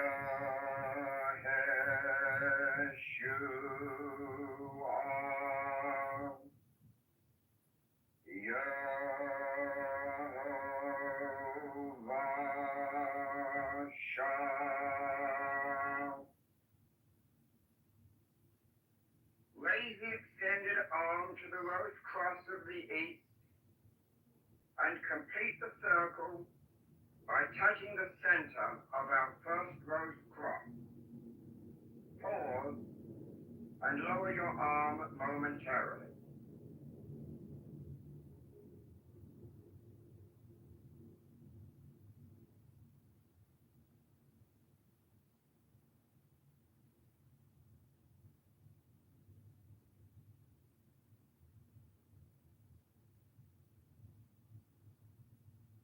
Turn and proceed to the right, so that you are now facing the south.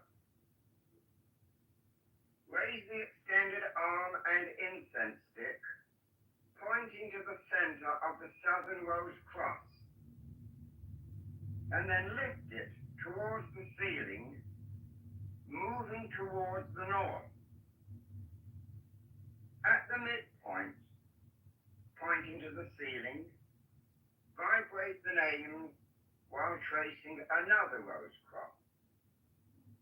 Yeshua,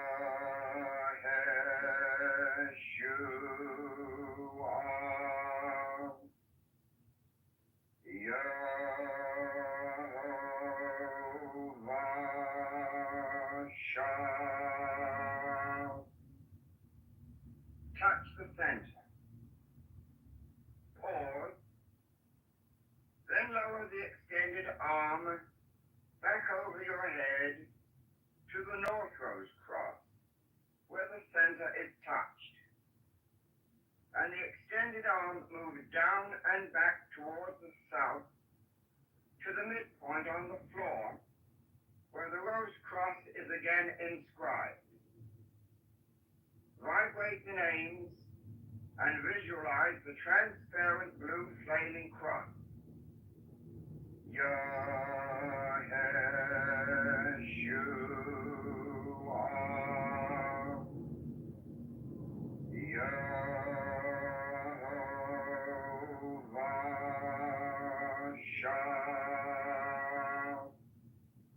Touch the center of the new cross and then complete the circle by returning the pointed incense to the southern rose cross, touching the center and closing the circle.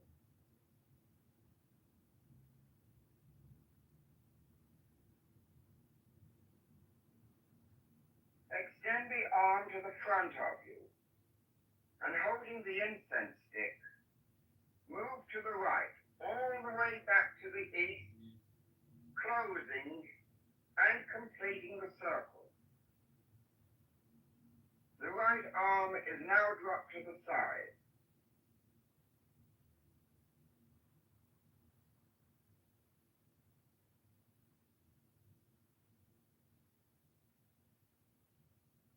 Extend arms to form a cross.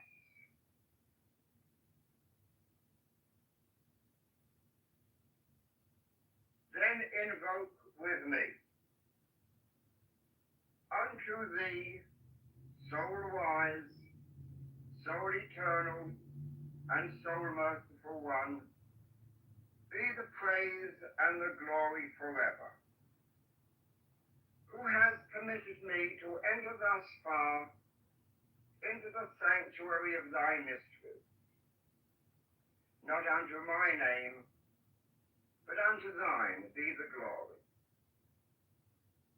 Let the influence of thy divine ones descend upon my head, and teach me the value of self-sacrifice, so that I shrink not in the hour of trial, but that thus my name may be written upon high, and my genius stand in the presence of the Holy One.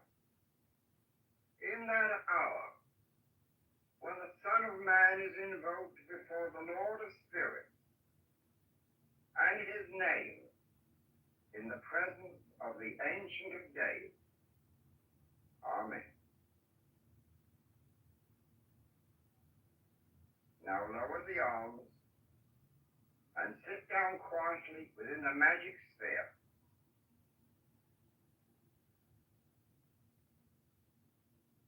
Relax completely. Meditate quietly upon the meaning of the ritual and the invocations.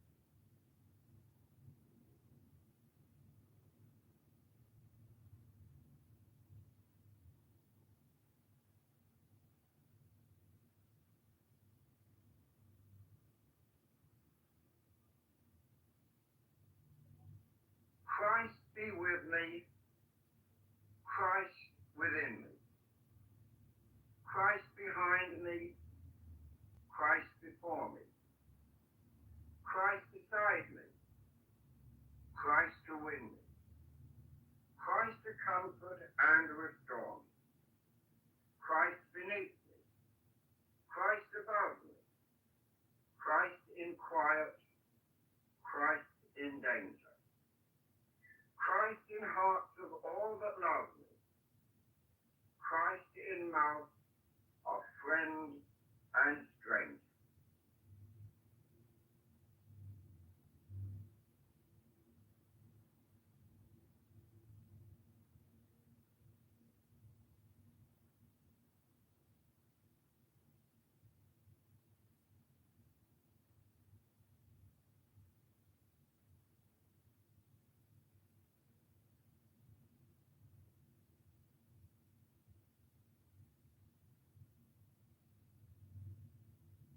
try not to let your mind wander.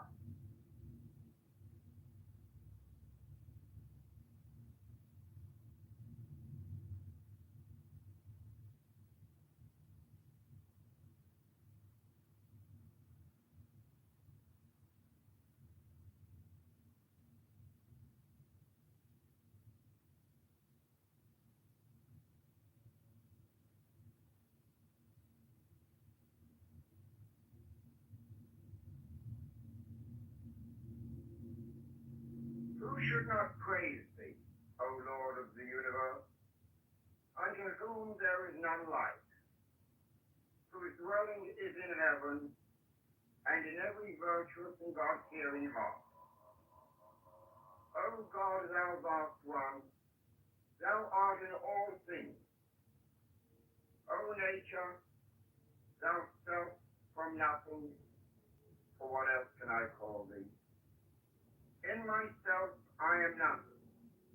In thee I am self, and exist in thyself from eternity. Live thou in me, and bring me unto that self which is in thee.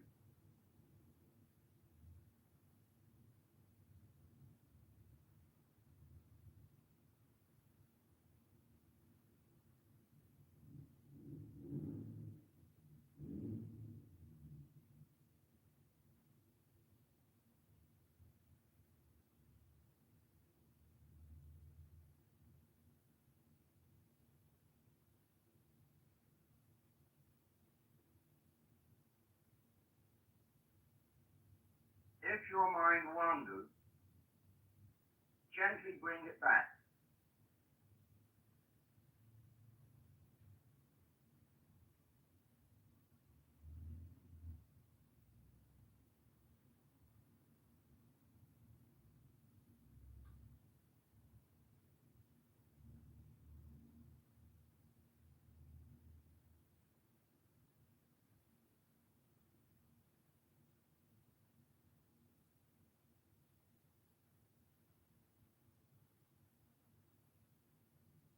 Now breathe deeply. Move your body. Gently return to your normal conscious state. Stand erect. Spread your feet slightly apart. Take a deep breath.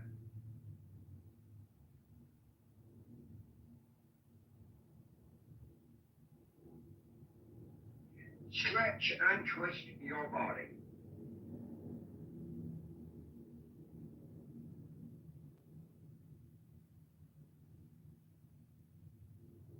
Relax the muscles. Twist and stretch again.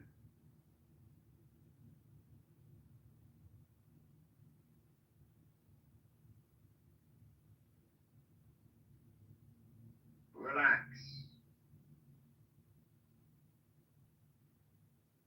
Exhale and let your body flop from the waist, dangling like a rag doll.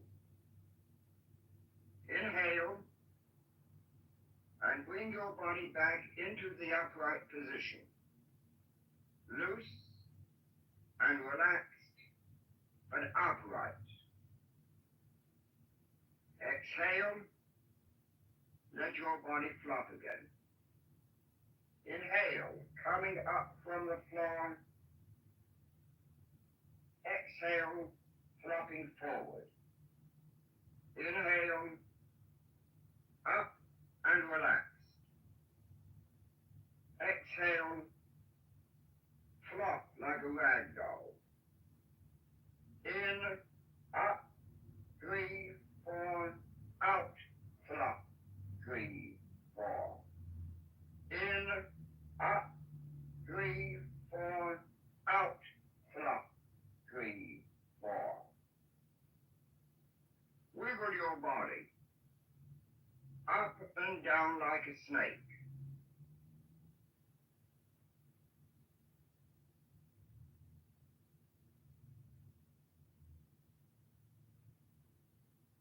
turn it loose as if it were boneless.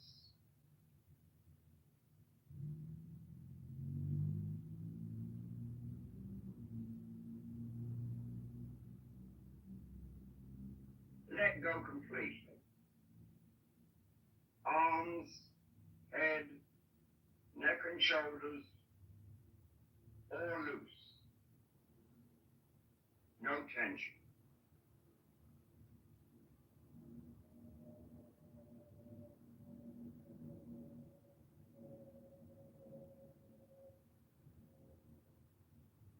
Let us dedicate this work to an awareness of the ever-living God by using an ancient prayer. Who should not praise thee, O Lord of the universe, unto whom there is none like, whose dwelling is in heaven and in every virtuous and God-fearing heart. O God, thou vast one, thou art in all things.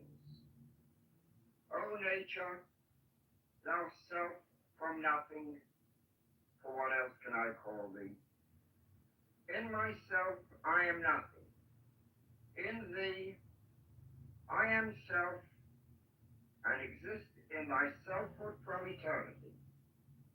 Live thou in me and bring me unto that self which is in thee.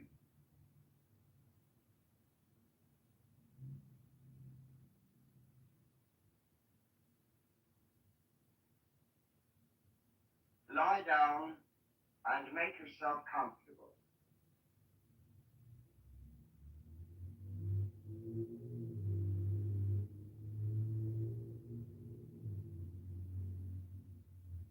You are now ready to become more aware of your body.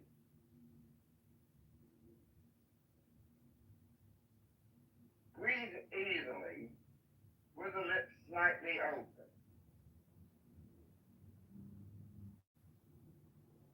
Wiggle around for a moment to find that one position which is most comfortable for you.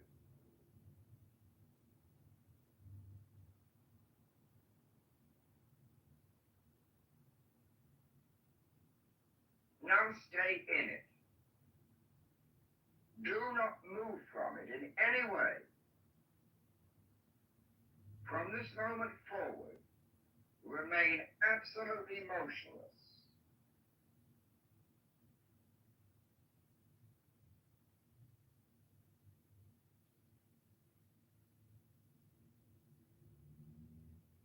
Make no voluntary muscular movement, not even a wiggle of the toe or the bending of a finger.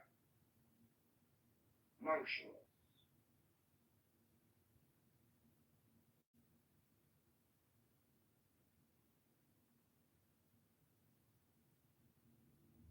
Now try to feel what is going on inside your body.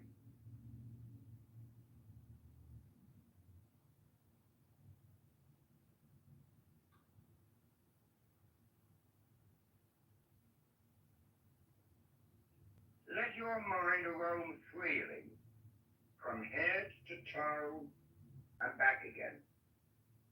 Slowly, deliberately, methodically.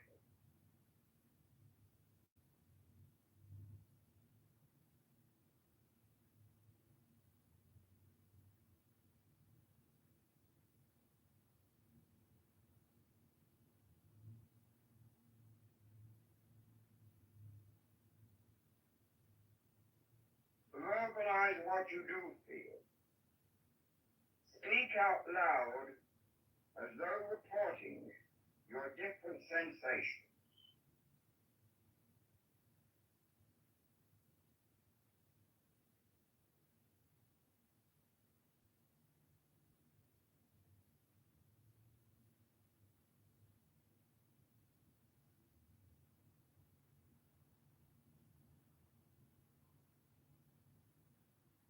You are attempting to do one thing and one thing only.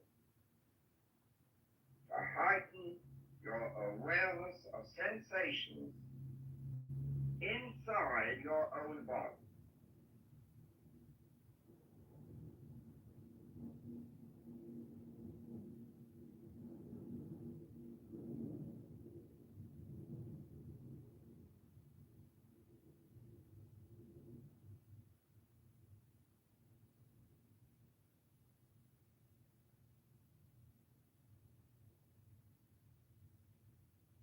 You may become conscious of an itching in the scalp.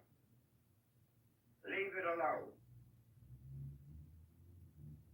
In a moment or two, it should die down and then totally disappear.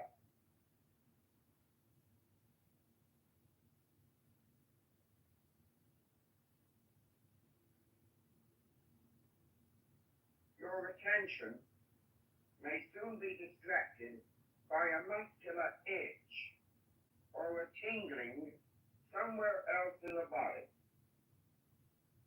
Whatever it is, again, do nothing about it. Merely observe.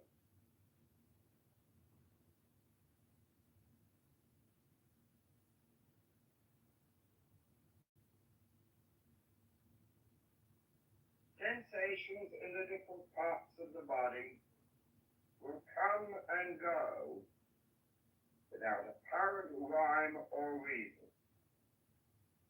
Watch them.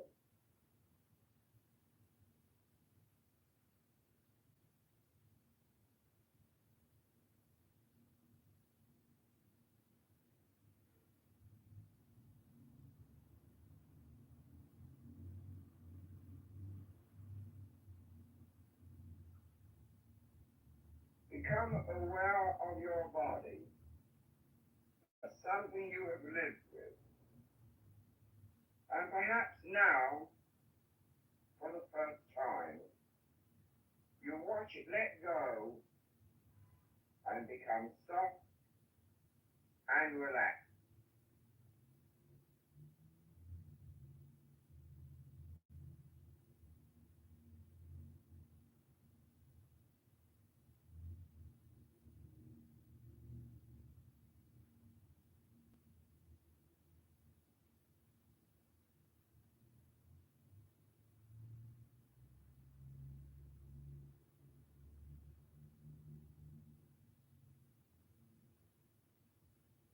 Above all, make no judgment about what you observe. Merely notice.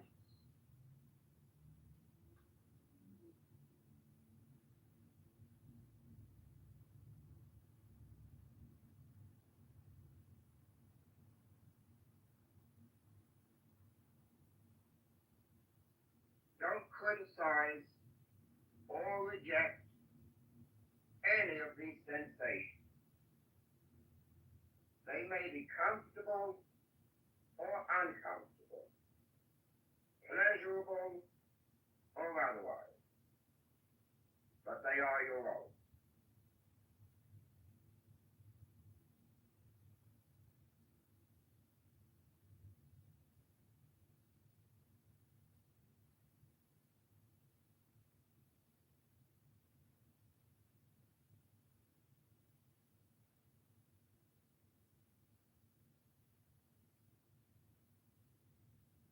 Try to become keenly aware of all the sensations without trying to ignore them or to change them.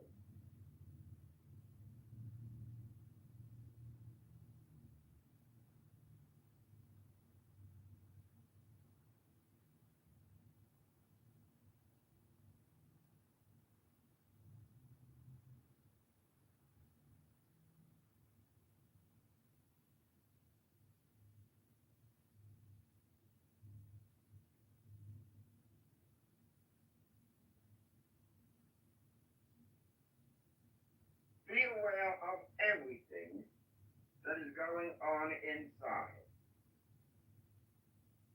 This is the process, eventually leading to self-realization, the integration of the whole man.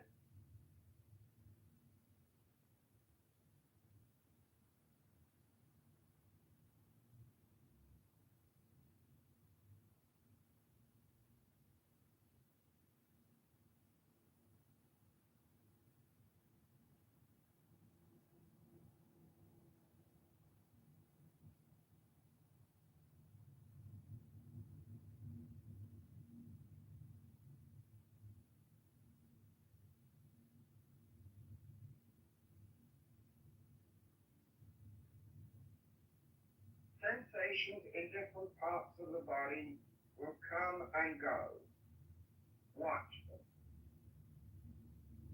Verbalize and study what you do feel.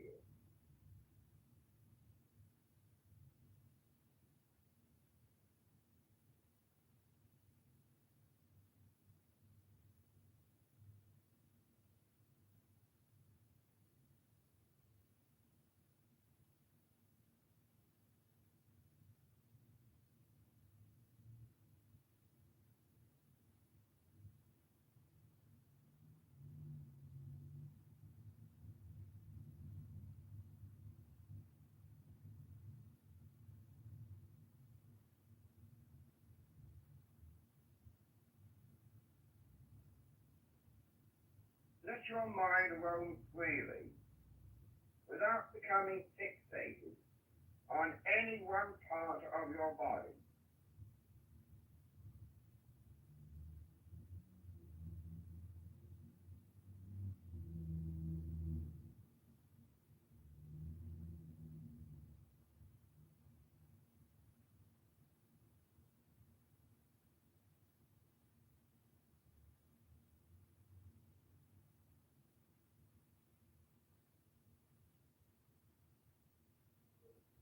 Make no judgments about what you observe.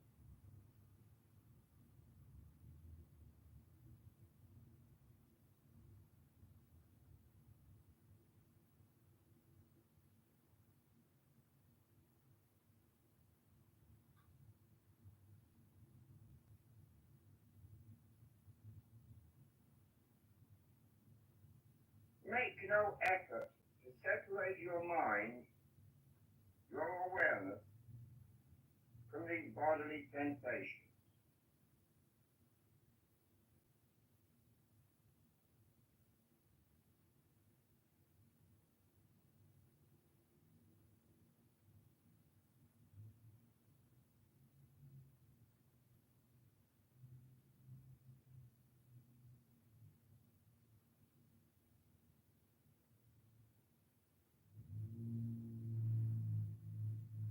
There may be a great temptation to think of something else to distract your mind from discomfort. Don't succumb to this.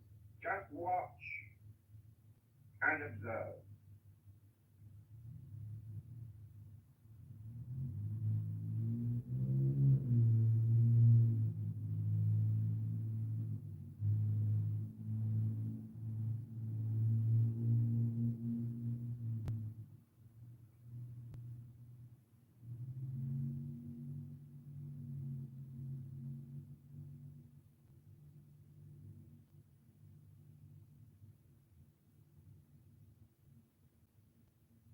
Concentrate only on what we are doing, watching and observing our body sensations.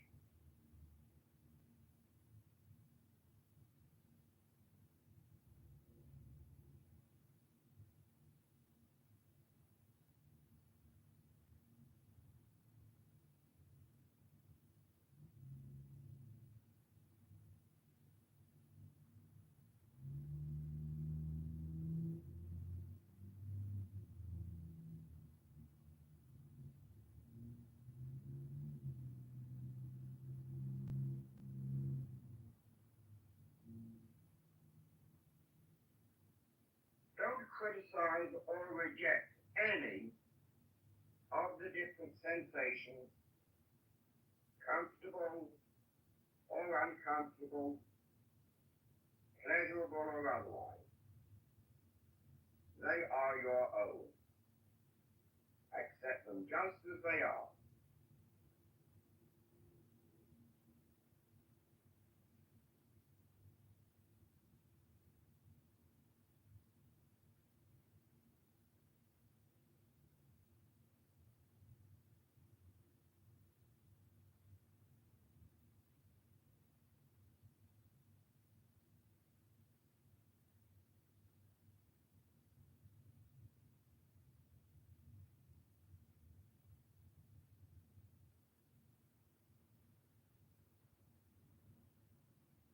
You do nothing else but merely observe the rise and fall of sensation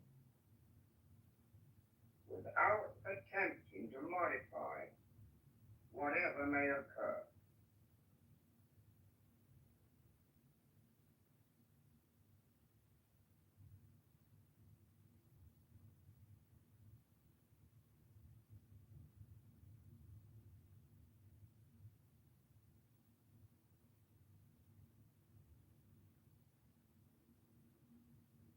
This practice heightens the function that is called self-recollection, mindfulness, and self-awareness.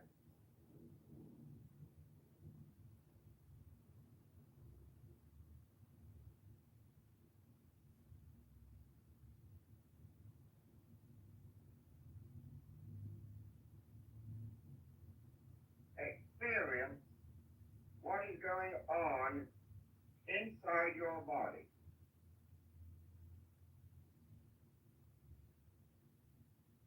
Become aware of what is happening.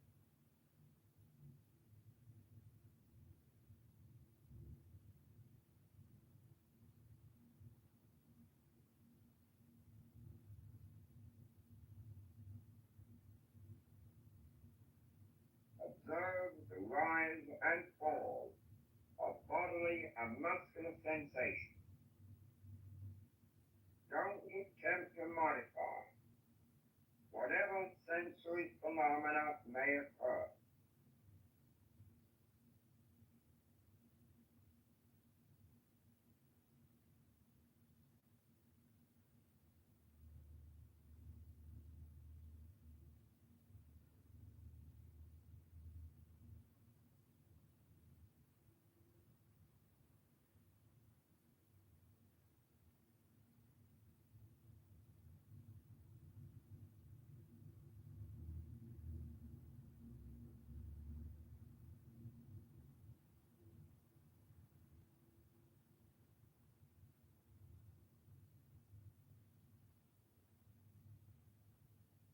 Verbalize. Express clearly what comes before your attention, your awareness, what you feel.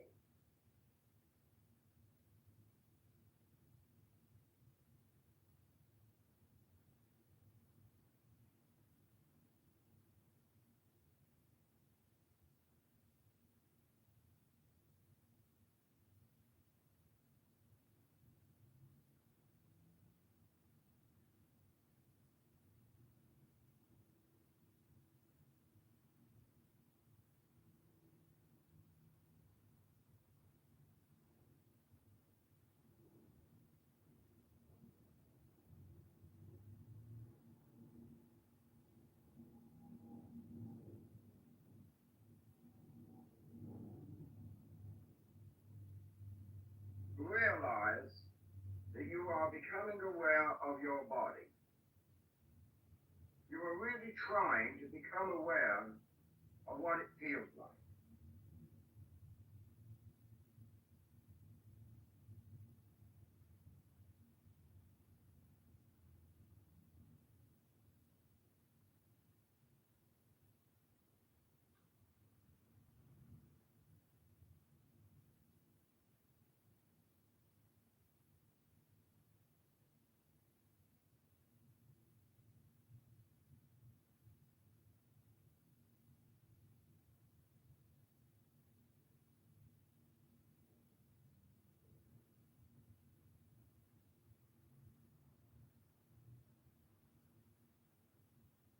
Let your mind move around. Don't try to restrain it or to fix it on any one area or to any one sensation.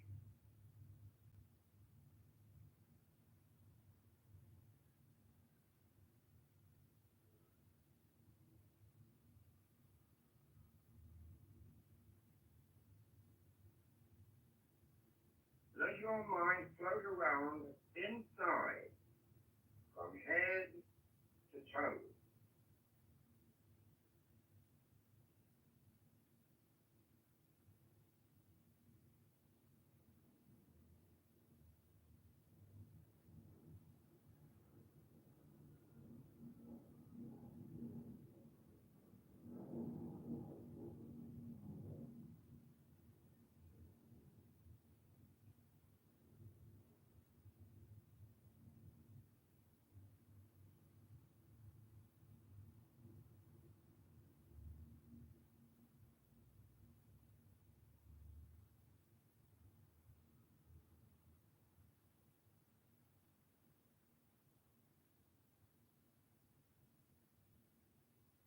take the time to really get the feel of your body.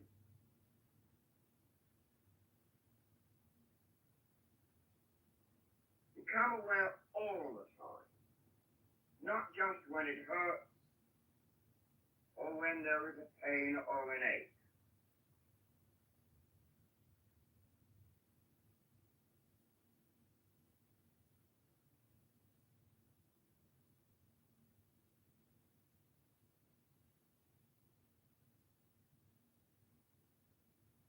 Feel and experience the difference in the different parts of your body. Sense what is going on within your body.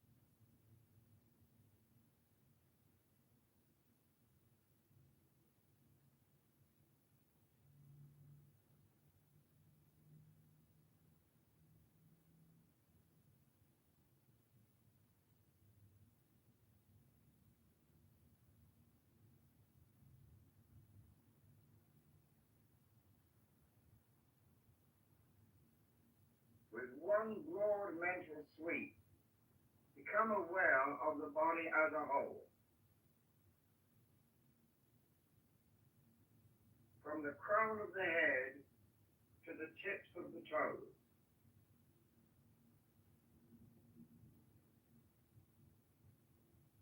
See what the body feels like. Whether it is beginning to tingle or whether it has just faded out, leaving you as a kind of free-floating entity, a free-floating self.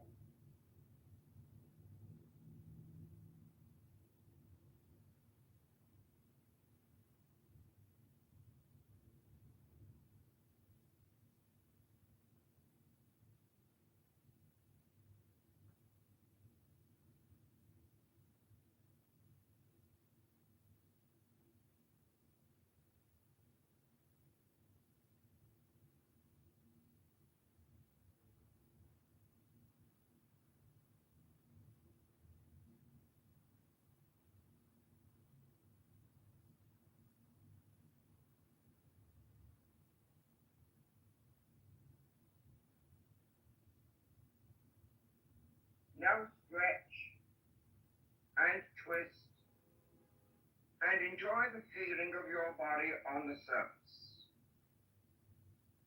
Try and feel what it's like. Wiggle your body around.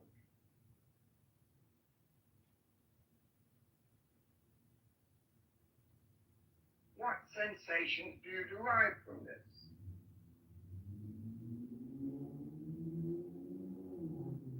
They can be extraordinarily pleasant and pleasurable, and should be.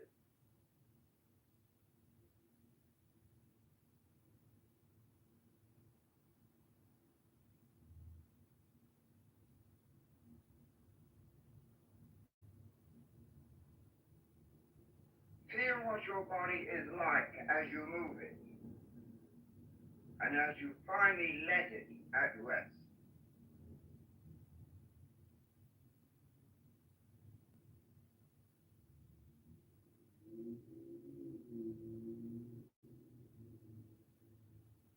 Give thanks for whatever guidance you have received or progress made. Blessed be thou, Lord of the universe, for thy glory flows out to the ends of the universe. Rejoicing. The lesser banishing ritual of the pentagram. This ritual includes the Kabbalistic cross, both at the beginning and the end. Kabbalistic cross. Imagine yourself beginning to grow taller and taller.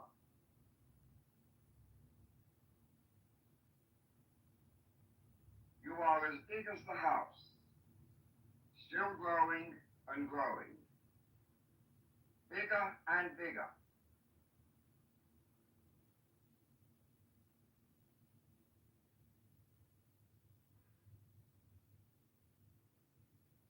The earth is getting smaller.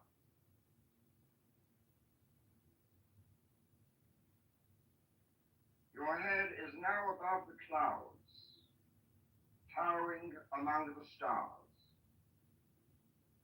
The earth, a small, revolving ball beneath your feet. Far out in the universe, you see a brilliant, scintillating white light.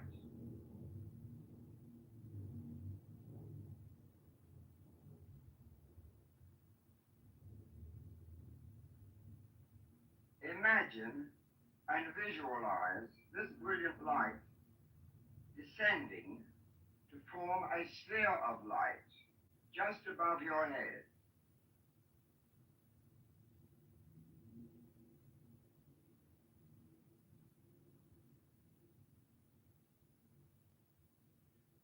Raise your right hand slightly above your forehead. With it, bring the ball of light down and touch your forehead, vibrating the word Atto. Atto, which means thou art. The hand is now brought straight down to the region of the solar plexus, and with it descends a great shaft of pure white light, encompassing your now enormous astral body.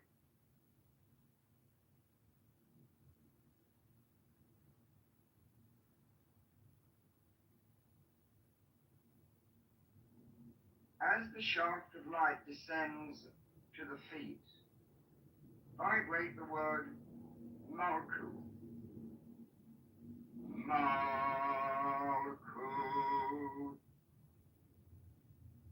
meaning the kingdom.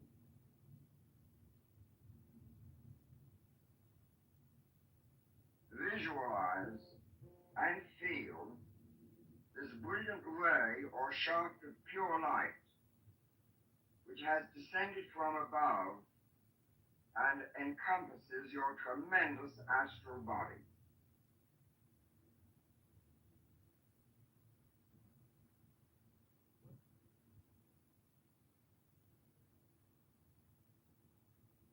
Touch the right shoulder. With this tap, a sphere of light is formed just off the right shoulder, in tone of the word Vagabura. Vagabura, which means and the power. Move your right hand across your body and imagine that from this right sphere of light extends a beam of scintillating light, penetrating the chest and continuing through and just beyond the left shoulder.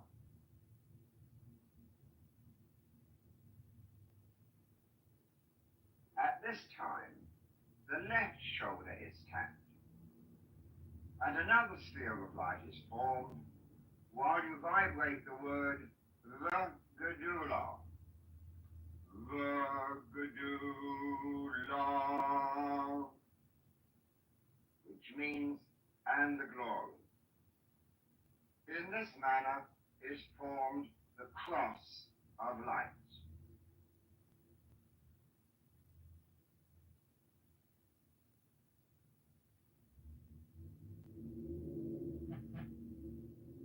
Now clasp your hands in a praying position on your chest.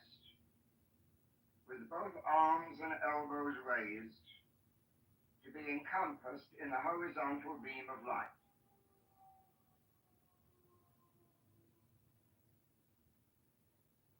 Vibrate the final word, L'Olam. L'Olam.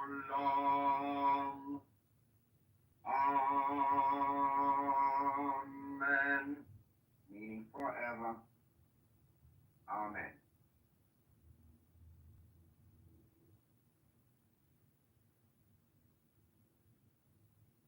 Face the east.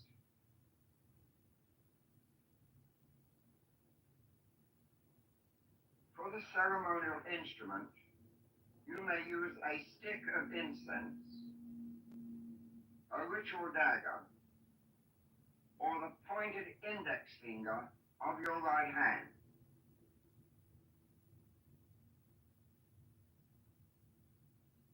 Inscribed in the air before you, a large vanishing pentagram. That means, with your ritual instrument in your right hand, start at the lower left-hand point of the pentagram, opposite and outside your left hip. The hand is moved to the uppermost point of the pentagram, which is pictured in front of and just above your forehead. Continue tracing downwards to outside and opposite the right hip. Now move upwards diagonally to outside and opposite the left shoulder. Horizontally across your body to a point even with and outside your right shoulder. And complete the pentagram by moving down to the starting point opposite your left hip.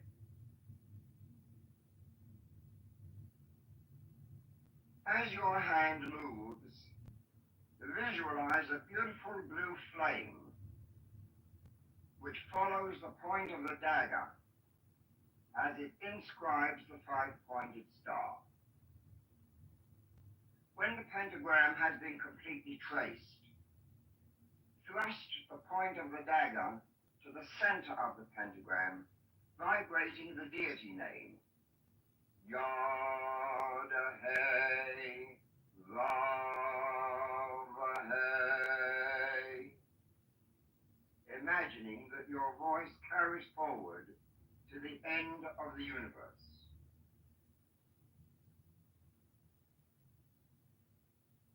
With dagger still extended, turn in place or circumambulate to your right, to the south, and make a vanishing pentagram. That is, starting from the lower left and moving to the upper center.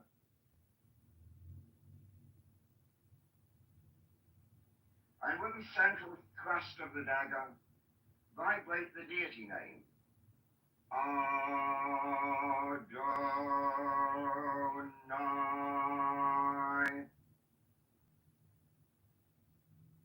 Each pentagram remains a flame and is connected with a continuous circle being traced by the extended dagger. Turn or move to the west. With arm and dagger extended, make the same type of pentagram as before.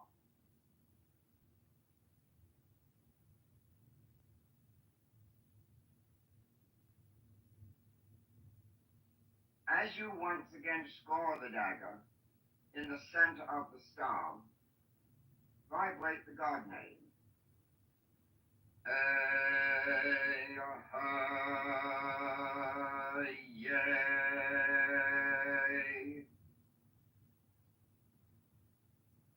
Now turn to the north. Dagger still extended. make the same type of pentagram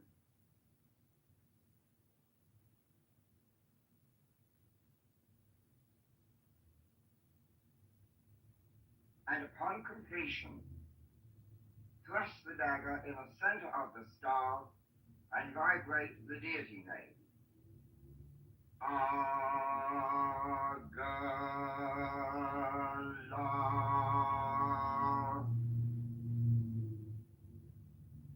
With arm and dagger still pointed, return to the east. Complete your circle of flame by bringing the point of your dagger to the center of the first pentagram. Pause a moment.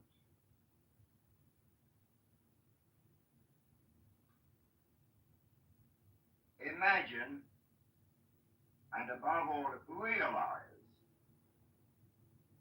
you are standing in a flaming circle with beautiful fiery pentagrams in each quadrant.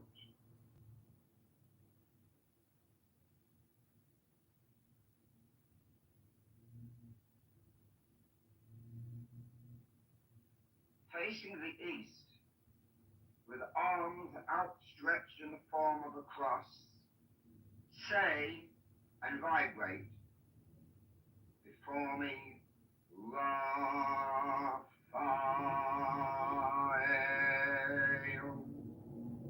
Behind me, Gabriel.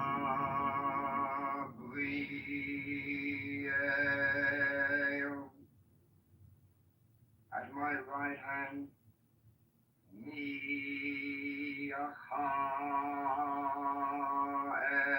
Michael. At my left hand, Oriel.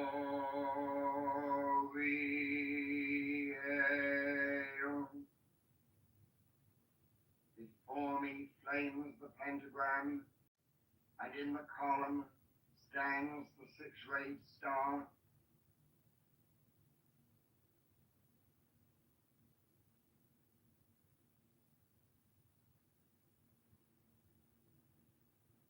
Follow the above pentagram ritual, once again using the Kabbalistic cross as before.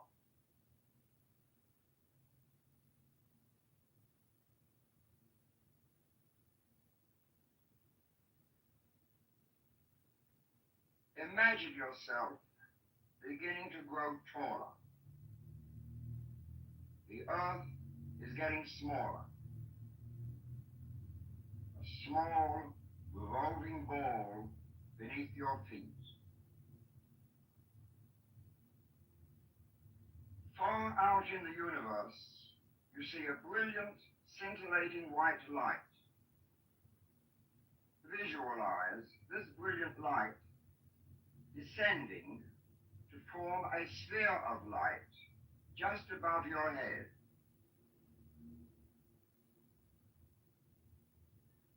Raise your right hand slightly above your forehead. Bring the ball of light down and touch your forehead, vibrating the word Atto. Atto,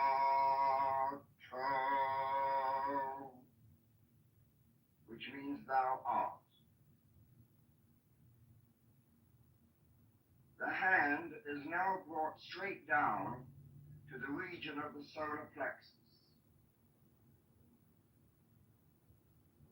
As the shaft of light descends to the feet, vibrate the word Malkuth. Malkuth,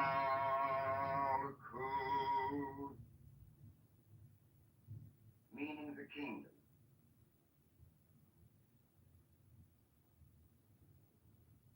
Visualize this brilliant shaft of pure light from above and touch the right shoulder.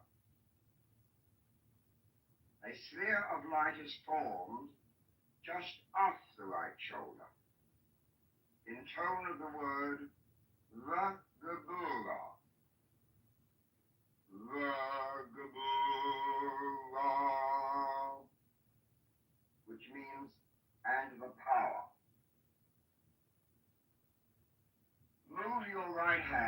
across your body.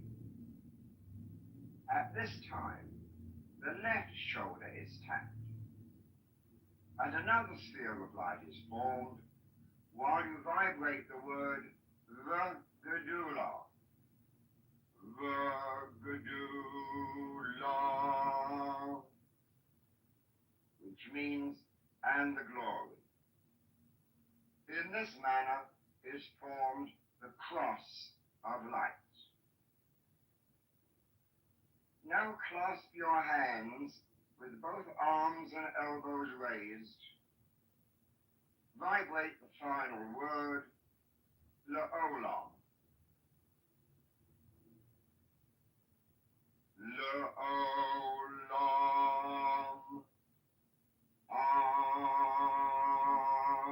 Amen. Meaning forever. Amen.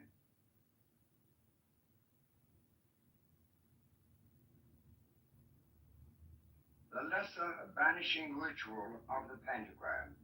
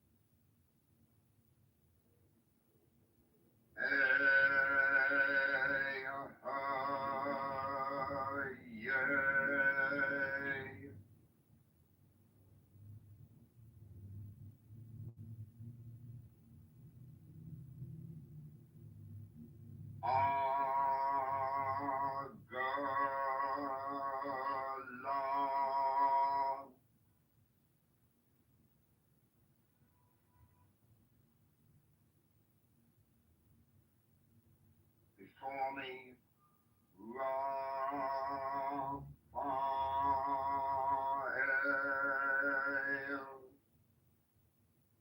Behind me,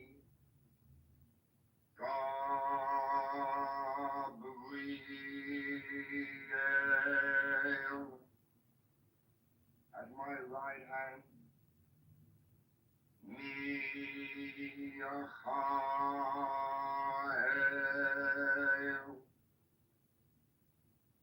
At my left hand, Oriel.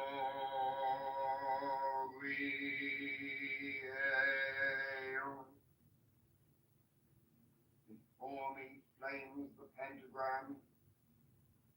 In the column stands the six-rayed star. Archo.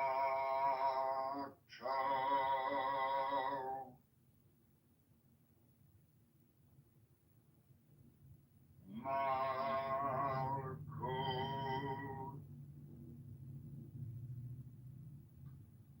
Vagabura.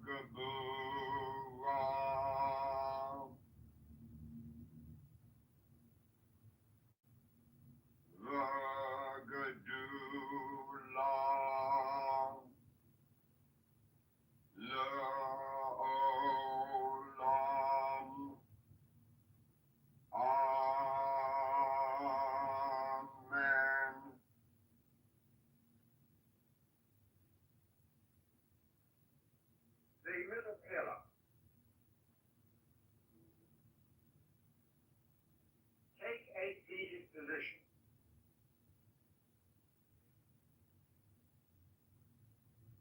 While you are in this relaxed position and breathing rhythmically, we will do the middle pillar exercise. Sit upright in your chair, both feet on the floor, alert, but fully relaxed. Join with me in this invocation.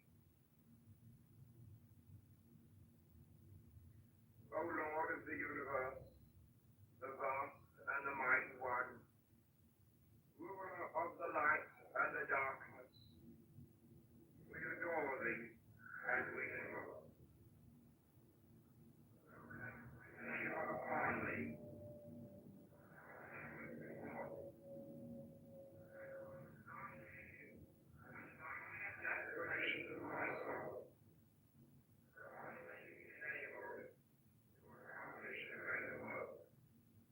To the glory of thine ineffable name.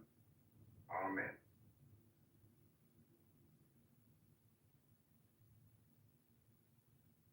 Imagine that there is a brilliant white light just above and touching the crown of your head.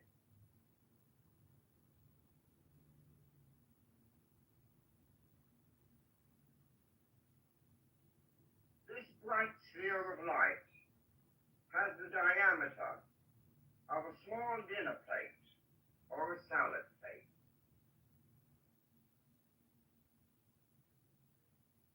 Visualize it in brilliant, scintillating, pure white light.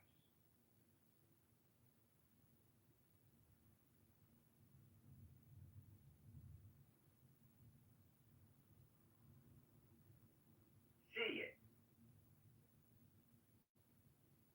Imagine it. Picture this whirling sphere of light and vividly sense it as vibrating, revolving, radiating.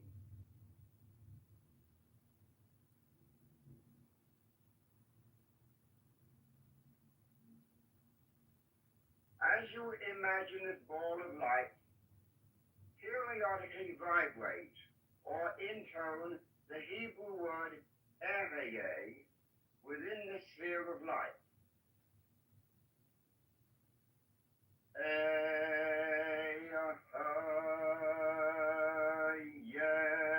Ehyeh.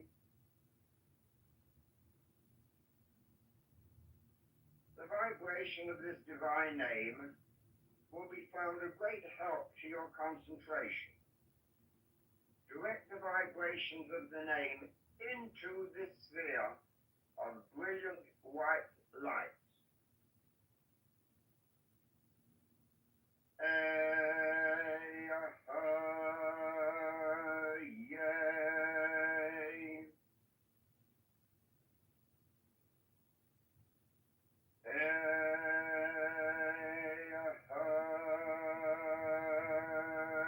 Ehyeh.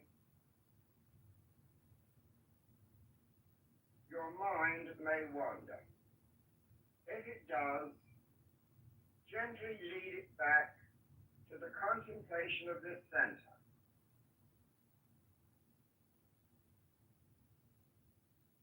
Then vibrate the name again and again.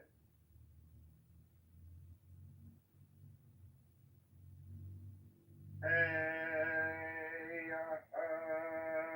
Ehyeh.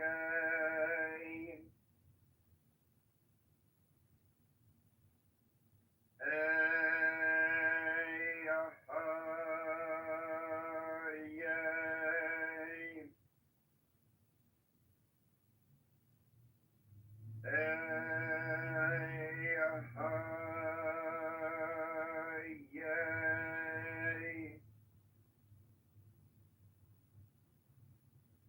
Now imagine that from this brilliant white sphere, a radiant shaft of light is emitted, which descends through the skull and brain, stopping at the throat.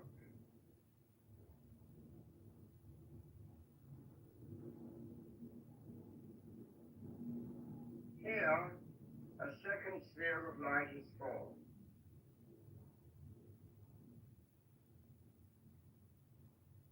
Again, this sphere is about the size of a small dinner plate or salad plate, and includes the throat and the lowest portion of the face.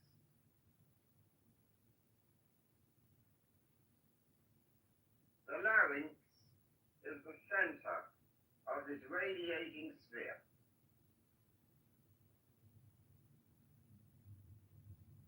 The divine name is Yehovah Elohim.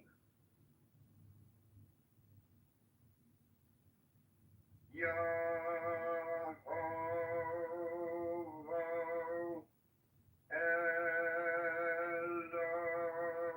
Elohim.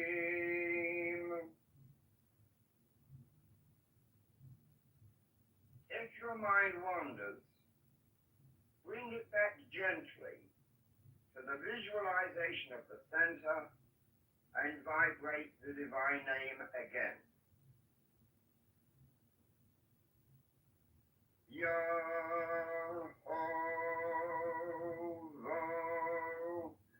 Elohim.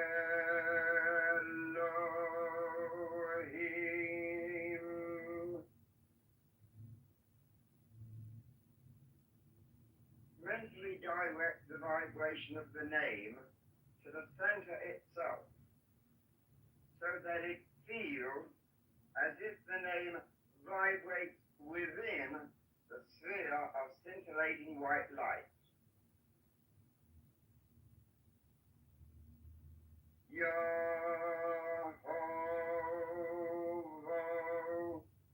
Elohim.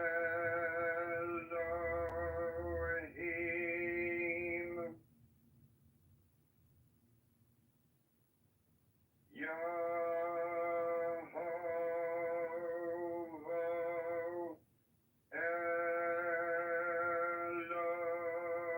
Elohim. Focusing and vibrating the God name helps keep your mind concentrated. Yehovah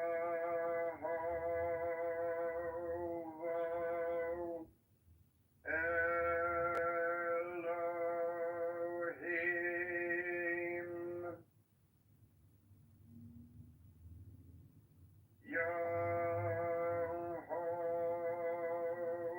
Yehovah Elohim.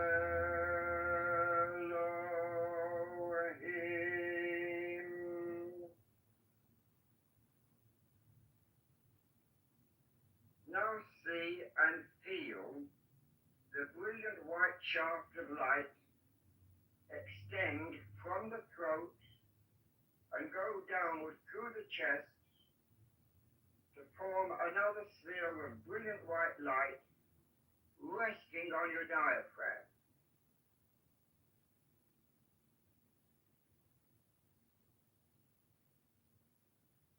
Maintain the sharpest visualization. Sense it. Feel it. The actual result is unmistakable when you acquire it. It is a real physical sensation. Vibrate the name. Yehovah Elohim.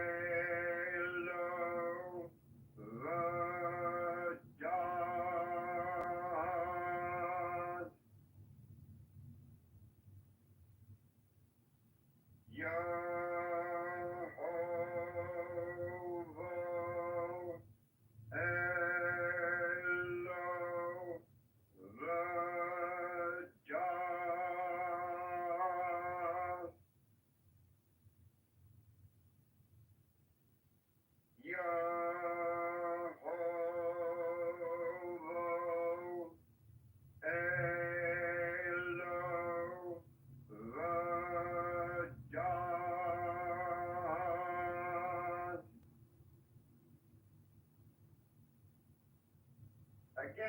visualize the sphere of light, encompassing the whole chest, resting on the solar plexus.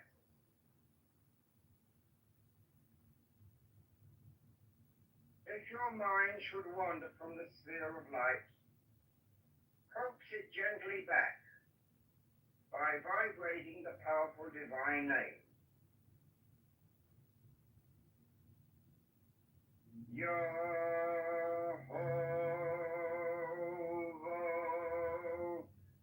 Elovada.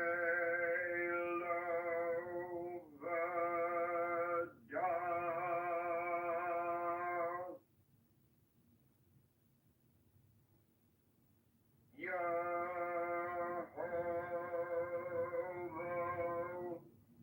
Elovada.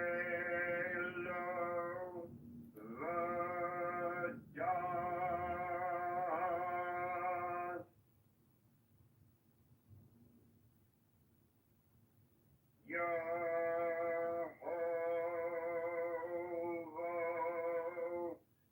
Elovada.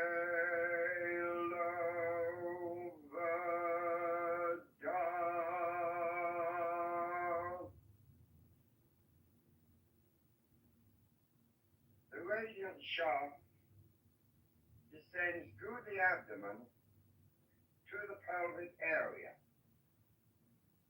where another white ball of brilliant white light is to be visualized.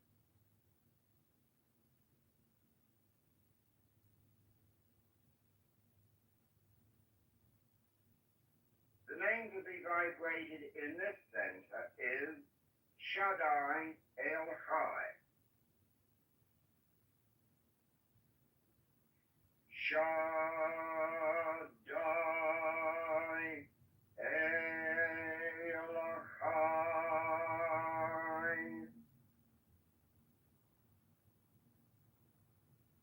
Shaddai El Chai.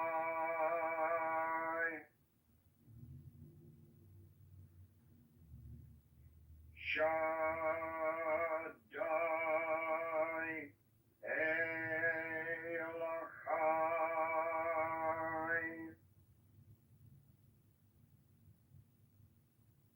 Vibrate the divine name frequently to facilitate concentration. Shaddai El Chai.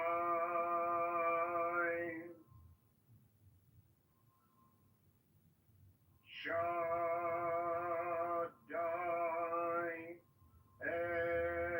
El Chai.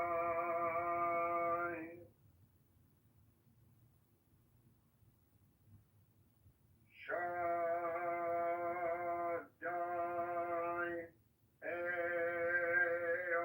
Chai.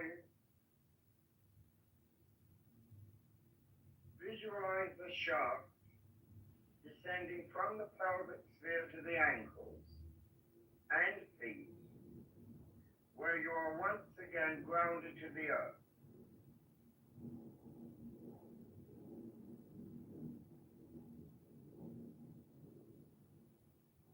Here, it forms another sphere of pure scintillating white light.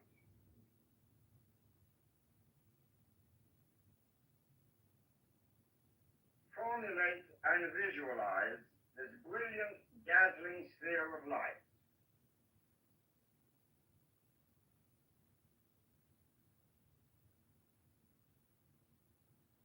Vibrate the divine name Adonai Ha'aret.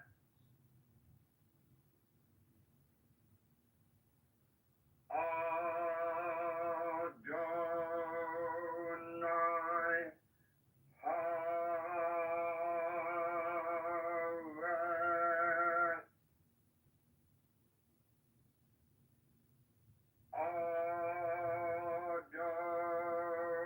Adonai Ha'aret.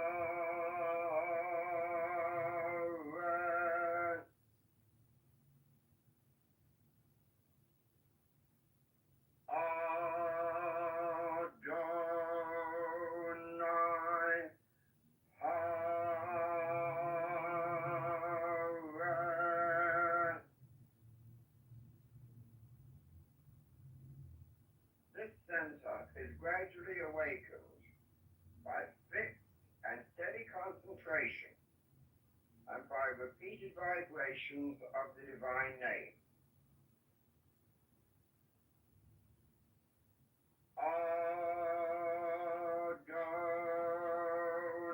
Adonai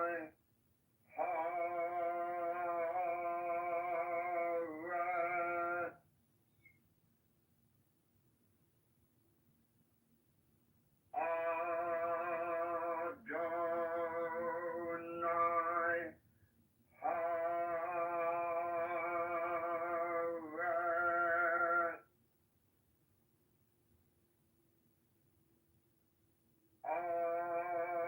Adonai Hara. Adonai Hara.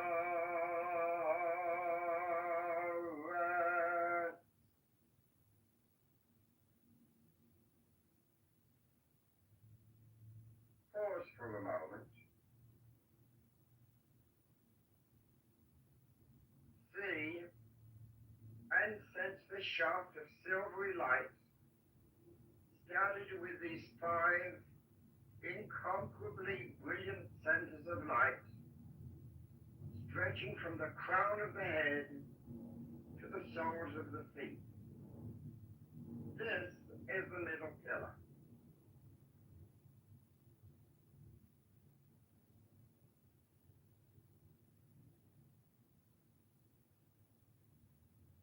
Move your imagination back to the crown of the head, to the white sphere of light corresponding to Ketha on the tree of life.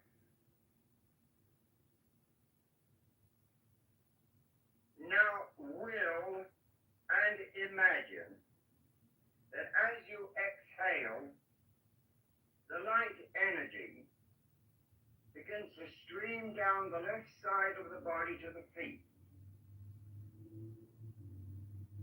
And as you inhale, imagine this band of energy ascending the right side of the body, coming back to Kapha. Visualize the psycho-spiritual energy as a band of light radiation extending out some distance from the body. It moves down the left side as you exhale. Up the right as you inhale. Let this psychic circulation flow evenly to the rhythm of the breath. This is the advantage of having learned rhythmic breathing before. Inhale, up the right side. Exhale, down the left. In a rhythm with the breathing. Inhale, up the right side. Exhale, the energy flows down the left side. Inhale, the energy flows up the right. Exhale, the energy flows down the left. Inhale, exhale. Inhale, exhale. Visualize the energy flow now changing direction. As you exhale now, the energy moves down the front of the body, turning under the soles of the feet and ascending up the back as you inhale. As you exhale, the energy flows down in the front. Inhale, the energy flows up the back. Exhale, it flows down. Inhale, it flows up. Exhale, down the front. Inhale, up the back. Exhale, inhale. Exhale, inhale. circulations of light about the body develop an ovoid-shaped aura of swiftly circulating, radiant, psycho-spiritual energy which surrounds the whole body.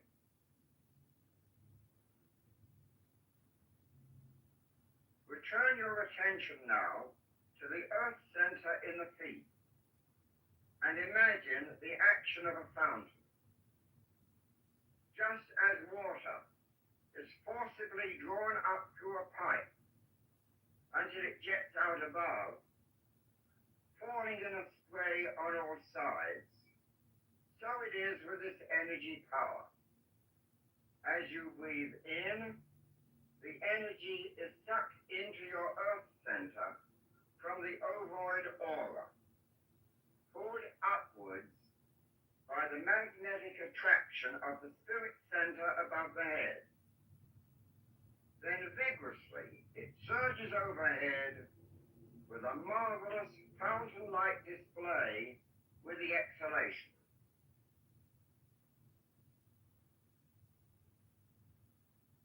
Imagine the psycho-spiritual energy falling all about you within the confines of this ovoid aura. Inhale, and the energy ascends the middle pillar into the Ketover. Exhale, the fountain of energy surges forth to shower your body and spirit. Inhale, up the middle pillar. Exhale, the surging energy sprays all about you. Inhale, and the energy ascends the middle pillar. Exhale, the energy surges forth. Inhale, exhale. Inhale, exhale.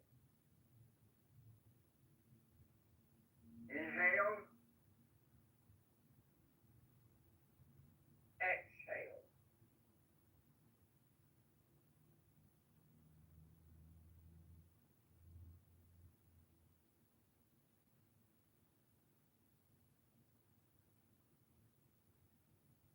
Meditate on and within the enclosing, vibrating light of the spirit.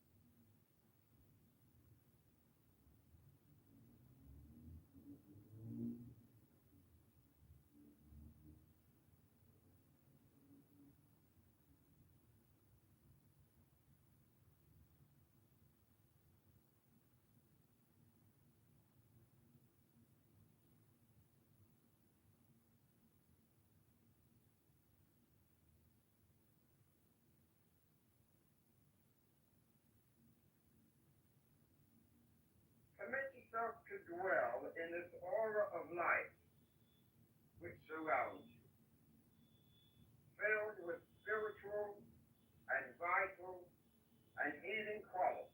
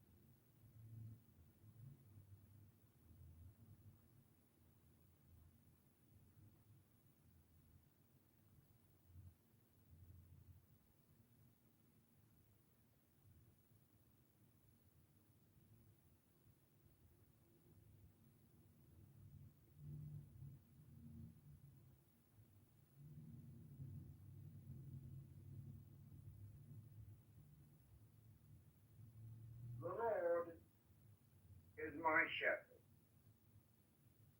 I shall not want. He maketh me to lie down in green pastures. He leadeth me beside the still waters. He restoreth my soul. He leadeth me in the paths of righteousness for his name's sake. Yea, though I walk through the valley of the shadow of death, I will fear no evil, for thou art with me. Thy rod and thy staff, they comfort me.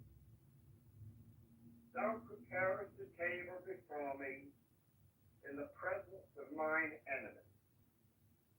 Thou anointest my head with oil. My cup runneth over. Surely goodness and mercy shall follow me all the days of my life, and I will dwell in the house of the Lord forever.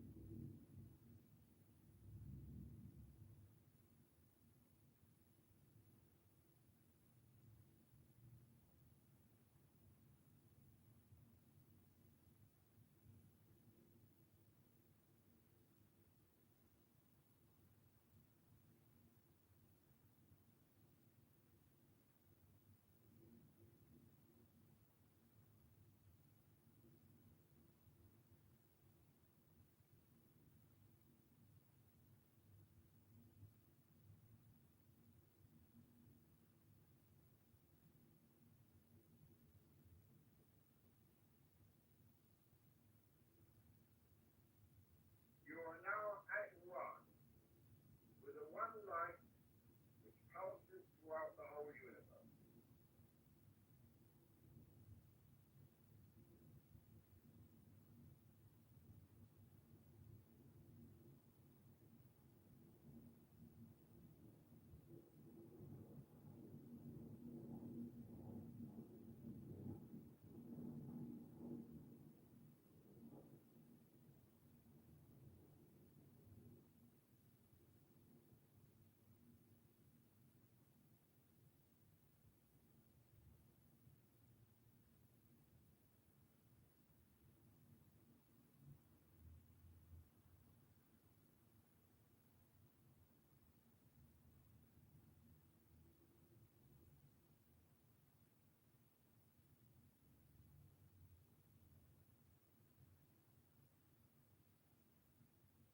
Close now by withdrawing the sphere of brilliant light into yourself.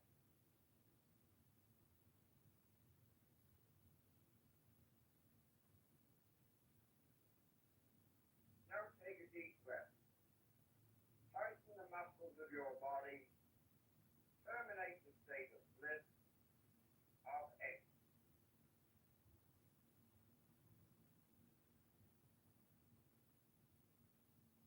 The invocation of Thoth. Procol, O Procol Esti Profani, on Lasti, on Peda. In the name of the mighty and terrible one, I proclaim that I have banished the shells unto their habitation. I invoke Tahuti, the Lord of wisdom and of utterance, the God that cometh forth from the veil.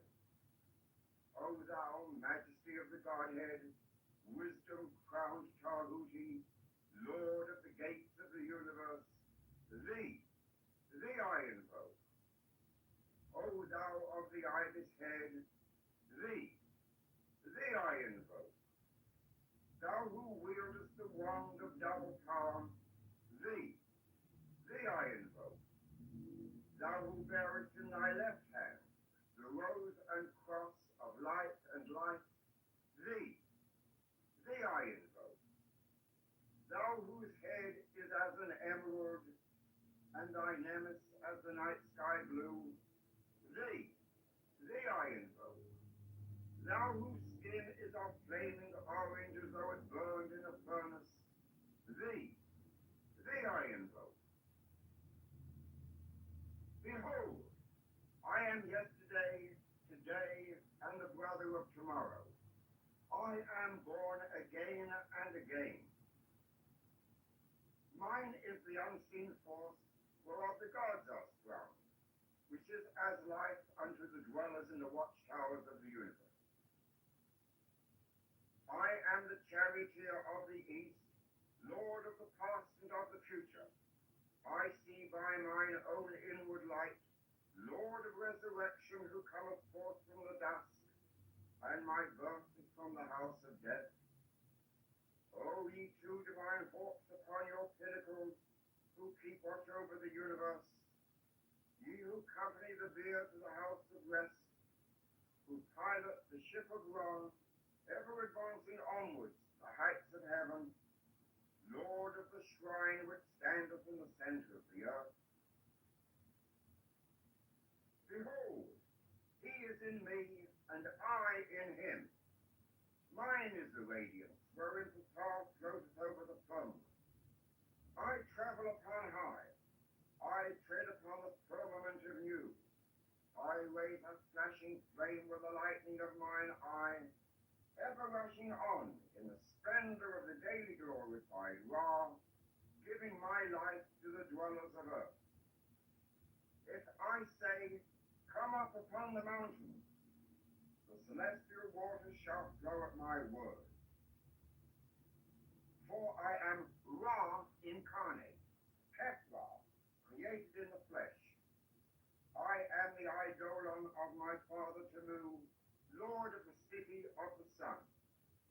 The God who commands is in my mouth. The God of wisdom is in my heart. My tongue is a sanctuary of truth, and a guard sitteth upon my lips.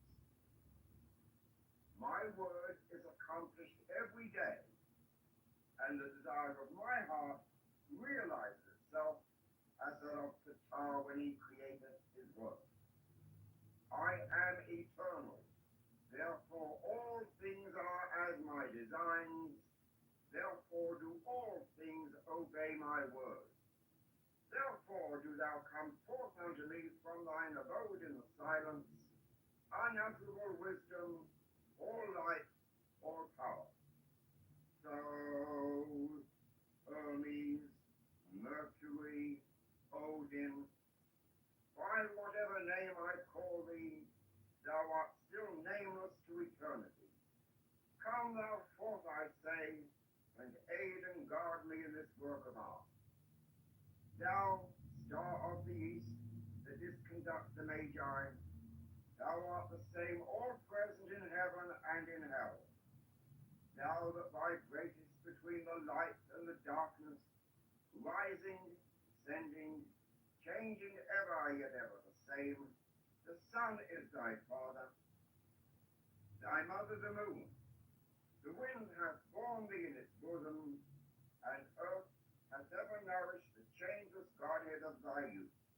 Come thou forth, I say, come thou forth, and make all spirits subject unto me, so that every spirit of the firmament and of the ether, upon the earth and under the earth, on dry land and in the water, of whirling air and of rushing fire, and every spell and scourge of God the vast one may be obedient unto me.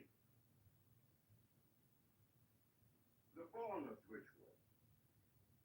Thee I invoke, the bornless one, thee that didst create the earth and the heavens, thee that didst create the night and the day, thee that create the darkness and the light.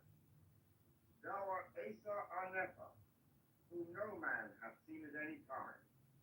Thou art Earbes. Thou art Ear, Apophras Ra.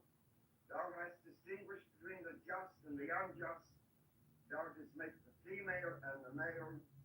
Thou didst produce the seeds and the fruit. Thou didst form men to love one another and to hate one another. I am Anchor the come to thy prophet, unto whom thou didst commit thy mysteries, the ceremonies of heaven. Thou didst produce the moist and the dry, and that which nourisheth all created life. Hear thou me, for I am the angel of the tongue, Apophras Ra. This is thy true name, handed down to the prophets of heaven. Hear me. Arain, Theo, Ribet, Apheli, Berset, Avela, Sam, Abeu, Ebeu,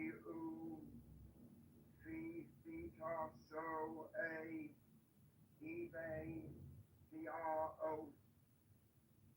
Hear me, and make all spirits subject unto me, so that every spirit of the firmament and of the ether, upon the earth and under the earth, on dry land and in the water, of whirling air and of rushing fire, and every spell and scourge of God may be obedient unto me.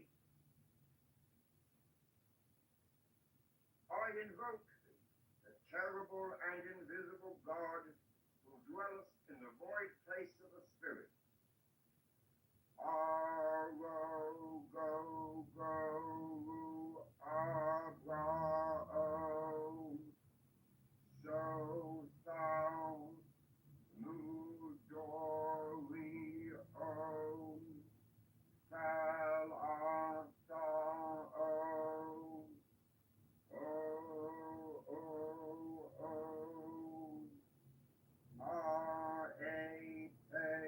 the formless one, hear me, and make all spirits subject unto me, so that every spirit of the firmament and of the ether, upon the earth and under the earth, on dry land and in the water, of whirling air and of a rushing fire, and every spell and scourge of God may be obedient unto me. Hear me. Ru Abraio Mario Dum Babylon thou bin Abba Asalo nine Arthen Eo E Totes Abra Sex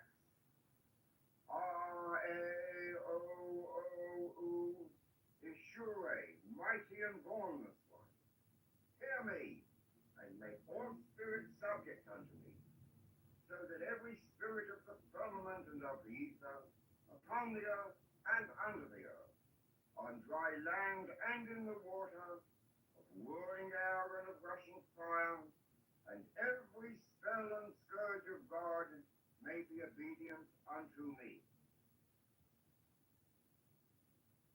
I invoke thee, Ma Bara Eo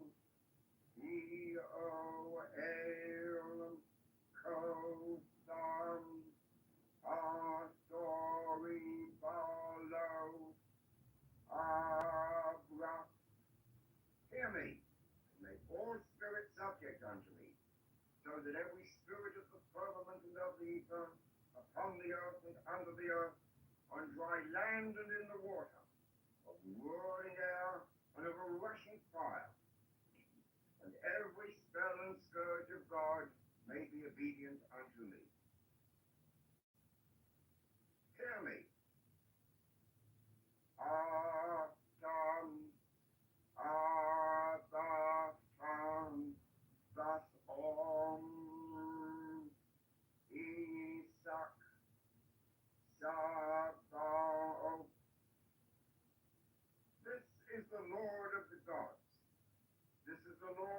universe. This is he whom the winds fear. This is he who, having made voice by his commandment, is Lord of all things, King, ruler, and helper.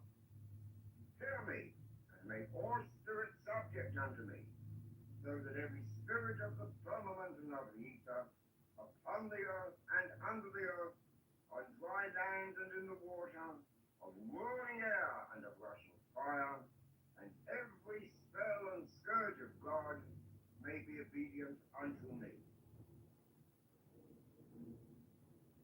Hear me. E-A-O-U,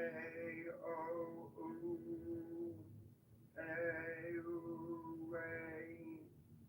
E-O-U, A-U-A, E-R, E-R-A-O, E-O-O-U, Abra-Sax, Sag-We-Am, O-O, Oof, Oof, Adonai, A-Day, A-Do, Angelos Tontian, Alala Lai Gar-E-R.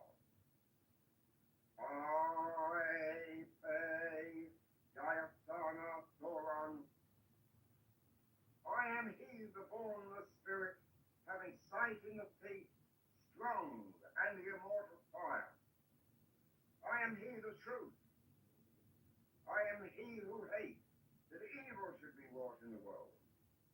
I am he that lighteneth and thundereth. I am he from whom is the shower of the life of earth. I am he whose mouth ever flameth. I am he the begetter and manifester unto the light. I am he, the grace of the world. The heart girt to the serpent is my name. Come thou forth and follow me, and make all spirits subject unto me, so that every spirit of the firmament and of the ether, upon the earth and under the earth, on dry land and in the water, of whirling air and of rushing fire, and every spell and scourge of God may be obedient unto me.